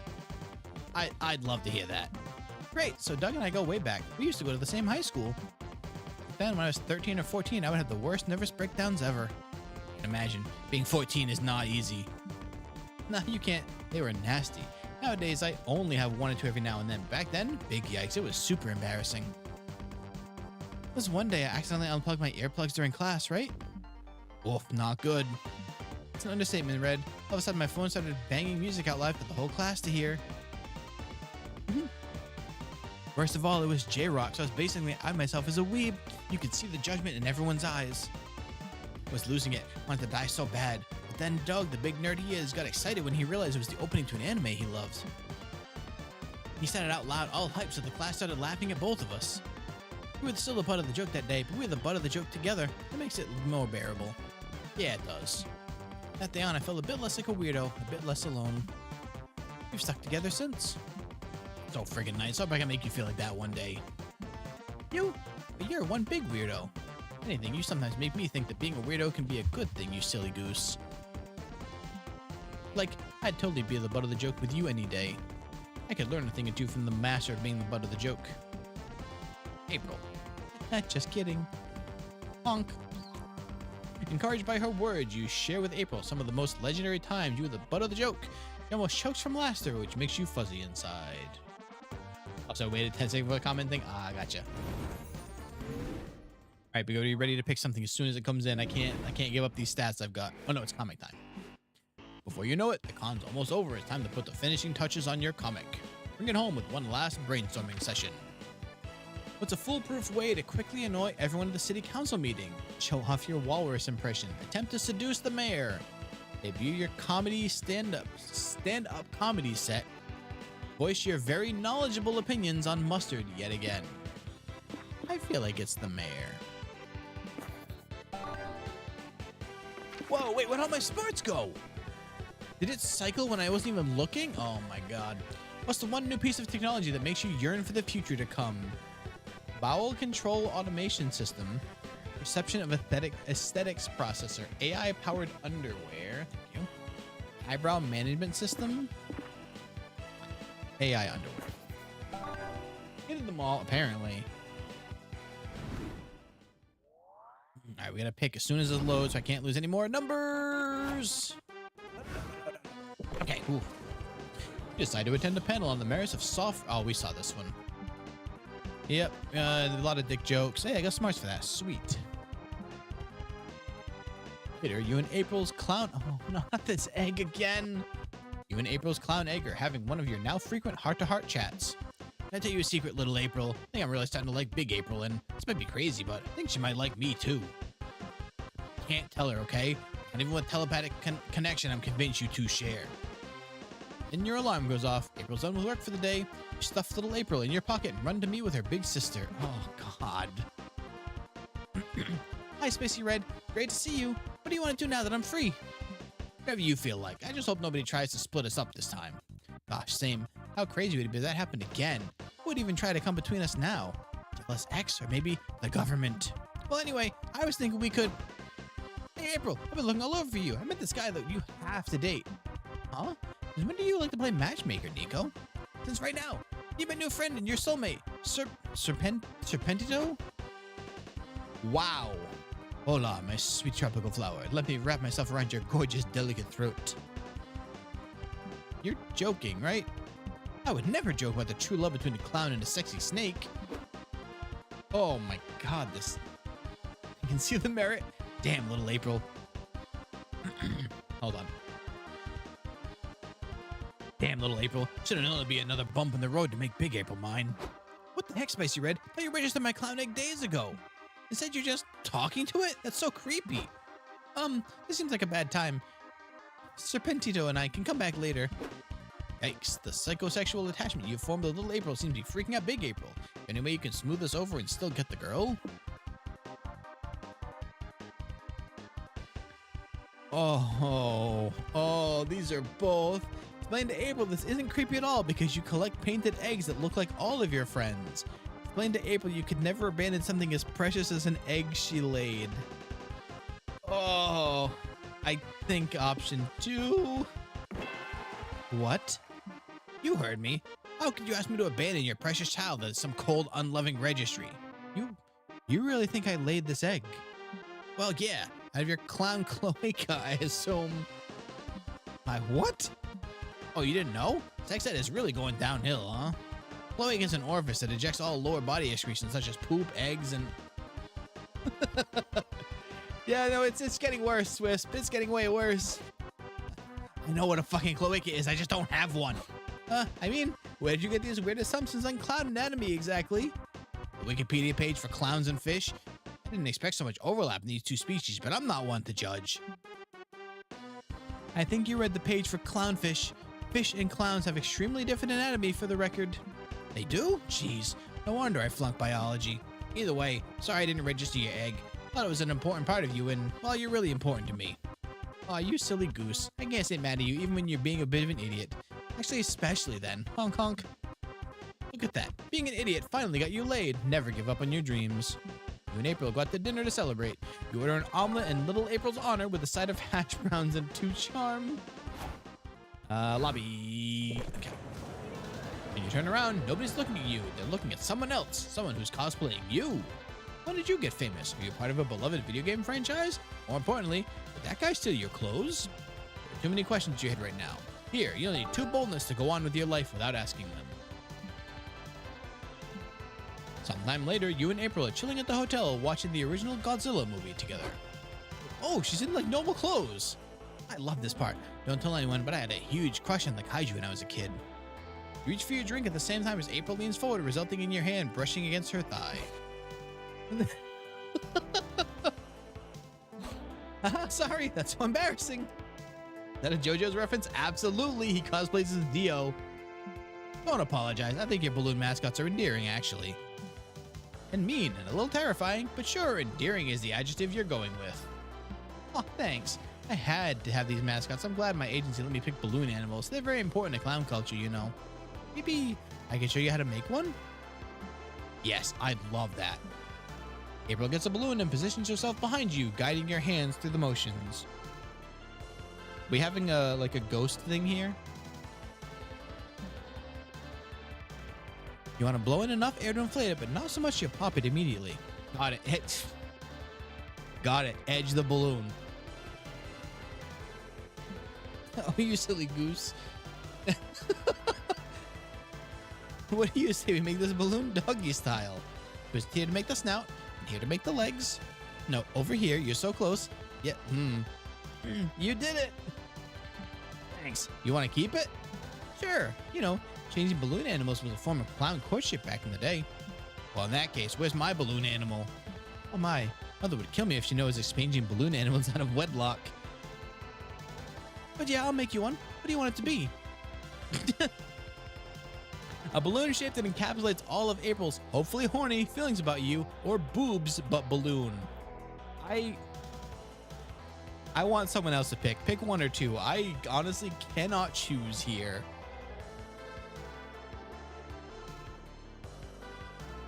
One? Okay. Let me think. Can I make a... No, what about... Ooh, got it. Huh? Yeah, it's fine.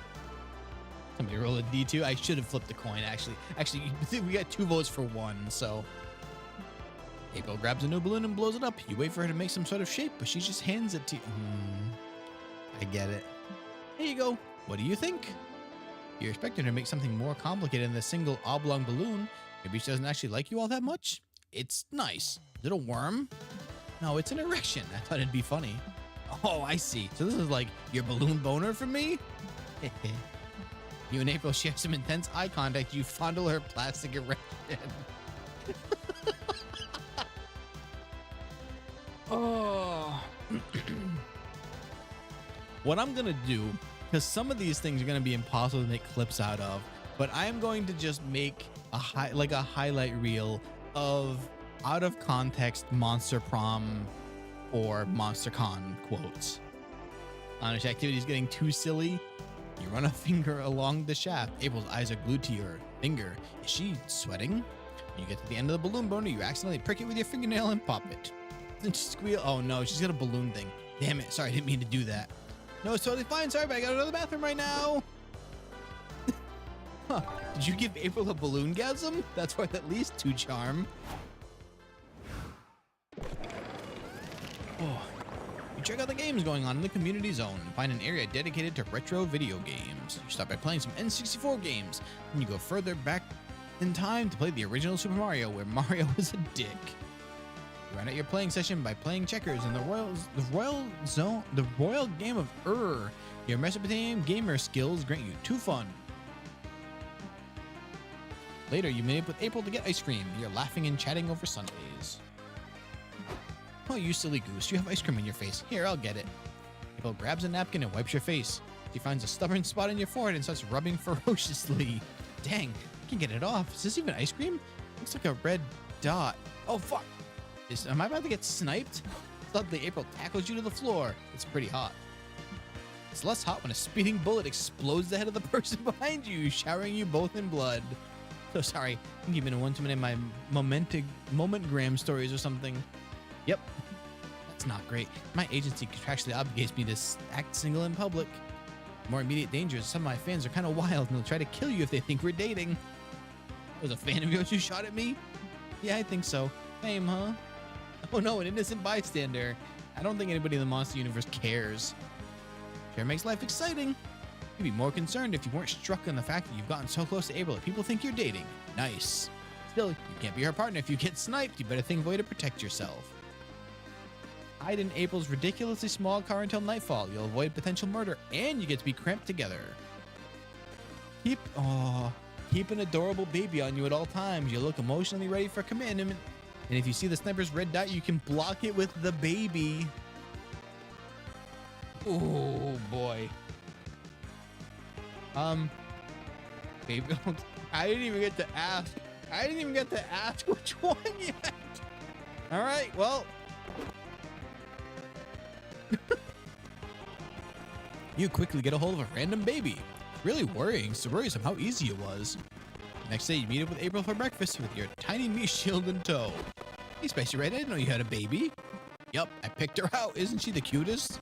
You quickly hold the baby in front of your face to block the sniper dot that just beamed in through the window.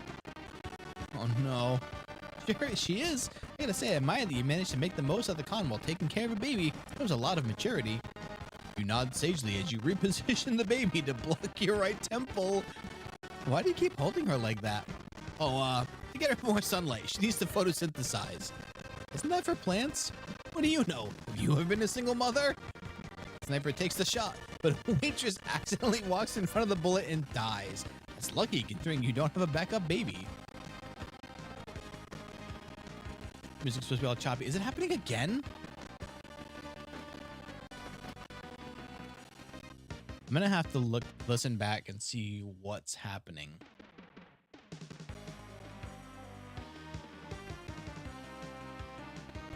Hold on. I'm trying to switch it to something else and switch it back again. Alright, how about now? Fixed now? Yeah, it seems like whenever I switch it off to something else and switch it back. I'm gonna have to look and make sure that's not my computer. Alright, you don't know backup baby. Oh, you're using the baby to block the sniper, aren't you? That depends. Would you be mad if I said yes?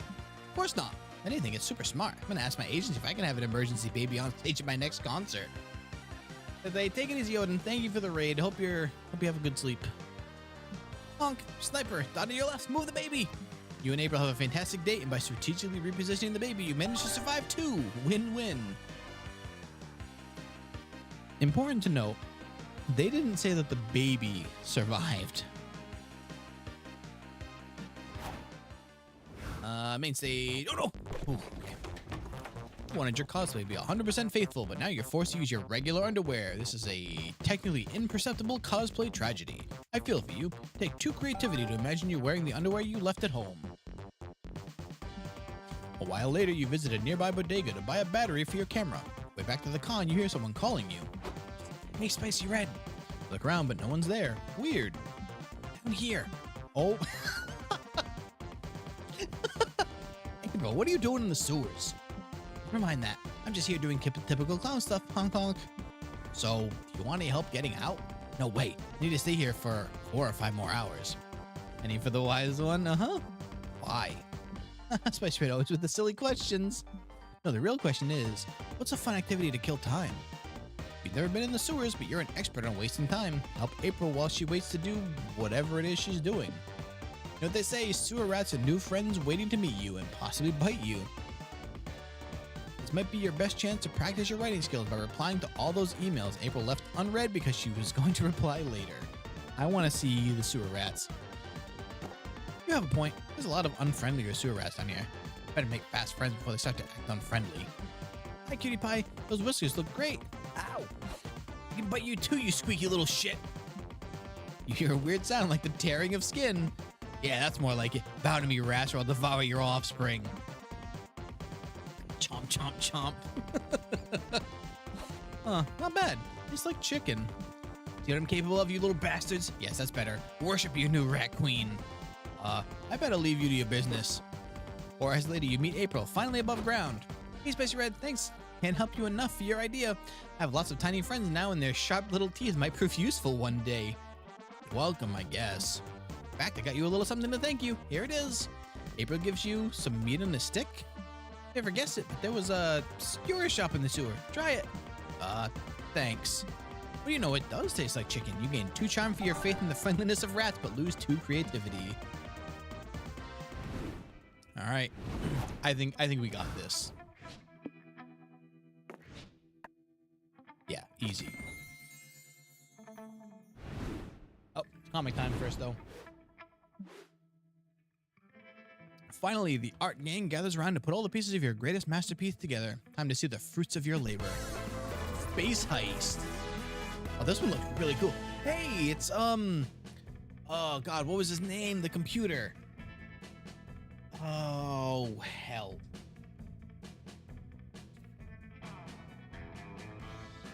Should have just left the wiki open. It was a calculaster? Calculaster. Space Heist is a comic about a heist in space. Well, it's a charming ragtag team of outlaws with a unique set of skills. Faith, a hacker who can do magic. Oh, actually, she's from the Coven. Faith, a hacker who can do magic with a keyboard. She's evading the law because she removed the number 6 from the internet, causing chaos. Suzanne, a seasoned spaceship pilot who desperately needs the money to buy the rights to the letter W. Oh, it would have just told me if I had waited. Calculator, an android who wants to learn all about the thrills of life. His tech provides a valuable resource to his adventure, a vast knowledge of flower symbiogy. The band's leader, Valerie. She's a space pirate with a thirst for money and a score to settle. That's also just straight up Valerie. Together, they will aim for the one thing no one in the galaxy has ever dared to steal: the Big Mustard Reserve. Damn it, Calculator, I told you not to deduce Douglas, King of the Moon. It's been really cool, but kind of difficult. They were a yes man, but the balloons should reveal the emotions. I think it kind of does, because she can't really say what she's thinking because of her contracts. I had to take the risk for the experience, to experience the thrills of life. Stop fighting. I managed to hack into their underwear. That ought to keep them busy. Come on, you two, hop in here. The station is about to explode. Fasten your seatbelts. No promises. Never again, Calculator. I can't make any promises, for I am programmed to live. Our heroes escape by the skin of their teeth, but blowing up the space station, could they have also blown their cover? I'm assuming if I keep picking space, it will finish out this story. After party is approaching. Gather your courage and ask your favorite clown to go to the con after party with you. After party, huh? I'm surprised you're not inviting little April. Haha, nah, I put that phase behind me now. Well, that's good, because I really do like you. So how about I pick you up at 8? Honk honk. Yes. Oh God, we did it, old friend. The after party was great, but the end of the night was even better. Wow. April took you back to her place and showed you a good time in her balloon room. It was a sight to behold. In a way, you're grateful for the hoops you had to jump through to date her, since it led you to this night of warm balloony bliss. Soon after the con was over, you and April went together to give little April to the clown egg registry. It was a tearful farewell. Honk honk. Wait.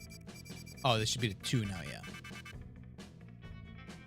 So usually what you try to do is I try to get the endings for all the characters first, and then you start finding the secret stuff. Before we knew it, the con had ended. Actually, while this is doing the ending song, I'm gonna eat my dinner. It's like 4 days. You can swear it felt like an entire lifetime. All sorts of misadventures took place. Entire friendships blossomed, and we changed as people.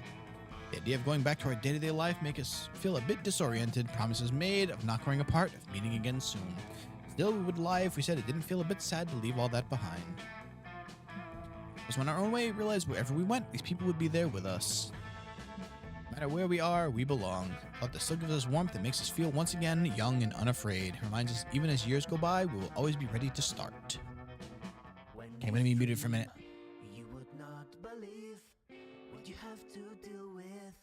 So many companies treat you like you're robbing like a thief. But you don't have to fear, it won't happen with me. We were meant to trust each other.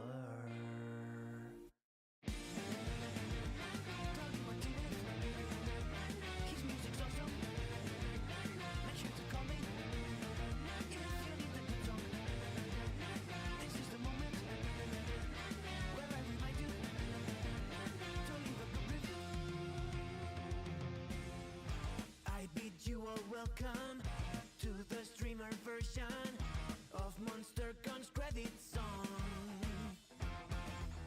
Technically this time I made the other credit song, so you can really stream that one.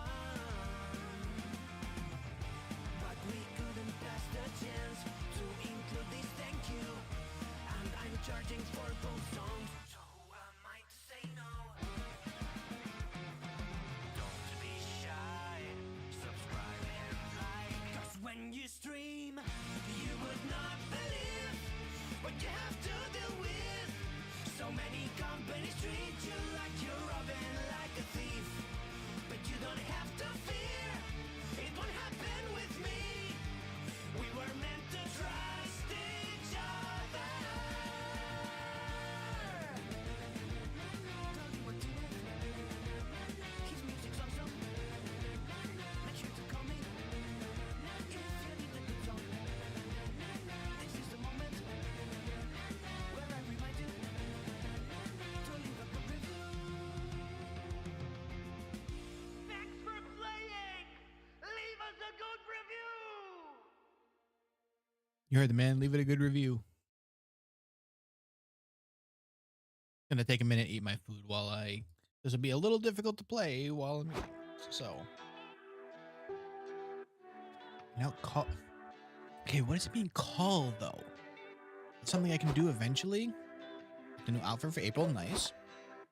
Genre, new genre. Oh, whoops, no, I already. I hate that opens a new thing.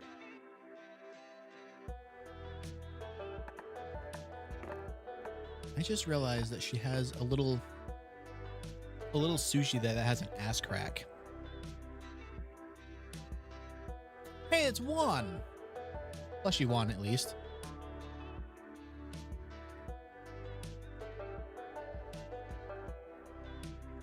I'm actually surprised I haven't seen him yet.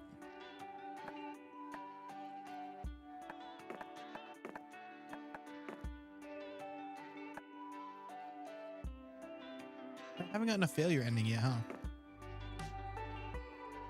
Also, really curious what these are. So the secret ones must be you got the date / hookup with them at the end. So what is a success then? If the Garfield emote was, they have 2 pieces of merch for them. Wait, like on here? Oh, so no, she just writes, she just loves Garfield. That's not even related to April's things. She just loves Garfield. One of her outfits is like her in a Garfield hoodie.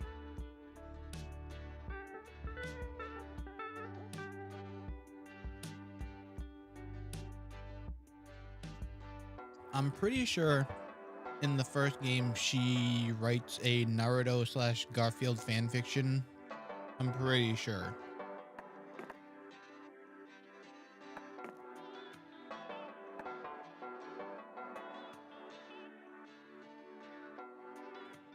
Seen all the secret endings, huh?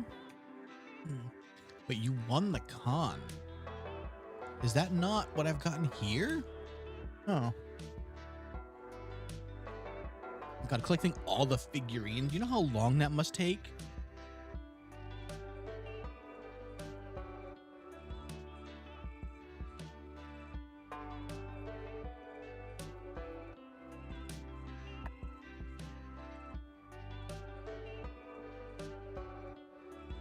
That's a lot of hidden achievements. You've watched all the anime? Oh my god.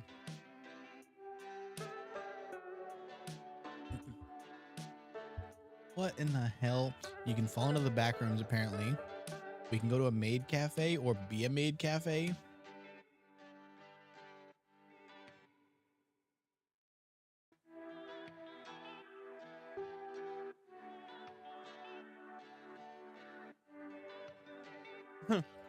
NSFW anime. No content rating system will stop you.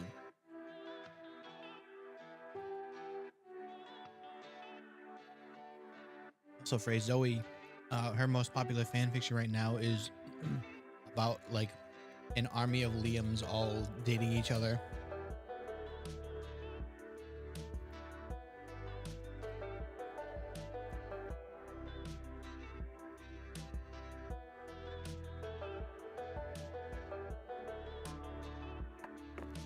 Here's how we get some of that.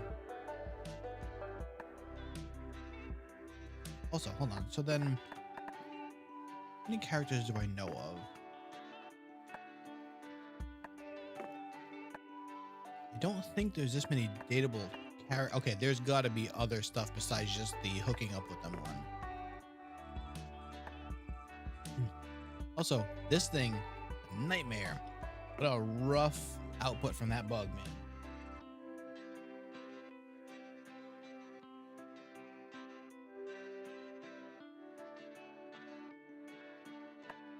I think I got really lucky with this one first.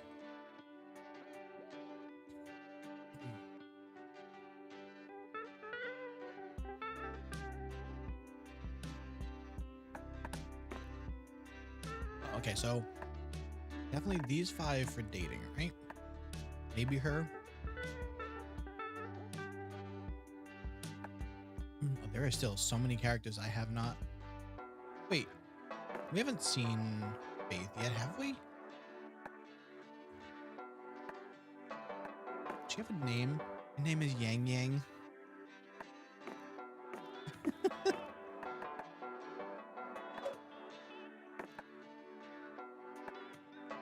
There are so many characters.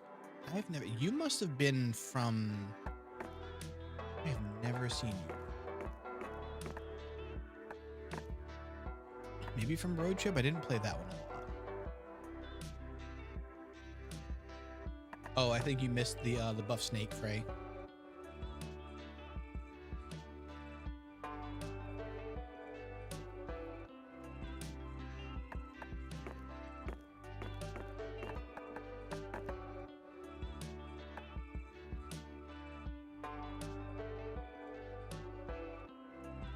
There's a lot of characters. So these must be the characters you can actually date then, because I think you.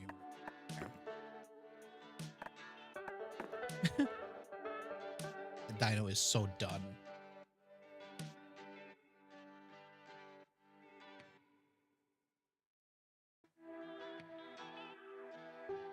Godzilla, yeah, he is. He's unhappy about that job.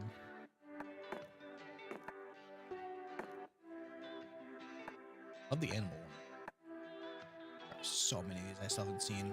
Oh, wait. Oh, God, that egg. All right, the hole. Let's skip page 8.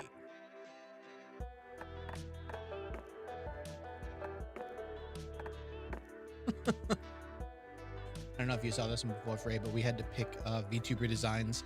One of them is a messed up ostrich with a nail bat.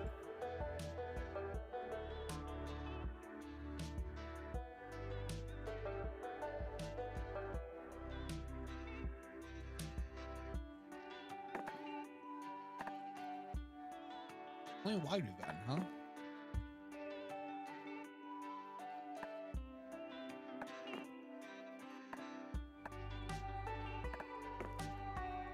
Oh, you can keep seeing the comics, huh?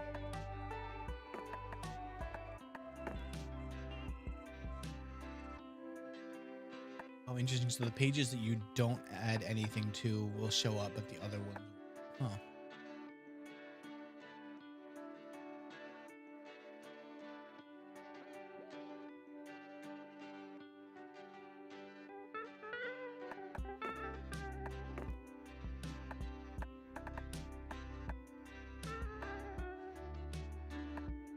There are so many of these. Maybe a super vacuum cleaner. Yeah, that's what the name was.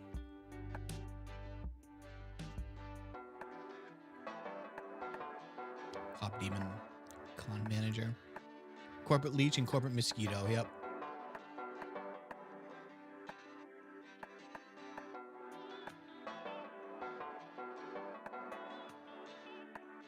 Oh my God, his name is just Riz.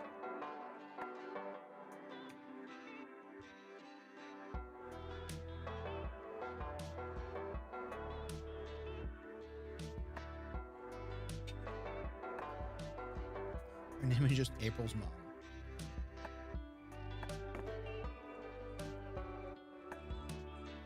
Wait, why does he have...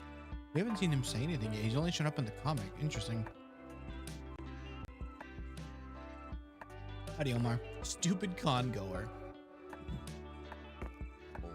Diablos. Poor Diablos' wife didn't even get a name.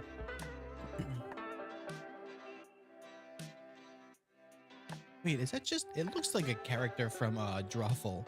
Like one of the head icons you would have.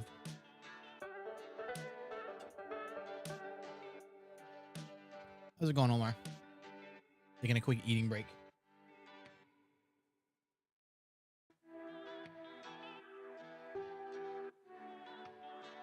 Oh, you didn't get to see the ending screen for the clown girl, did you?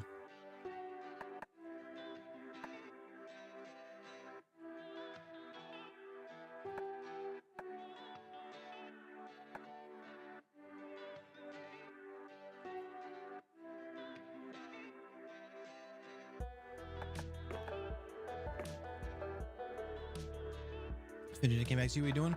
Oh, what we were doing was being brought to April's balloon room.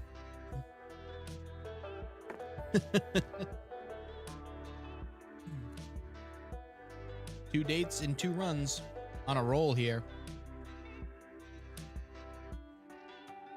On is a what? Wait, what? Oh, she brought us to her balloon room.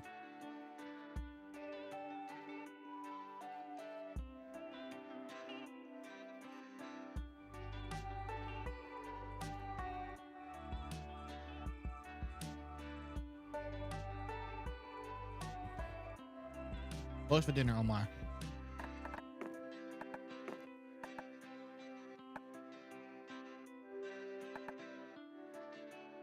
What you doing in then a clown is what? And party about balloons? Exactly.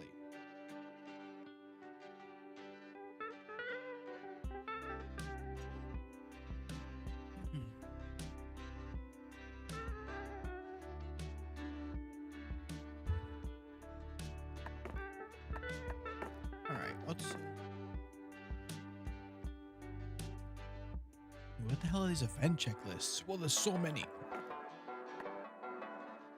And your theme is amazing. It's really good. All right, let me put my plate away. Drink with rice. Very nice. All right, 1 second, everybody. Be back in 1 minute.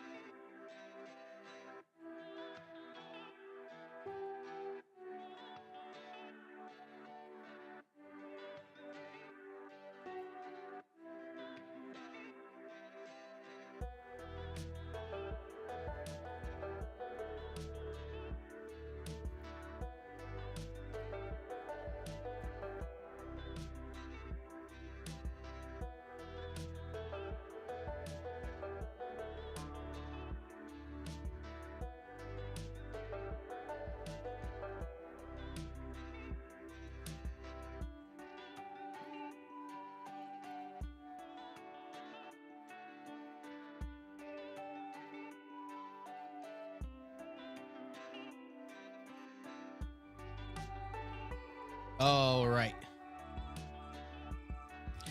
We're gonna do one more run. And to run with you here? Yeah, how about we do what the hell's his name? We'll go for the mimic this time for Frey.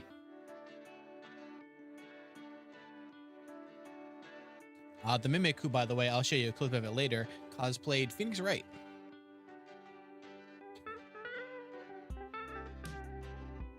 I do love this title screen music. He also cosplayed a Power Ranger.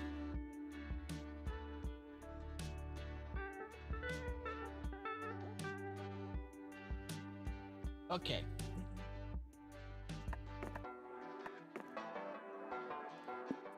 Ray, who do we play as? Also, pick a song. We have Surf Rock. Get rid of BRB. I should probably do that, huh? Whoops. Why didn't only part of it go away?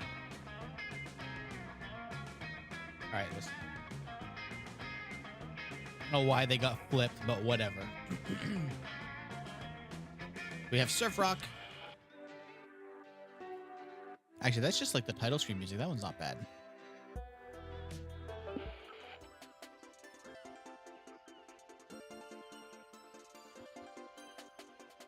Retro is what we had. Retro is what we had last run.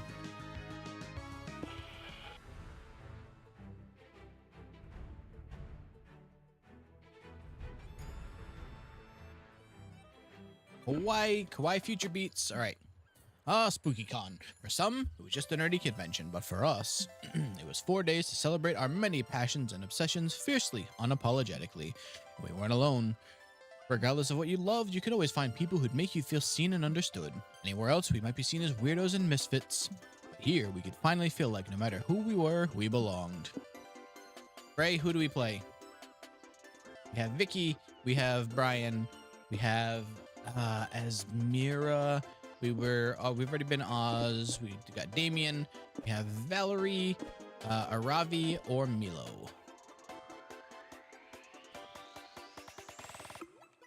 Aravi. Dodger, actually.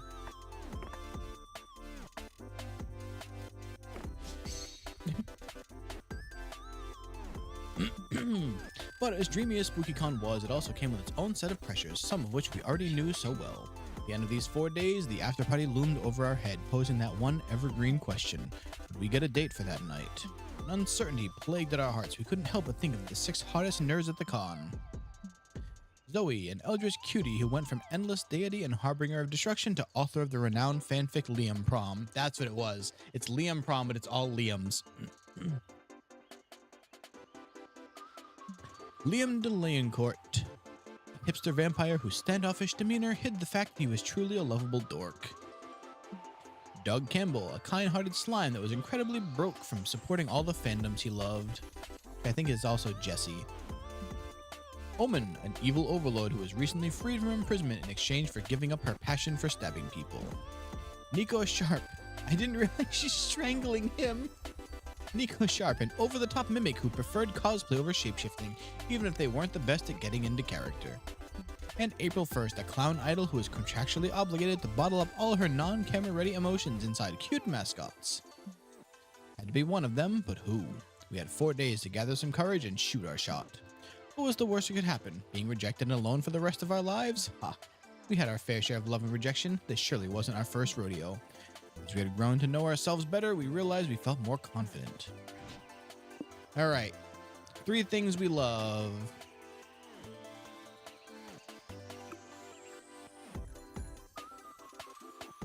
Yep, they cycle. Some of them will show up the same, some of them will be different. The one behind my head is forming a cult for the lulz, and then collecting katanas. Magical girl with a dark twist. Ship war, where fighting in the shipping wars, okay. And yeah, that's an Aravi one right there, easily. Choose your top 3 favorite animals. I've been real, I don't know what these do. Number 1, these are in order, so number 1, number 2, number 3. Wolf.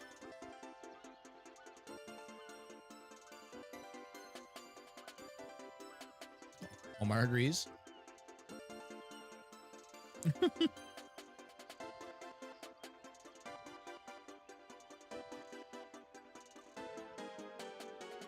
Dolphin number 2 and number 3.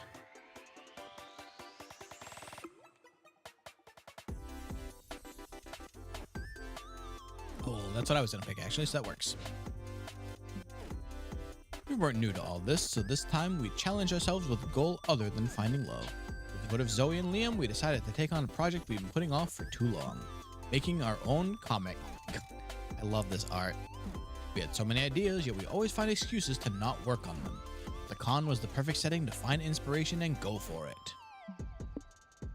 Alright, so we have so far done romance and sci-fi. We have comic, like action. I'm guessing superhero. I'm gonna say this is probably magical girl, which I think would work with the things that you picked. Yeah. The fear of failure had stopped us for too long, but we reminded ourselves of one thing that always kept us going. That we were young and unafraid, and we were ready to start. If Soapy ends up picking this up, I'm gonna have to play a co-op game with her. All right. Let's bring her right to the merch hall. She's gonna probably also have weapons like Damien did. Can't see stats because of. Honestly, I don't know that it even matters, but I can probably bring that up later. All right, let's bring her to the merch hall. Oh, potions. At the stand, you find the fanzine vendor. You ask her what her zines are about. They're about you, she replies. You open one of the fanzines. It's full of badly cropped pictures of you. You feel like you should be disturbed, but you also feel flattered. You buy a copy. Dang, some of these pictures you haven't even seen before. You're bowled over with your own charm. Afterwards, you, Nico, April, and Zoe head over to work your super kawaii shifts at the pop-up maid cafe. Well, that was convenient. I was just talking about the maid cafe achievement. Oh my god. Hey look, Omen just walked in. Omen is a plague on me this many games in. Oh my god, look at the little cat, the coffee. This is the maid cafe. I thought it would be cleaner. Welcome home, princess. Or would you prefer to be called master? Gender is a prison from which I've escaped, but like most of you to address me as your overlord. Reach, follow me, my overlord. I'll show you to your seat. Hooray, everything's going pretty smoothly for once. Oh, wait, no. Looks like Omen's gotten drunk on power. You call that a Sugoi happy morning dance? I'm not happy at all. Do it better this time. Yes, my overlord. From the top, girls. Here's your Omeros, my overlord. Let's say the magic words together. Moi moi kyun. The spell is supposed to make this dry, unseasoned omelet appetizing because it did not work. Bring me a medium rare prime rib steak and a chalice of orc's blood to drink. We don't serve that here. What you serve right now is me. Bring me a steak or I shall order someone to bring your corpse home to your mother. Hey, I can't help but notice that Omen's being a bit much. Being the fucking worst, I'd kill him if I thought I could get the bloodstains out of this apron. Kawaii? So those are her real emotions that are being locked away behind those emoticon balloon animals. So the crab is obviously anger. She is a streamer idol who is not allowed to have un-camera friendly emotions. Kawaii? There's nothing we can do about them. I don't know how many more Sugoi happy morning twerks I have left in me. That'd be for the best if Omen ever wants to redeem themselves, and besides, they totally deserve some payback. How can you end their reign of terror? Maids have been subservient for too long. Call the maids to arms. Ignite the hearts of your comrades and start the long overdue maid revolution. Maid problems call for maid solutions. Tell Omen if they keep being a problem, they're gonna have lunch in the cafe's Iron Maiden. I think we start the maid wars. I like the maid wars. Viva la revolution! Gather the rest. You three gather the rest of the maids in the kitchen. I can read. Comrades, we can't endure this horrible treatment from the masters and princesses any longer. It's time to show those fuckers who's boss. Behead them all. Garnish the Omen rice with their blood. Show no mercy. Now let's get out there and make this the most Moe Moe Q revolution ever. All the maids are on board for a revolution. Lots of them have knives and rifles already tucked in their garters. This must have been a long time coming. What the? Why are the maids killing the patrons instead of bringing me my steak? Thought the entertainment came after the meal. Down with the masters. Give this one the guillotine. We don't have a... Oh, never mind. Where did we get a guillotine? Never doubt what a determined maid can fit in her purse, Nico. Do not behead me. I am very attached to my head. I thought we were friends. Friends don't make friends do the Sugoi happy morning dance over and over. This routine is very hard on my knees. And I'll be nicer from now on. Bring me out of the guillotine. You really gonna be nice? You just saying that because we're threatening to kill you. It can be both. Just let me out. Victory! You, Zoe, Nico, April, and the other maids cheer to celebrate executing a glorious revolution and several shitty patrons. I miss like interrupting my nice moment, but I'm still waiting on my food. Don't push it. You gain 2 charm for inciting revolution, but lose 2 boldness for sparing Omen. They may be your friend, but let's be real, they totally deserve that beheading. Also, all of that from the merch hall. Let's go outside. Oh my god, is she Mikola? Roaming outside the lobby and find someone with your exact same cosplay. Unacceptable. You decide to solve this conflict the traditional way, a knife fight to the death. The other cosplayer doesn't carry a knife, so he gets automatically disqualified. You win the right to cosplay. You gain 2 boldness for always carrying a knife for no reason, and because I'm kind of scared of you.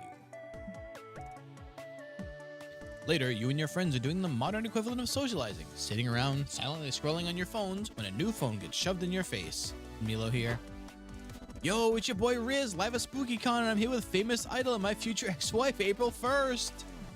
April, babe, want to give me a shout out to my 3.6 million fans? Don't be shy.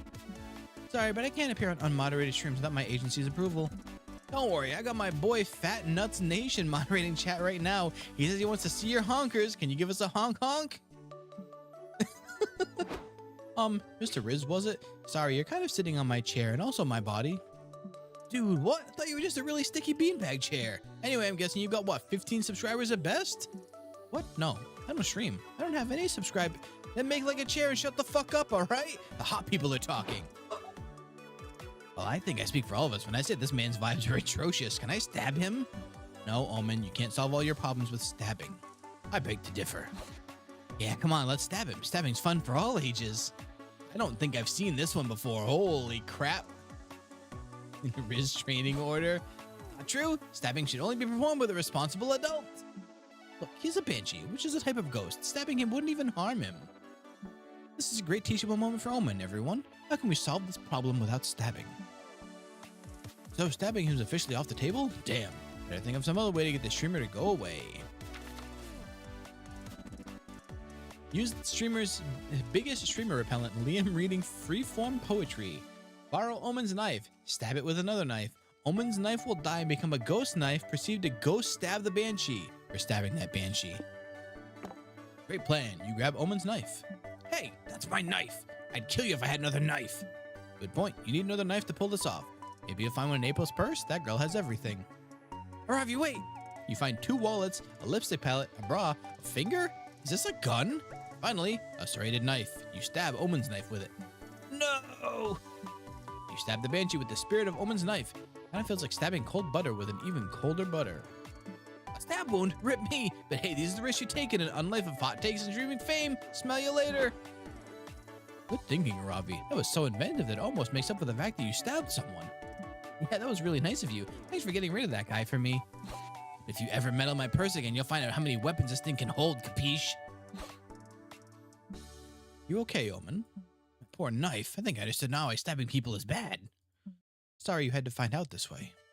We all go outside to hold an impromptu funeral for Omen's knife. Very emotional. You gain 2 boldness but lose 2 creativity. What would a Ravi see at the stage? Oh, it's the fighting one. You just had to watch a panel discussing fighting game archetypes. Is she shooting spitballs at the stage? Your main goal is to determine which archetype you'd be. Are you a grappler? Are you a zoner? End of the panel, you realize you are the very rare lover, highly ineffective archetype for fighting games. Makes sense, you are a better fit for a dating sim. You gain 2 smarts for achieving such self-awareness. You go watch the taping of a new viral game show. A few lucky audience members even get chosen to play. Welcome to Suddenly Game Show Trolley Trials. I'm your handsome host, the Interdimensional Prince. Our first contestant is the slimy sweetie in seat 38C. Hey, this guy sucks. Wow, I can't believe this is happening. It's an honor to meet you, Mr. Your Highness. It must be. Now on the screen, you'll see a trolley speeding towards 5 tied-up captives. This lever can redirect the trolley to a track with only 1 person tied up on it. Will you pull the lever, contestant number 1? What? Is this live? Are those real people? Are they gonna die? Why do I have to choose who dies? Oopsie, you ran out of time. Your inaction kept you from having to choose, but resulted in the deaths of 5 people. No points for you. Oh God, what have I done? Next contestant. Yes, 'tis I. So tell me, who are the people tied to these tracks? Have they wronged me somehow? Are any of them doctors? I'm not sure. Suppose the man at the end is wearing what could be a lab coat. Then I shall subject his group to trolley side. I do not care for doctors. Wrong answer. Stupid justification. 0 points. Next contestant. According to classical utilitarianism, you must prioritize the good of the many and redirect the trolley to the track with only 1 person on it. Pull the lever, Prince. Correct. So fast, too. Congratulate. Then I turn the trolley around and kill the other 5 people, too. What? Why? Isn't the point of this game to kill the most people? Silly goose.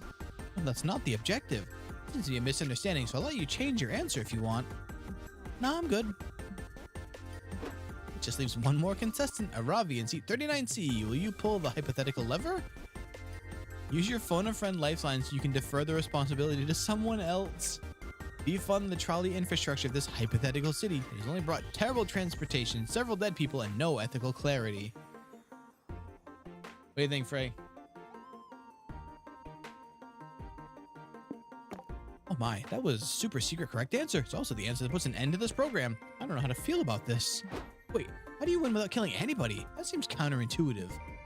Ravi's a winner because she saved everyone in this dilemma and every dilemma that could have been. She's a hero. What it takes to be a hero? Pass. Fuck the haters. It's not often you get to be a hero and the Interdimensional Prince fight in one day. Win-win. Oh, this is still going. Over the next few weeks, you'll be with the city planners, government officials, and trolley operators dismantling the whole establishment. God knows why you're qualified to do all this, but God knows this city's public transit relied on killing innocent people in the first place, so whatever. At the end of it, you've made a huge difference. The city papers can't stop singing your praises. Is it a newspaper icon? Citizens finally freed from horrific omnipresent threat of being tied to trolley tracks at any moment. Philosopher Society is at a loss now that trolleys no longer offer interesting ethical dilemmas to discuss. Interview with a retired trolley operator. I can still hear their screams. You gain 2 smarts for dismantling the trolley establishment, but lose 2 charm. Wow. What does she do? Oh, of course she's building her cosplay in a hotel room. How obvious. You're chilling in your hotel room and decide to browse the room service list. Wow. They do have all sorts of kinds. 6 packs of beer, lots of shoelaces, even the very concept of creativity. Oh, that last one is expensive, but since money isn't a stat anymore, it's a gain stat-wise. Shortly after, someone brings you 2 creativity and several shoelaces. Imagine all you can do with this. I had negatives on a stat last time, so... Later, you're at the hotel bar with April, Zoe, and Omen when you're approached by a drunk guy with too much pussy on his mind. Oh God, this guy. Hello, ladies. You look like you needed some company. Why would you think that? We are keeping each other company. Are you stupid?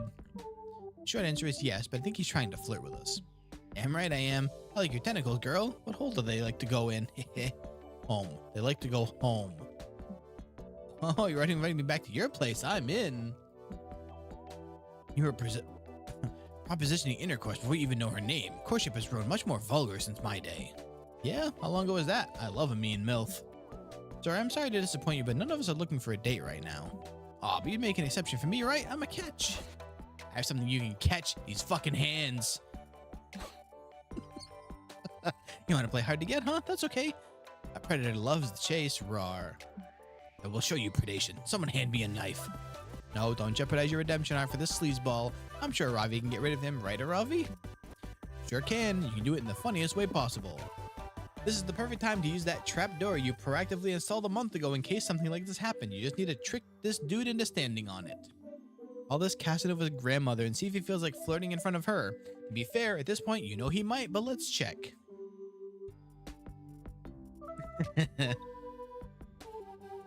I'm leaning trapdoor because I think that would be way funnier. Yep. Wait, you installed a trapdoor in this bar? I thought you said you installed one in the con center. I installed several trapdoors in the weeks leading up to this con. There's one here, 2 in the main lobby, 1 in the bathroom stall, 1 on the main stage, 1 in the elevator, and at least 1 more, but I forgot where I put it. Yeah, Ravi, one cannot say that your trapdoor technique is half-assed. As Lae'zel, yeah, kind of. She's a loot goblin and will do anything as long as it helps her level up. I think this goes beyond even half-assed. This is like double-assed. Double asses. What are you cuties whispering about? You fighting over which one gets to take me first? Because I'm all for an orgy. Actually, we're talking about how much hotter you'd be look if you stood over there. Oh, really? Right here? No, like 2 feet more to the left. Here? Now you are too far left. Stand on top of that unrelated square cut into the floor. Yep, that's perfect. Let her rip, Ravi. There was actually a sound effect from falling. You pull the huge lever that you've surprisingly nobody asked about earlier. The annoying flirt falls deep into the earth. Ow, I think I broke all my bones. That's my boner, that is. Haha. I swear, you can try to kill some guys and they still won't take a hint. Haha, so true. You get too smart for having the foresight to install so many trapdoors, but lose 2 charm. All right. Comic time, I think? Oh. All right, so we're going for Nico. What's great, unlike the other games, when you pick a table, it actually picks who you want to talk to. But I'm assuming that these are like you want to try and date them. So I'm assuming like if you want to be friends, it's this one. So we're taking them out for dinner. He's also cosplaying Naruto. You and Nico go out to a fancy restaurant. I've always wondered how Nico eats. They technically have 2 mouths, so which is for food? Turns out the answer to that question is too disturbing to describe. Still, you two manage to have a nice conversation when they're not doing unspeakable things to that ramen. Hooray!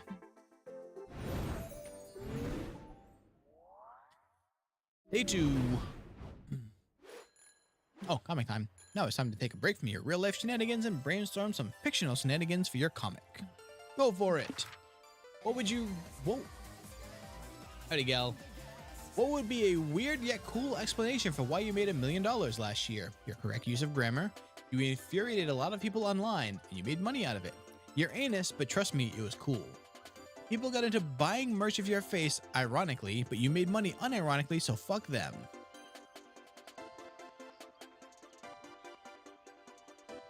Second one, made a lot of people online and made some money out of it. It's just Twitter? True. Was it 500k points? Very nice. I don't think I have anything over 10k. I should think of something like stupid high. If you could remove something from your day-to-day life, what would you remove? People who don't realize how beautiful your hair is. The color turquoise. Doing your taxes. Anything that's not pizza. Yeah, I do. That's, you can't put anything else up against these. Oh, smart. Time to get back to the con. Gal, are you prepared for how cursed this game can be? Because the answer is no. No, you're not. Where have we not brought her yet? Did we not bring her to the tabletop stuff?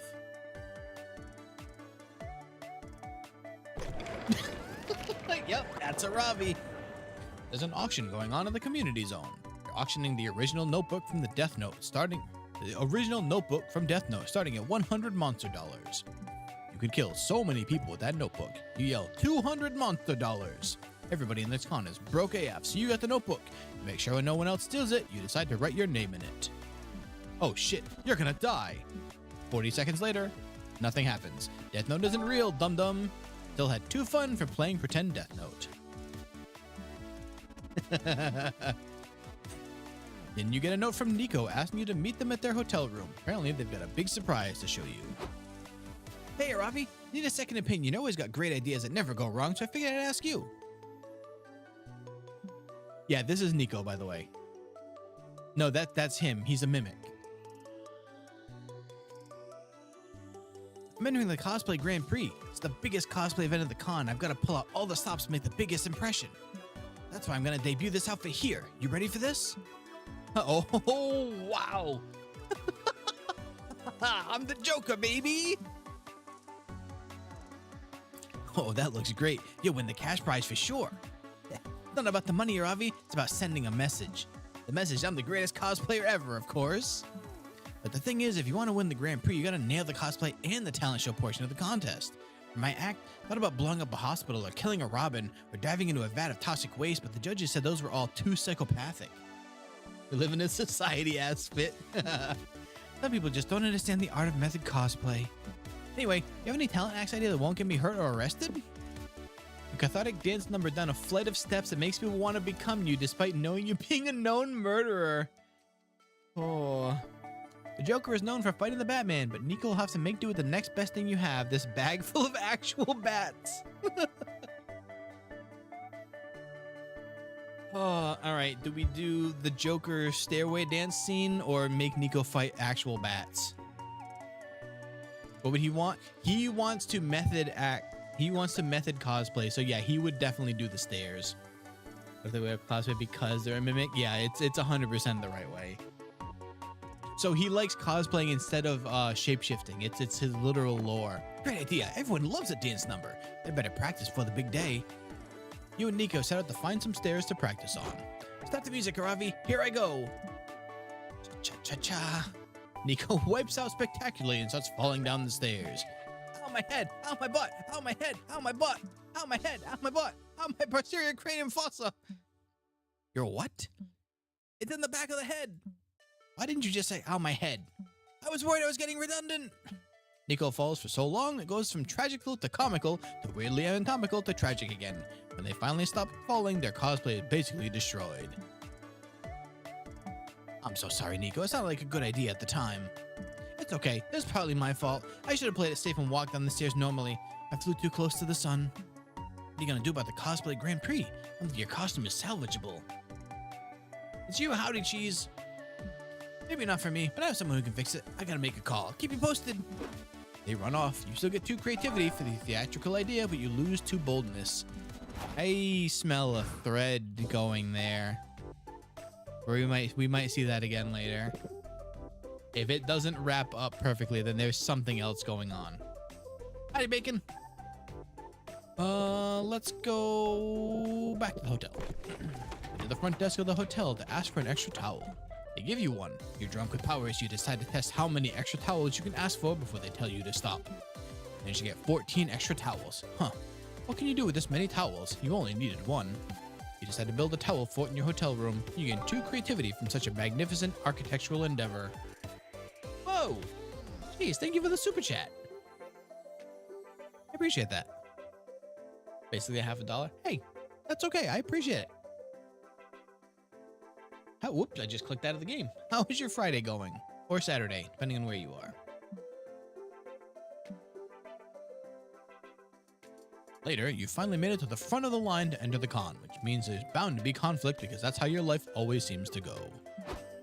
Stop right there, sir. We can't let you into with a brandished weapon. Wait, who... Is he the guy from Demon Slayer? The one from the entertainment center arc. What was his name? The guy with like 4 wives. Yeah. It really feels like it. First of all, Jade the Ronin does not answer to sir, only to sensei. Second, this katana is made out of compliant plastic. I know, I wasn't talking to you. I was talking to your armed vampire friend here. Me? I don't have a weapon. Yes, Tenzin Uzui, thank you.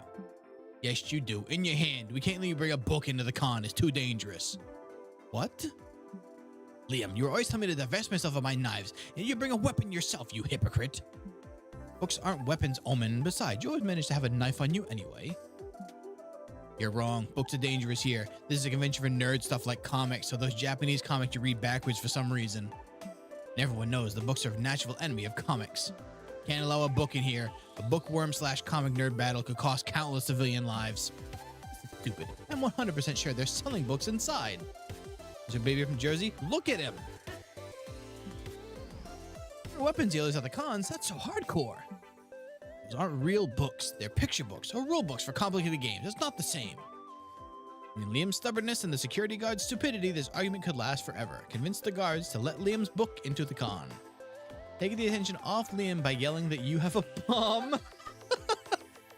End the book comic rivalry by introducing a new shared enemy, the Shreddersaurus. We have to go with the bomb, right? Ah, yes. The classic diversion, if you can pull it off without being deported. I've got a bomb in my bag and I'm not afraid to use it. What the fuck, Aravi? Shit, what do we do, partner? We shouldn't let someone bring a bomb in the con. True, but if we focus on this alleged terrorist, we'll lose focus on the book nerd. Oh no, so hard to keep two rowdy suspects under control. Can we just shoot them both? That's tempting, but the chief did tell us to try and think of alternatives to shooting people to make the solutions easier to handle. Seriously, but shooting people removes potential suspects. It saves a lot of time. Doesn't the chief understand math at all? You're starting to sound like a nerd, partner. That damn book is making you a dork by proxy. Quick, shoot the bookworm. No, don't. No, partner, it's too late. My head hurts. I'm having too many ideas. I think I'm a nerd now. Don't give up on me. Come on, let's get you some cocaine and strippers. You'll be back to your old self in no time. Good idea. Chief won't like us abandoning our post, but at the end of the day, someone's got to guard the security guards. They leave, and you can finally enter with Liam's book, and I guess a bomb if you really had one. Take 2 boldness and -2 creativity. I don't know, that felt pretty creative. Let's go merch. Walking around the merch hall, you notice a stand full of retro toys. Hey, some of those you remember from your childhood. Actually, you remember all of them.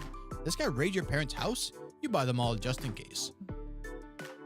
Life was full of charm back then, before reality made you a cynic. You might be too old for these toys today, but you can still siphon 2 charm from their memories.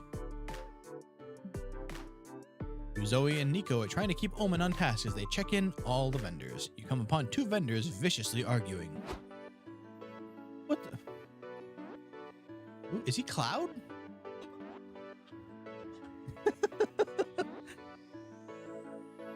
What's the problem over here? Can it be solved with the power of hope, justice, and or friendship? Who the hell is this? There's no hope or justice left in this con. It's too late for friends. This motherfucker thinks he can set up shop at my table? That's actually my table. You stole it from me before I showed up. Let me see your passes. Yep, they're double booked to both use this table. Cumulus combatant. Omen, this is the perfect chance to show your value as a con representative. Do your thing. You are lucky I'm in a good mood. I propose a perfect solution to stop your pathetic sniveling. She's gonna cut the table in half. Proposal is as follows. You 2 battle to the death. The victor keeps the table. The loser passes into the next life in eternal shame. Sound fair? Ooh, if the clothes seller dies, can I have those sweatpants? It's really hard to find pants that fit a square butt. I mean, if they're doing this, I hope the Pogs guy goes down. I'd kill for some rare Odie Pogs. Can't let the sellers battle to the death. You'll be damned if you're letting Omen get the credit for solving a problem around here. Think of a different way to broker peace between the 2 vendors and make your friends horny for your conflict resolution skills.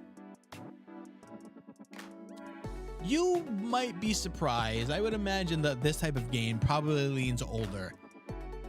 There have been multiple references to cum shots already, so... Convince the vendors that all property is an illusion. Does anyone own this table? Man. Perform forbidden surgery and sew the 2 vendors together into a flesh construct. You've sewn a couple cosplays yourself. How much more difficult can this be? Oh, I just realized he's still a bunny. I should probably fix that.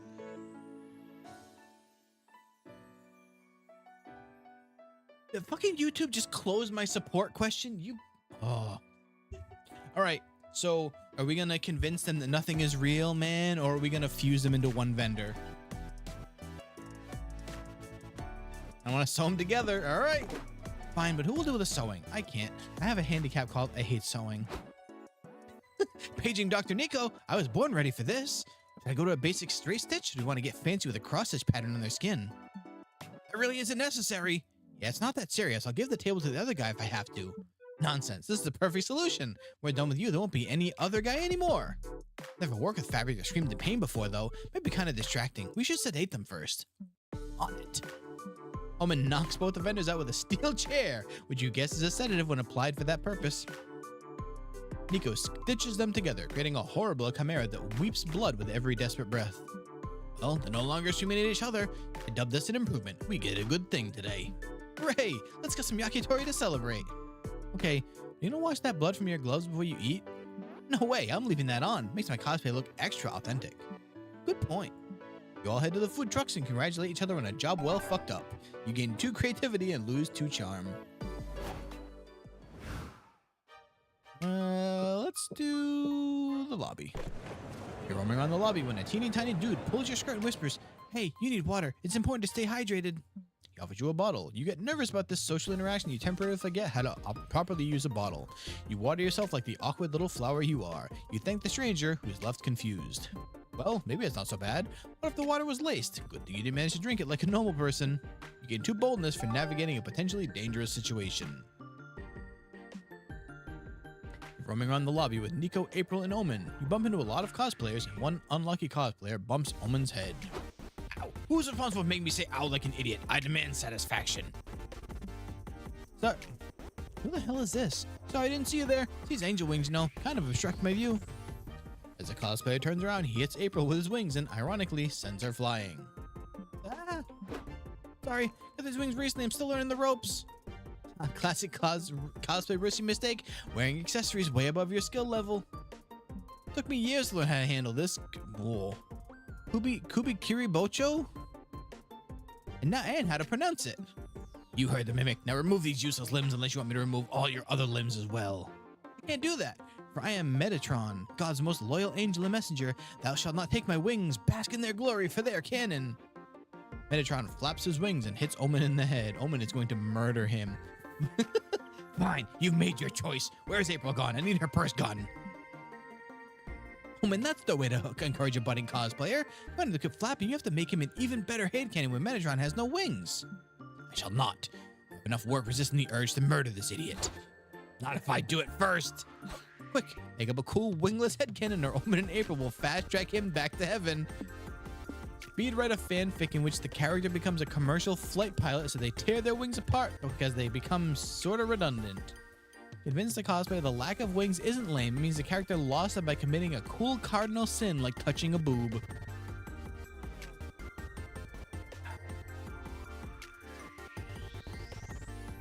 What do we... Alright, well then we default to the boob. That makes so much sense. Touching a boob? What a plot twist. A headcanon that plunges my character into its edgy, grim era. A fallen angel, a boob toucher. That sounds really interesting. I'll remove those fucking wings. Sure. Just this is such a sudden change. I think I need to get into character first. Maybe by reenacting the tragic boob fondling? What? Gosh, when I woke up today, I couldn't imagine I'd touch a boob. Gotta visualize the moment. Get in touch with my character's motivations. What is this fool talking about? So whose boob am I touching? And more importantly, left or right? Touch me and I'm grabbing my purse gun. Don't look at me. I stated I will also engage in murder. I'll volunteer. This is for cosplay. Then he should touch a cosplay boob. Come, fellow cosplayer, grab this one. Fine by me. Let me caress you, sweet orb of sin. That's actually a really good magical girl outfit on him, too. The cosplayer touches Nico fake boob. He immediately takes off his wings and falls to his knees. Ah, my purity, my wings! I have chosen the path of evil.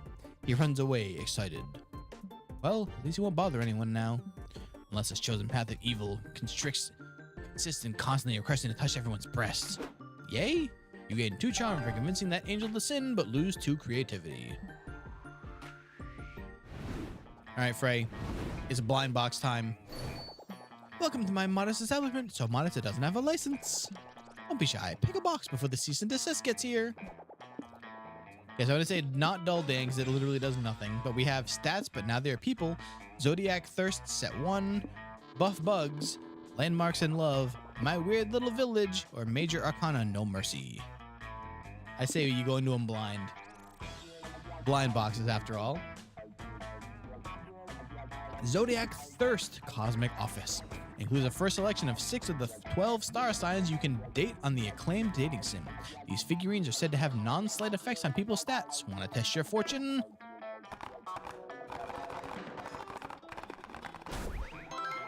Aries Product Designer. Oh, that one is Aries Product Designer, a true rebellious spirit. That is a figurine for those who enjoy challenging those in power. Drain your biggest stat and average all your other... Oh, no. Oh, we go to no boldness. Yikes. Okay. Ah, good choice. Only a true connoisseur would pick the best item at random. All right, well, we could probably make that work. It's fine.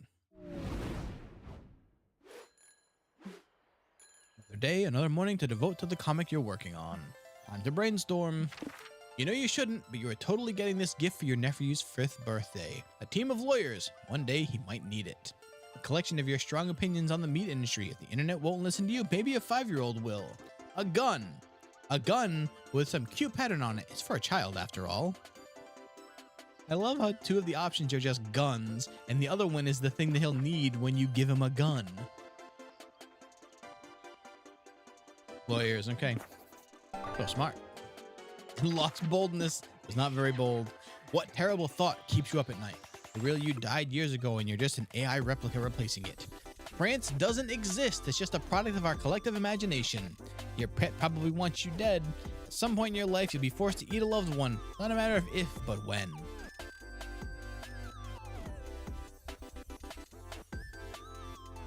What do you think? I don't think Athena wants us dead, but...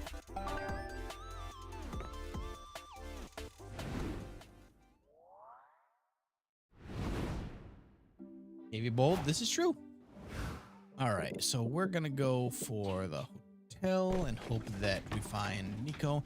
You have some time off. You decide to hone your drawing skills by drawing some fan art. You draw Son Goku, but you give him boobs. What a creative reinterpretation. Then you draw Splash Kaboom with a twist. You add boobs and name it Splash Kaboobs. You're on a roll. Finally, you draw Misato from Evangelion. Turn her into a green-skinned biomechanical symbiote. Make her blonde. You also give her a 2nd pair of boobs. You deserve 2 creativity for your successful boob storming. Are we streaming tomorrow? Yep. We're going to be finishing Star Wars Jedi Fallen Order tomorrow. A lot of boobs, as it should be. Just, wait, is this the bathroom from the first game? You're staring at the bathroom, debating on either removing your complex cosplay or pissing yourself when Nico runs up to you. Hey Ravi, got a hold of my buddy Sasha. He said he's got time between his cosplay making workshops to fix my Joker costume. I was right. We were continuing this. You should come with me to meet him since this whole disaster is sort of your fault. Well, when they guilt trip you like that, how can you say no? You and Nico meet up with Sasha in the lobby. He's a spider. Okay, Nikki, let's see the damage. This was a Joker outfit? What the hell did you do to it?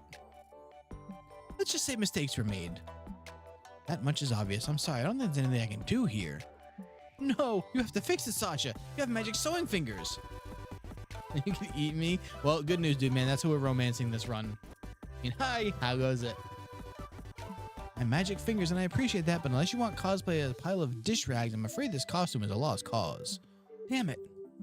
Don't give up, Nico. You're still the best cosplayer at the con. Any of your other cosplays could win the Grand Prix. I've worn those already. I gotta debut something new and fabulous if I want to even place. Well, would you like me to make you a new costume? Give me time to practice my freehand sewing anyway. Can you do that for me? Thank you, Sasha. Thank you. Nico picks Sasha up and twirls him around the room. Put me down, you hooligan, and hold still. I need to measure your bust and inseam. Sasha wraps their tape measure around Nico's chest, making him squirm ticklishly. Hey, this is hot or whatever. We still need to pick Nico's cosplay. Crud, I'm blanking. What sort of cosplay do you think would win the contest, Arabi? Oh, 4 options. What the hell? We found something special here. Sasha, kinda. How do you doing, Seraphim? Alright, you should evoke the fond memory of one's first fictional love. And let's be honest, for many con-goers, that'd be an over-sexualized video game character. People love morally great anti-heroes. Why not raise the bar and go for a no-half-measures morally bankrupt supervillain? The complexity of the outfit is what matters most, and no aesthetic is more visually complicated than steampunk. Pancakes. It's always pancakes. First one? I expected you to go for this one. But I guess this actually does make sense. It is everybody's, like, the con-goers. Ah, good idea. I remember my first video game love, Miss Pac-Man.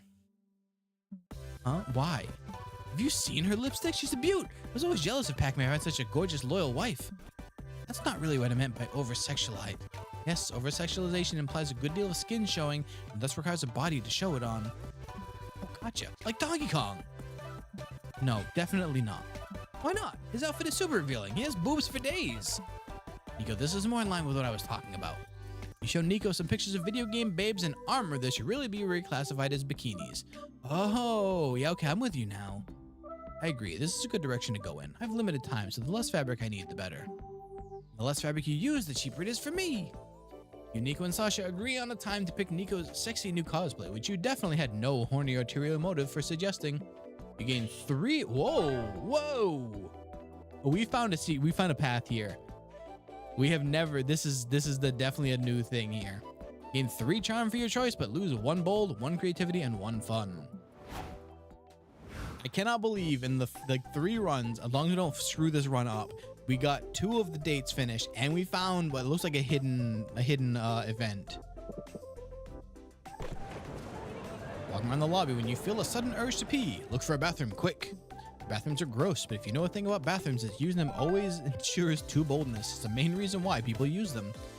Some things never change. Oh, the bathroom in the first game gave you bold, didn't it? You're exploring the lobby with your friends when Omen comes across a wallet on the ground. Stop giving me Omen! What's this? Cash of money free for the taking? Dip. His outfits are so good. Excuse me, I think their outfits are so good. What's this, a cache of money free for the taking? Dibs. No, Omen, remember we were discussing at the Redemption Art program. Evil is fun? No. Inevitable in a godless world? No, Nico. It's fun hanging out with you? Hey, appreciate it, Hayashi. No, Nico, evil is bad and stealing is evil. Take it easy, Hayashi. This is not even stealing. The wallet was clearly left here for me as a gift from the universe, an apology for all the unfairness that is foisted upon me. Wrong. Someone clearly lost their wallet. What do we do when we find a lost wallet? Apparently nothing fun like keeping it, so I'm gonna guess eat it? No, we're going to find its owner and give it back. That's impossible. There are so many people in this cavernous, sweaty convention center. When you say finding the owner is impossible, I say you're looking at the clues wrong. No case is uncrackable. Right, we just need a good plan. Like, we should go to a bar, drown our sorrows in alcohol, probably get into a bar brawl. Can't remember the rest of the steps, but this should eventually lead us to a clue. Yes, I vote for the plan with the bar brawl. No! Ravi, help me come up with an actual plan to find the wallet's rightful owner, please. Write a sad country song about losing your beloved wallet and perform it on the big stage. Whoever cries is probably missing their wallet. We gotta get in the mindset of the person who owns this wallet. Let's lose all our wallets so we can start in the right headspace. Wallets! It's the stupidest idea I've ever heard. You cannot take my wallet. Too late. Omen's somehow already taken all your wallets. She runs outside and throws them in a passing dump truck. God damn it, Omen. You have to go to the DMV and get a new ID card. You have any idea what a pain in the ass you are? Yes, keep bitching, Liam. It only fuels my satisfaction. You know, the person who lost his wallet probably thought the same thing. Maybe at the DMV right now. That's true. Since I now need to renew my ID anyway, might as well drag all of you along on this awful experience with me. You didn't think a fun trip to SpookyCon would include being the 22nd in line at the DMV, but here we are. When number 21 finally gets called up, you overhear her say, "Yeah, I gotta renew my ID because I lost my wallet at the con. Bummer, right? Wait, is this your wallet? Wow, yes it is. Thank you so much. Excellent. Another case cracked. All it took was throwing away our wallets." Hey, a nearby group of people say, "Did you say threw away your wallet? I think we have it here." A new group thumbs up, "Hey, are you Liam Deliancourt and Ravi? We found your wallets too." I can't believe you all happened to find our wallets. How did you know to find us here? We figured we'd get in your headspace by throwing our own wallets away, which made us think we should check the DMV, and it worked. Wait, you mean 15 to 20 people here threw away their wallets? It's gonna be a rippling effect. Did we just destabilize the local economy? Mwahaha, with every minute I like this plan more and more. The economy's not your problem. The important thing is you gained 2 smarts and lost 2 creativity. Wow. Merch. You suddenly realize your phone is dead. Good thing you're at the merch hall. You find a stand where someone's selling chargers. You want to buy one, but you feel bad about buying something so not nerdy. The vendor sighs and draws an ooh face on the charger. Sold! You gain 2 charm for your Kowai phone charger. Later, you, Nico, Omen, and Doug are checking out the rigged carnival games section of the con when you find a stand featuring a shallow pond for goldfish. What fresh bullshit is this? It's goldfish scooping. You manage to catch a fish with a paper net, you win the fish as a prize. It's cool in anime, but in reality, I feel kind of bad for the fish. We need to get them out of there. I believe in you, my young pupil. Paper net and your will of fire and the tools of which you can change these fish's fate. I'll save you, little buddies. I can do this. Focus, Doug. Feel the movement of the water. Sense the goldfish's intent before it senses you. Doug tries to feel the water or whatever, but alas, his paper net rips on the first try. I failed them. You suck. I bet I could scoop up a puny fish with one severed arm and chains wrapped in my whole body. Omen is in fact wrong. Fuck off, you stupid fish. Good luck escaping my fist. Peace, young Omen. Anger dulls the reflexes. How can you lend the fish a hand if you close your fist? Omen is punching the water while Nico seems set on giving fake deep advice. Stay calm, fishies. We're coming for you. Your friends are collectively losing it. It's up to you to free at least one of these fish. Can you do it? Write a convincing eviction notice to make the fish vacate the pond. To catch a fish, you need to think like a fish. It's time to go method. Oh, second one. All right. Yes, you're a genius, Aravi. I'm not a fish. This plan is idiotic. You can become a fish via the magic of theater. Going method allows you to inhabit the mind of someone else, like a fish. Teach me, Nico. How do I become a fish, methodically speaking? First, close your eyes. What do you see? Nothing, you dolt. I just closed my fucking eyes. Tongue, you see the sea. Oh! Where a fish is now, your home is the sea, but the sea is not the sea. It's your imagination. Okay, yeah. Uh-huh. Yes, I see it. Tell me your fish backstory, Omen. What are you? I am a fish? Dang, I was gonna pick that. Yes, you're a happy little fish, except you aren't so happy. The sea is a harsh, unforgiving place and you're going through a rocky divorce. I am? Yes, you're strongly considering drowning your sorrow in alcohol, but you can't drown because you're a fish. If that weren't enough, a huge fuck-off shark has just showed up to eat you. Swim away! I'm swimming as fast as I possibly imagine. You'll never make it. I swim between Omen and the giant shark and sacrifice myself. Doug, no! You can open your eyes now. Wow. Just wow. You'll never forget your sacrifice, Doug. Did we do well with the method and whatnot? You tell me, Doug. You tell me. Nico gives Doug another paper net. He tries again and actually catches a goldfish. Yes, your sacrifice meant something, Doug. You have purpose. I've never felt so alive. Neither has the goldfish, you bet. You release it nearby pond and gain 2 creativity for method acting, but lose 2 charm. We just got an achievement for that. Underwater method acting, you became a fish. You decide to attend a round table on round tables. What a fascinating subject. Discuss the various circumferences of tables, rank building methods, building materials, and talk about famous knights that have sat around round tables of old. You also talk plenty of shit about the square and rectangular tables. Fuck right angles. You gain 2 fun because circles are the most hilarious shape, am I right? You later find yourself with Zoe, Omen, and Nico attending a miniature painting workshop. Time to get your art on. Who the hell is this? Hello everyone, I'm excited to create with you all today. Why don't we take turns showing our unpainted minis first? If we must, I brought this. That isn't a miniature, that's a figurine. This is a miniature painting workshop? I fail to see the distinction. Both are small statues, are they not? I guess, but your figurine is already painted. Painting over the previous artist's work will destroy their art. Counterpoint, I believe this will improve it. Wait until you use the fishnets I'm gonna paint on this thing. Your loins will surely tremble. Figurines are too big. You need to use more paint than the amount I'm allowing each of you to use for free. I mean, I can just let Omen use some of my paint. No, you can't share paint. Look, miss, if you can't follow the rules, I'm gonna kick you out. Try it. I've laid waste to better warriors than you, puny man. You shan't survive a battle against undefeatable Omen. You are defeatable, right? Weren't you in prison for like a century because you were defeated? Or was that like by choice? Not now, Nico.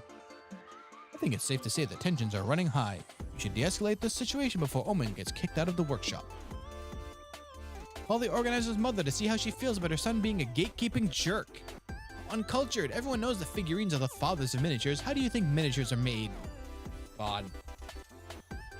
I like the gatekeeping one. Yeah. You call the organizer's mother and tell her what an exclusionary little bitch her son is being. She shows up promptly to scold him. Mom, what are you doing here? I told you to wait in the food court until I was ready for you to drive me home. Henry, what's going on here? Ravi told me you're trying to gatekeep someone from your workshop. This isn't how I raised you.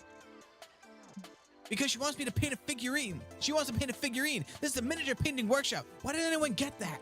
Hush, dear. I know you're only lashing out because you're upset that the other fine arts students bullied you in college. Why would you bring that up now? You're embarrassing me. I know those mean kids hurt your feeling when they told you that miniature painting wasn't fine art. Being hurt doesn't mean you can hurt others. Yeah, don't you see that you're just using your pain to justify bullying Omen? You're hurting her feelings too. Omen, help me out here. Oh, oof, ouch. My feelings, they're so hurt bad. It's okay, Henry. Like any good Ronin, you must bear the weight of your tragic backstory. You cannot allow your dark past to cast dishonor on your present. If your swordplay can be a fine art of finely wrought death, mini painting can be fine art too. So can painting a figurine. You really think so? Supposed to be Kenshin? Okay. If I say yes, will you cease this self-pity and allow me to paint fishnets on my figurine's luscious thighs? Turns out he will. You gain 2 charm for keeping Omen in the workshop, but lose 2 smarts. At least no one thought to ask you why you have the organizer's mom's number. Whew. Hey, yeah, wait a second. I wouldn't have even thought of that if they hadn't brought it up. All right. Hello, Nico. All right. Which one? What do you think?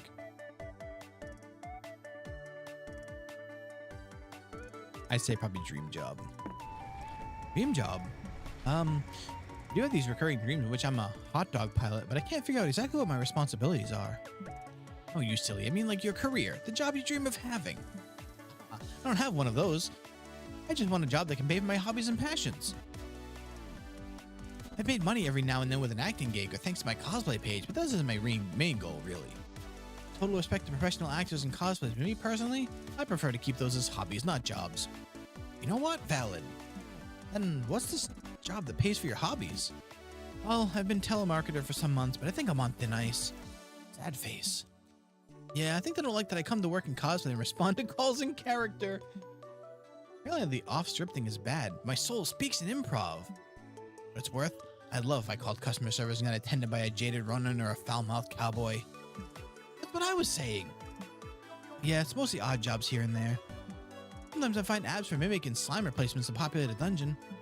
Conditions aren't great, but you can keep some of the loot. She's gonna love that. Gig economy, am I right? Completely. I get to pay for my cosplay, my photo sessions, and all the rest, and I'm good. Just don't get slain, okay? You asked Nico to share some stories from doing gigs at a dungeon. That job is not safe, but you two get a good laugh, so that's good. Comic time.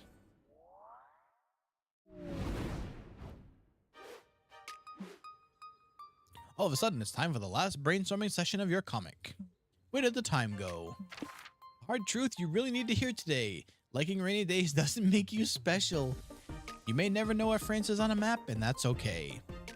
1 million cells in your body die every second, and you're doing nothing about it. Your hemorrhoids don't make eating your ass more exotic.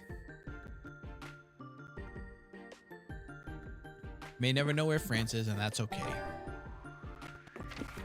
What trend is becoming overused in cinema? Long, non-dialogue sequences as award bait when they take a well-known intellectual property and twist it. Cute things that are clearly hiding something. Gun juggling. I have to watch another movie with gun juggling, so help me. I'm going with the IP because God, I hate this shit. 2 is too real. Exactly. To get back to the con. All right. We need to find, I'm just going to go right back to the hotel. We need to find Nico. Sound again? Oh, what is going on with that?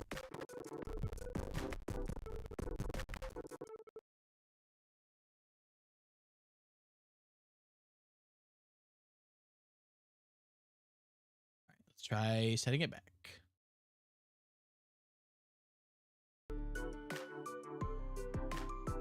Good. Okay. I don't know what is happening with the audio in games all of a sudden. Really try to movie with real people. Not necessarily movies, but have you seen the new Pac-Man game? Because if you haven't, do yourself a favor and go look at the new Pac-Man game. It is a Metroidvania. Was it like Dark Pac-Man game?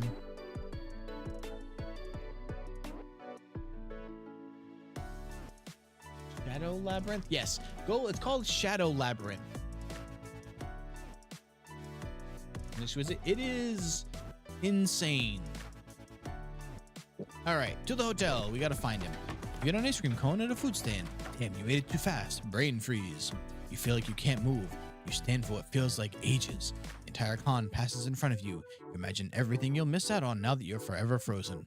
Suddenly, the brain freeze passes. After such a traumatic experience, your neural pathways have been changed forever, effectively giving you 2 creativity. Hey, we found it! Afterward, you're sipping some water when you see something hot enough to make you do a spit take. Nico in their new cosplay. He's Morrigan! There you are, Ravi. What do you think? Am I sexy enough? You can't answer, but your nosebleeds speak for itself. Say, I'm loving all the breeze in my skin. My nipples have never been harder. Really? I thought it'd be used to having your nipples exposed. Maybe on a regular basis, but now when I'm cosplaying, I feel more naked when I am really naked. Is this how regular people feel when they go dong out in public? Wouldn't know. Anyway, I didn't come here to show off. I need your help deciding what my act should be for the talent portion of the cosplay Grand Prix. I'm flattered, but you sure you want my help after what happened last time? Yep, I still trust you wholeheartedly, even though you've given me no reason to do so.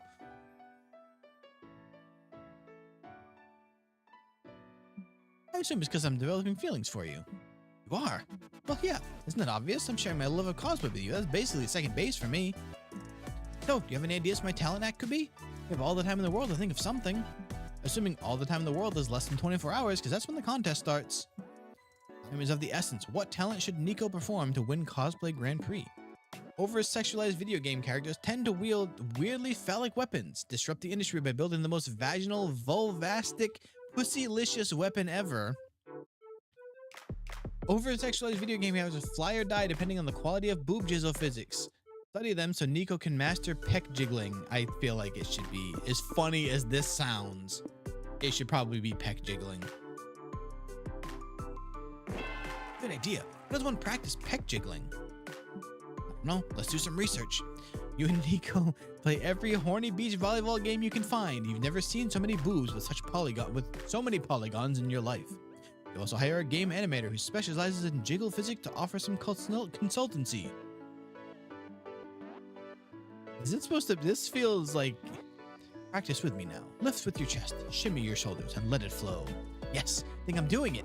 Better. Try to relax. Surrender to gravity. Let the waves of motion pull your soft, supple bosom. Like this?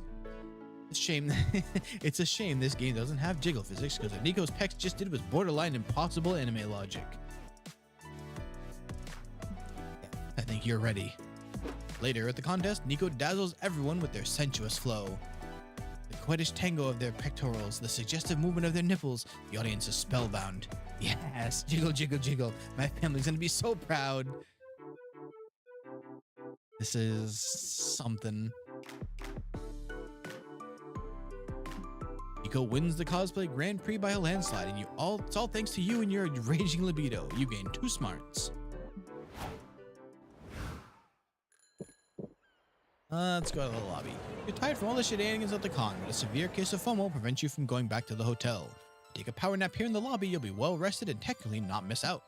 Lots of people trip on you, but they say nothing as they imagine you sleeping as a cosplay performance referencing some movie or anime. You get some rest and 2 boldness from not giving a single fuck. Later, you're sharing a meal with Nico at the nearby restaurant. What could be more romantic than a candlelit meal for 2? This mana-filled margarita titillates my magical palate. My spell slots are fully replenished. I just realized that his chest is full of dynamite. Well, maybe it'd be more romantic if they weren't cosplaying right now, but hey, Nico wouldn't be Nico if they weren't wearing cosplay.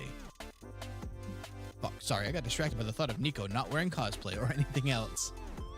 So, fun fact, the narrator has been a character before. I'm starting to feel like they might be again because they've been slipping a few times now. So, Ravi, which will be our adventure take us next? Perhaps to the tailor? I'm overdue for a new robe. Yeah, I was thinking that's how he casts Fireball because he also has rockets. Maybe. I was wondering if he'd do something more intimate? Oh, I see what you mean. You want to swap backstories. Mine is long, since wizardry is older than time itself, but I'll start at the beginning when my mother and father felt their first lusty urge towards... No, I don't want to hear about your parents' lusty urges. Right, I'm sorry. How about do something totally unsexy to get it off your mind? You know, let's take the wizard's vow of celibacy to strengthen our magical bonds. Alakazam, celibacy rocks. Abraca, don't look at my cock. No, you Abraca do want to see Nico's cock, or pussy, or a third tongue, whatever they've got going on down there.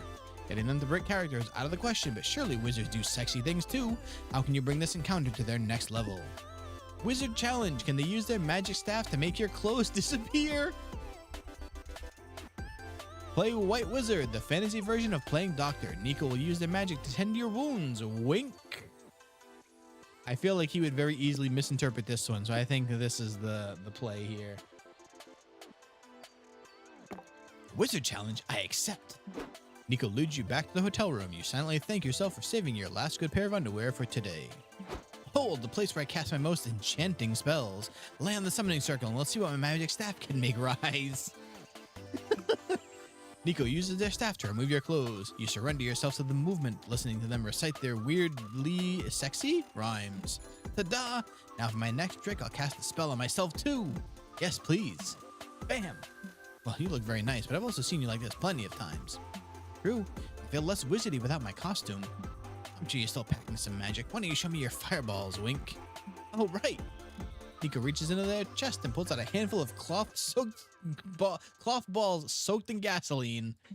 I completely forgot I made this prop. Check this out. Nico lights the fireballs aflame. They're very flammable. Things are heating up in here.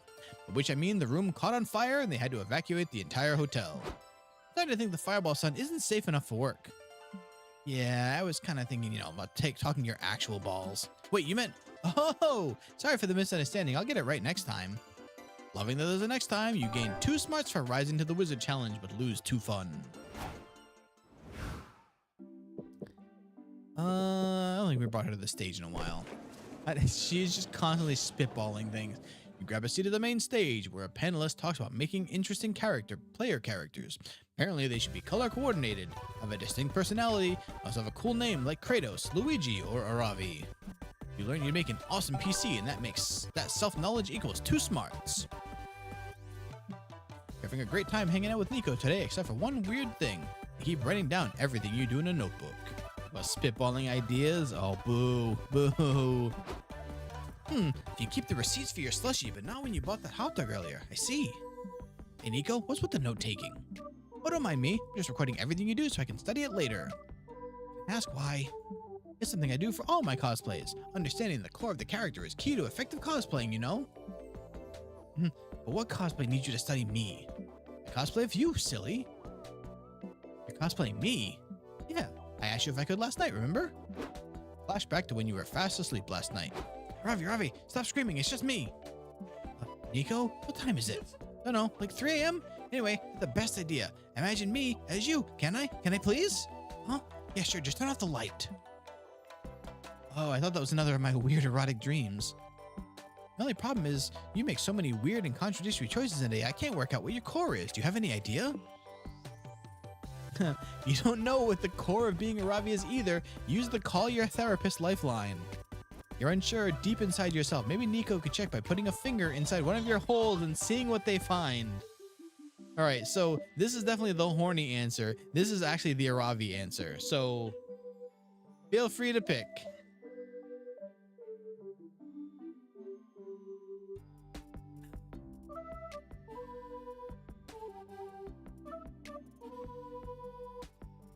Which means, like, I honestly don't know about either. We'll go with the horny one. Good thinking. You can do way better if I explore your holes. Nico starts by sticking a finger up your nose. How is it? Warm and squishy, and a little bit hairy. Maybe I should try another hole to compare. What about your mouth? I use 2 fingers this time for a better feel. Open wide. You kneel it? Haha. They're setting a scene here. You kneel in front of Nico so they can reach more easily and open your mouth. You know, a normal activity to do in public at a Comic-Con. Nico gently holds your jaw in place as they slide in. They fill your mouth, pushing down your tongue. You taste a faint hint of mustard from the hot dog they ate earlier. Oh, this is much nicer than your nose. Still warm and squishy, but moist. And teeth rather than hair. This must be how it feels to be a lollipop. You think I could stay like this a bit longer? You nod, and you stay in position for a while more, getting plenty of strange looks from other con attendees, by the way. Eventually, Nico pulls out. That was good, but I'm not quite sure I know what's truly inside you. Maybe we could try one more hole? And we'll end the event there. Thank you very much. You want to know what hole Nico chooses? I bet the fine folks on AO4 have ideas. And take your too fun to get out of here before I push up an age rating. I'm taking 2 smarts for how dumb that whole thing was. Alright, last trip to the merch hall. Walking around the merch hall, sipping a cup of coffee. Suddenly, a deluxe box set edition of One Kick Boy makes you spit out your coffee. Your spit lands on the box set because you have great aim, but bad luck. Vendor gives you the box set at a discount because after all, it's not in mint condition anymore. Your brand new box set and your excellent spitting skills give you 2 charm. Later, you and April meet up with Nico and Zoe to check out the booth for Easy Cheesy, a popular mobile gacha game. Here's his Power Ranger. I can't believe they're giving out free download codes for General Gorgonzola. We're gonna be the envy of the forums. Hold on, General. The White Ranger's coming to rescue you from your loot box prison. I still don't get why this game is popular. All you do is click on prize boxes and unlock characters, right? Well, you don't understand. You click the prize box and unlock the coolest characters ever. Here, you can try it on my phone. Fine. Just click here and... Oh, I unlocked someone. She's cute. Hello, welcome to the Easy Cheesy booth. Here are your General Gorgonzola download codes. Give it to me. Yay, my life is now complete. Click. I got another one. You look so yummy. You seem like dedicated fans. What if I told you there were more exclusive characters you could unlock? I'd say slap my ass and call me mommy because I'm in. Me too. We're willing to do anything for these gotchas, aren't we, Rangers? Can't talk, must click. I love consumers with such single-minded devotion. Wisp also made a good point. So these are actually April's managers. And I didn't put together that this is a leech and a mosquito, so they're bloodsuckers.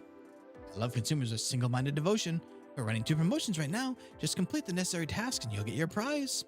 These tests seem kind of sketch, but you're not one to question anything with such a cool gotcha on the line. What do you pick? Oh, commit 5 crimes in the name of this game for Lady Camembert. Or reconnect with your estranged childhood best friend and convince them to download the gotcha game for Pepperjack. They're both SSRs. But they want the cheese or the pepper? Actually, I think... No, Pepperjack is also cheese. Lady Camembert. A bowl. Just come back with video proof of crimes you committed and you're all set. 5 crimes committed between the 4 of us, right? Nice try. 5 crimes apiece. 12 crimes committed as a group. Final offer. You drive a hard bargain, but it's a deal. I don't suppose you want a job on our sales team. Only if you hire known felons. Come on, gang. It's crime time. Oh, we have to do crimes? Rangers are supposed to be good guys. Nico, there's a Lady Camembert on the line. This is worth it. True. What was I thinking? Let's go. One glorious crime spree set to a 2010s party rock anthem later. See, we've got murdering, vandalism, murder, Grand Theft Auto, another murder, arson, jaywalking. Ooh, a triple murder. Points for style. And what's this one? I don't get it. 4 counts of voter fraud. Okay, there seems to be more than enough here. Here are your Lady Camembert download codes. You've earned them. Keep playing Easy Cheesy. Remember, we have blackmail material on you if you ever stop. That was fun, but I still don't get why you committed 2 extra murders, April. I wanted to be thorough in case any of you fell short. Aw, how thoughtful. You gain 2 boldness for committing crimes in the name of gotchas, but lose 2 charm. We have so much. So many smarts. All right, Nico, we should have this, right? But I'm curious if the cosplay one's gonna come up in the ending, though. Finally, the art gang gathers around to put all the pieces of your greatest masterpiece together. Time to see the fruits of your labor. Our Pearl Princess? Is that what that... Oh my god, it's her. This is the story of 5 friends who must balance everyday life with fighting evil. They are magical girls who channel their power from the collective rage of the internet. My god, they're going to be unstoppable. Miranda, that was her name. Miranda is their leader. She's a powerful warrior with a strong sense of justice. But in her everyday life, she's a clumsy girl just trying her best. So relatable. People will go, she's literally me for real when they see her most relatable quirk, tax evasion.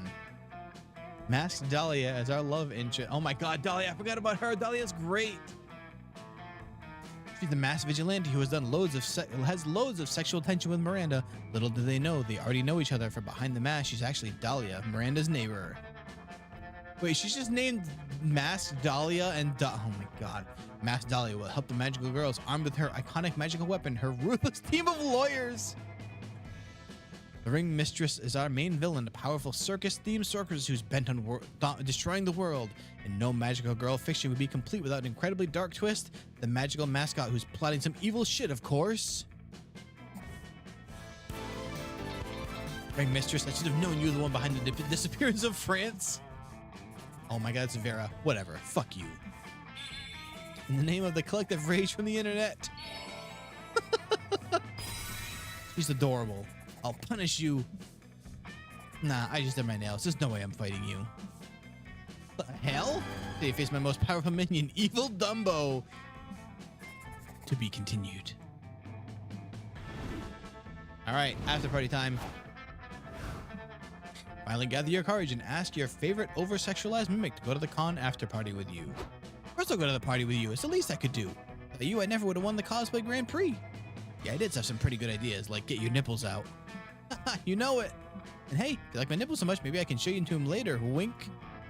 You can clearly see their nips right now, but you are not going to complain about the subtext of that offer. Party was great, but the sex afterwards was even greater.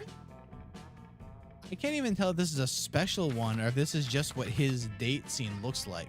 Turns out it's very easy for Nico to get in the over-sexualized character mindset with the right encouragement, and you are certainly encouraging.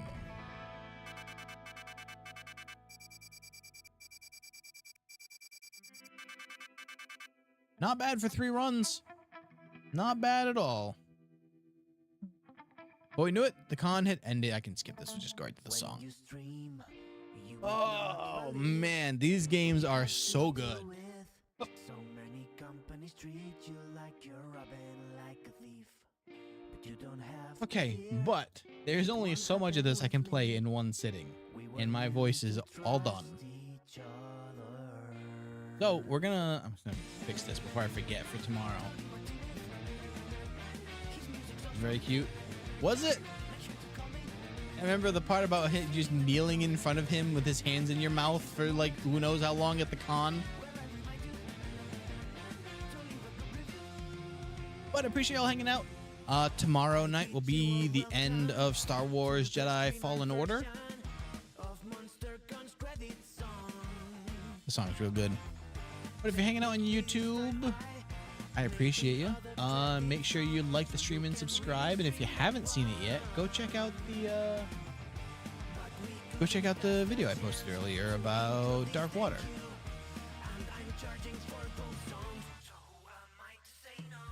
But good night, shorts. I will see you tomorrow. If you haven't, come join the Discord. There's a link to that in my bio and also in the video description. Good night, shorts. And YouTube regular, like I said, come join the Discord. We hang out there. Might be doing some anime nights soon. I should probably talk to people and see when they can make it. But I appreciate y'all hanging out. I will see you tomorrow night for Star Wars by YouTube.